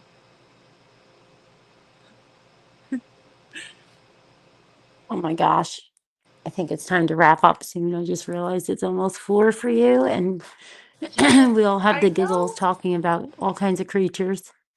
Well, Mom and I had such a great time, just kind of talking with you back and forth, and um, and in the chat too. You guys have said great comments, and I've really enjoyed interacting, and just um, kind of discussing mom stuff, right? Because it's back to school time, and that's fun for me. I enjoy doing that. Oh yeah, I enjoyed it too. I think it was nice ending to such, profound sadness and tragic tragedies and oh, and that's awful. Yeah, girl. I mean, that's it too. I mean, the flip side of things is that, I hope other moms feel like, you know, like they're supported, and too, and even moms that are having a really hard time right now need to have support. I think that's one thing that's very important, is a good, base and support group, and then also just, an understanding group of women that want to lift each other up, and we can all tell our stories about, different things that have happened, and it's like no shame in it, because these are the things that occur, and it can be very overwhelming. So I want to send, prayers and shout outs to all the moms out there, the grandmoms, the good aunts coming forward, and this beautiful child's case here, Jaden Spicer. Yeah. Yeah, sadly I pray I'm wrong, but I think we'll have a lot of twists and turns coming with that, it seems, right? Yeah, I mean, just based on some of what we've discussed tonight, it really makes me wonder, and then also kind of dwindling down that time frame. If we're looking at 3 weeks that, you know, Jaden has been in the custody and care of his mom, who really wasn't supposed to have him in her care and custody. I mean, was he even reported missing in a timely manner? Like, when was the last time someone saw this young boy? Yeah. Right, Jules? We're all over the place. See, this is what happens to me. I could sleep in because my husband's home tomorrow. But Uh-huh. that's why I'm like, I don't know what's going to happen when I have a drink again because I get the sillies over nothing. Can Mom, you imagine? that's so funny. Well, yeah, hey, um, it's great to like unwind with a glass of wine or something like that. But I understand, it's a lot different, um, because you do have to be hyper vigilant. But again, shout out to good dads that are willing to, take that night and say, "Hey, mom, you get to have a night where you just relax." And I mean, even taking like a hot bath and having a glass of wine is nice with candles, or if you like to read, or whatever unwinds. These days there's legal Mary Jane that can help a little, take the edge. But all in all, I think that it's like an important theme that we were talking about earlier, is just making sure that you stay calm and that you're focused and calm, and that's really important, mom. And so I appreciate you bringing that up too. Moms need to have time to blow off steam, and time for themselves as well, in order to better take care of their children. But moms forget about doing that. We just do. Yeah, that's why I think technology has been a blessing, and different types of my ear pods have been a blessing that have the transparency, and it's helpful. Being able to talk to you guys, it's helpful because you have to find outlets, you know, you have to. You do. And in the same spirit, the same thing goes for dads. And thank God for the Yes. good moms that are out there that'll take the time and say, "Hey, honey, you go out and play pool with the boys, or you go fishing for a couple hours, or, hey, take the time and watch a full game without the kids jumping around." I mean, it's so nice to be able to have that, again, support system, but also knowing that there's single dads out there that don't get a break, and that put their love life on the Mm. back burner, or do something like that. That's really, something that, as a society, we need to lift people up. No, we do, because we definitely, if I've learned stuff about, it takes a village, but there's not a lot of people anymore in these villages, that are lifting each other up to help raise the children the right way, you know. And I moving agree. has really, showed me just how hard it is to meet other people. And it's really interesting because you do. Everybody needs a break, and it just makes you a better person when you have time to unwind. Yeah, it does, it really does. I saw, Jules asked if we saw Blackfish. Did you ever see that documentary? No, but I saved that and I saved the recipe. I'm going to make that tomorrow that Detroit shared. And I'm going to watch Cool. that movie. I'm going to look Oh, up I need to look spiders, back. but not till later today. Well, Blackfish is a documentary about, like, um, SeaWorld, and about the whales that have been poached from the oceans. And I mean, guys, I'm trying to be, you know, as PC as possible, but I mean, without, taking away from, these incredible creatures. But it's really fascinating. And, they're putting them in these, small aquariums, and things like that. And it's a very eye opening, really great documentary. Tillicum, poor Tillicum, and a lot of the I agree, Jules. And I mean, they're killer whales for a reason. So a lot of the trainers were getting taken out and harmed, and their lives were sacrificed. Great documentary, guys. Yeah. Thank you, Jules, for bringing that up. I had a cousin that used to be a trainer at SeaWorld in the 90s before that horrible, tragic incident. And Hmm. it's just shocking to me But I also learned that sometimes there's still good places too that if they don't take certain animals, then they won't be with us. So it's so hard, It because is. there's a lot that are too. So am I gonna cry with this? I need a good cry. I haven't had a good cry in a while. Is this a tearjerker type of thing, Jules? Or I mean, I did, but because I really, ever since I was a little girl. But see, like Brookfield Zoo is the zoo that that I grew up near, and Lincoln Park too. But they have an aquarium part where there was, dolphins in there. And then also the Shedd Aquarium has, the bottlenose Pacific dolphins and things. But I just always like fell in love with the dolphins, and then also obviously Free Willy. But like they talk about, reacclimating um, these big fish to, like sanctuaries that where they're safe, because like you said, Mom, and if they're in the wild and they're injured and then they're taken in, that can be, something that is bad for them too. You know what I mean? So, but it's very thought provoking. It really is. Hey maybe Jude. Hey Jude. good morning. Good morning, hey Jude. Yeah, so I mean, you know what I mean, Mom, and it's really good. It's really, really good. It's something that kind of makes us think.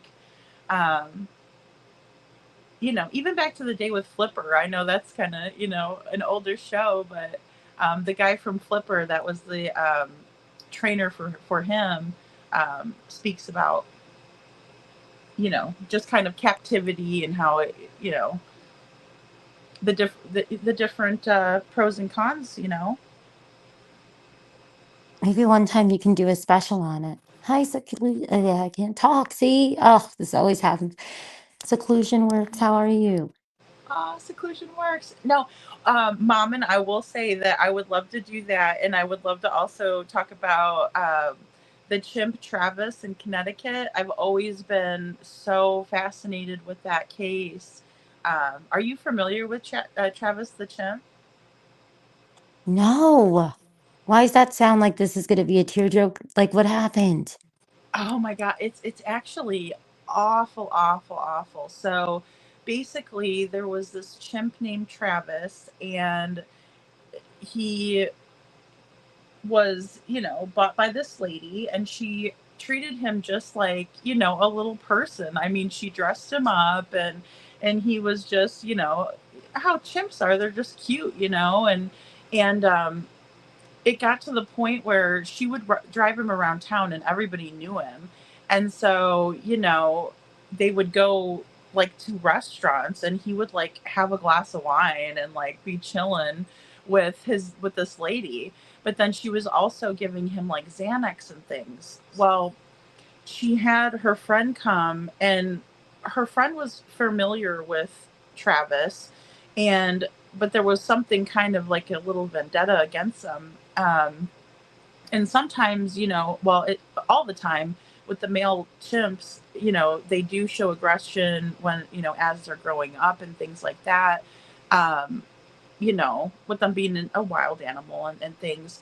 Well, it's all documented. There was a 911 call that came in, and, this woman's friend was being attacked by Travis, and he did major, major damage to her. And luckily she survived it. But I mean, he brutally attacked her friend, and, ultimately poor Travis had to be put down, and the friend had to be had full facial reconstruction. She was on Oprah. Oprah did the story first, I think.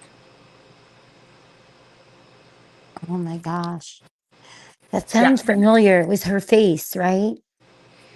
Yeah, like not to be so graphic, but I mean, he took in like, you know, sucked her eyeballs out of her head. I mean, That's not what I to thought. Something really bad. Yeah. something. It was bad. I think he even like bit off a couple of her fingers. It was tragedy. It really was. And it's just I think the wine was probably a contributing. I think the wine was a contributing factor, as well as probably the Xanax. And maybe poor Travis's mental state.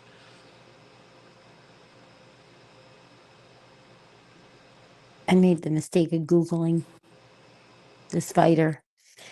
Yeah, that's Which horrible. Absolutely heartbreaking. what are you looking at? This the camel spiders? I sure did. Oh boy. Hey Jude says my favorite peeps. Thank you, Hey Jude, for being a member for 7 months. Goodness sakes, girl. I can't believe it's been that long. My gosh. No, Mom, and those camel spiders are like no joke. No, it's absolutely horrible. Oh, seclusion. That's awesome that worked out for you guys. Oh, what does seclusion say? I loved raising our kids. It worked out. My wife worked long hours at the hospital, and I took care of the house and the kids. It was nice. It was a nice life. Aw, that is so lovely. I mean, and cherishing that memory is fantastic. I agree, Mommin. Yeah. And yes, Cinderella, they're ugly. In my opinion, I'm sure I'm going to get hate mail, but I Spider agree. activists everywhere are gnashing their teeth now. They're waiting to come for us, Mommin. That's too funny. Hi, Primates are Detroit. cool. Yeah, I guess there is a lot of stuff you could do on different animals and things if you really think about it, because there's been some devastating atrocities to our different animals, and maybe a lot of people don't even realize. Oh my gosh, because we don't think about animal testing as being as prevalent as it used to be. And one thing that comes to mind when KJ Mac talks about the animals in the labs, a few years back, they had the beagles, and it just, I mean, it was like it almost just sickened me so much that it's like you don't even want to hear it. It's so awful. It just the thought of it. Um, Boy, it's just sad. No, it really is. Jules was asking if you saw her comment about Oh, Canine Hero Haven. You have oh, a okay. gecko in your mailbox. Jude, you're No, gonna I make him didn't. your pet. You gotta be careful. The gecko, is it a Geico gecko? Yeah, right. He's gonna con her in, and she's gonna get him a little mansion, little Geico mansion house. I saw this. Did you see that? They have like, oh my gosh, it's unbelievable what people have. I saw an ant farm that was made for like royalty, and it's for ants. But yeah, you could fall in love with the little lizards too, and everything. And Jude's big heart, she would definitely give that lizard one heck of a life. Oh, no doubt about it. That's funny. I've never heard of like a posh ant house before. Ah, you see it all on TikTok when you're bored. I can send it to you if you want. Oh, how funny. That is so funny. Oh, okay. Jules says the owner, Ann Gibbs, is literally a monster. She was charged with over 41 counts of animal neglect of retired canines. Oh, police, military, border control, CWD, CWDs, etc. My lord. And that is, another monster that comes to mind when it comes to dog cruelty is the oh, what's his butt? Michael Vick. Oh, geez. I watched a documentary on the dogs that were rescued from his hellhole that he had them in, and some of these dogs, Mom, and they were these beautiful, powerful pit bulls, and they were afraid to cross the threshold of a door because that's how they would take them in to fight each other, and they would just cower down, and it just showed how a dog could have PTSD, and oh God, it's just heartbreaking. Jules, thank you for sharing that, because I'm going to look up Ann Gibbs. I didn't know I did not know about that. You know, that's how we treat our finest, you know? Oh, gosh. Yeah. You know, I and just, dogs don't know corruption. Dogs don't know, you know, any type of malice. I mean, you know, oh boy, that's disheartening. they're so loving. They I just are. learned of the whole Monkey Island thing. That's a whole, I can send you stuff on that. I was shocked about that. Really? Monkey Island? What is this now? It's an island in over by North Carolina, South Carolina area. And they put all these monkeys from all kinds of research, and then they still go in and out of there and research them. Like Okay. big T type research, you know? Like KJ was saying how many ads they have over there. I was shocked how much we still have in the US. Oh my gosh. I know that's so crazy. I mean, we don't think about it, right? Because we haven't heard about it. Cinderella says, yes, Mommin. Yeah. Oh boy. I sure hope Vic has changed. I have 2 pits. Oh, Cinderella, and they're wonderful creatures. They are. They're just like, you know, get a bad rap in my opinion. Oh, yeah. And they used to be a sought after dog. Like even like the Little Rascals had a pit bull dog. Yeah. You know. Yeah, and I just think it's so sad the dog fighting or just you know using animals. It's just amazing the good you can do versus the horrible you know the trauma you can do. Really, I mean it's like it's unbelievable. You know. Oh, Lori says I have a little schnauzer, Mr. Mason. Oh, he's such a good boy. A little love bug. Lori, that is so cute. Those little schnauzers are adorable. Just adorable. I love that name too, Mr. Mason. Aw. Yeah, it is. KJ Maxx says that's such a cute name. I'm gonna have to look it up. The Schnauzer. You have a German Shepherd rescued from a property. Really, Jules? I'll definitely okay, now what I'm gonna watch that next, and then I'll move to the one on the whales and stuff. Oh, Is cool. that on Yeah. Netflix or is that I'm trying to. Yes, Netflix. Yes. I did see it on Netflix. I think it might even be free on YouTube if I am not mistaken. It's an older documentary. It's really it's worthwhile watching. Really. All my love to Caesar there. How cute.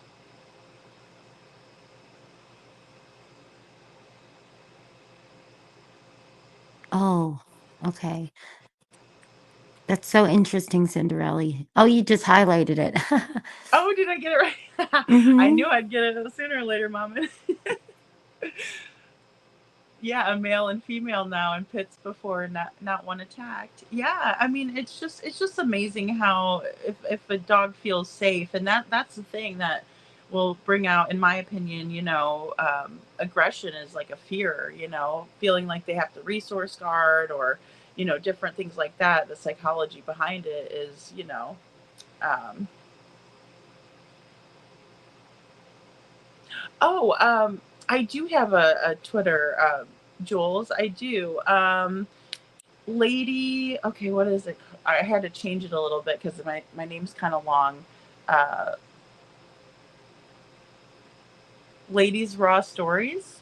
I think it was. I'm gonna have to take a look. I'm so bad on other platforms. I really have to venture out. I've been working hard to do that. Baby steps, though, you know.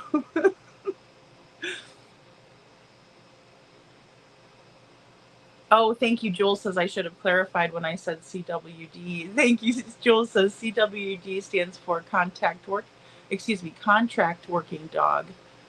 Wow. So would that be like? I'm still curious about that, Jules. Like what would, because I mean, I would think military would be contract, is what I'm thinking. And I still have mine, Jules. Trishy818 is the one that got me back over and hooked on X because I hadn't tried X in a long time, in years. And then it's just there's so many social medias, and I'm like, everybody has the ones they like. But I enjoyed X to look up things. Oh gosh, there's so much on X. There's so much on X. Oh, a lot of it's like One Flew Over the Cuckoo's Nest for me too, but that's with everything, you know. That's just It life. is. No, you're right. It can be One Flew Over the Cuckoo's Nest, definitely. Definitely. Um, because it can get pretty brutal on Twitter. I think it's a, more of a free speech type of a platform, which is, I mean, I'm for it, but I know it can be a lot. And sometimes I forget to go on there and check things. Um, Town Chat Cafe. I was telling Town Chat Cafe about, I've made, the apple pie moonshine before for Christmas for people. And I was like, maybe I can do that, on a live or something around Christmas time. I think that would be fun because I also do cocoa bombs and candy and different things like that. So, um, ooh, I love Elvis. Oh, that's so much fun. I loved making the cocoa bombs. I tried. I can't say they came out great, but they were yummy and fun to try to make.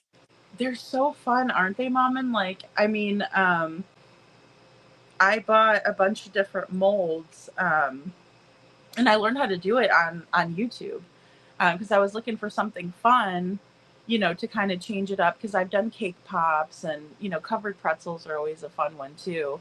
Um, but I just like giving that stuff out for Christmas. Oh, yeah. And I mean, some of the shine that you put out is pretty stout, but then the way you make it with the apple cider and the cinnamon sticks, it's so sweet that it's like, you know, you can make it really as strong as you want to. Um, but I also gave it out in littler, like I found these little ornaments and you could fill them, and they're kind of made for like Christmas parties, where you can put little, different kind of, liqueurs or whatever and put them on the tree. But instead I gave them out in like, the little gift bags for Christmas and did that with with the apple pie. And it turned out very, very good. But, the longer you let it set, so I really should start it if I'm going to do it this year, um, around September, just to make it so it's really, really cinnamon, goodness.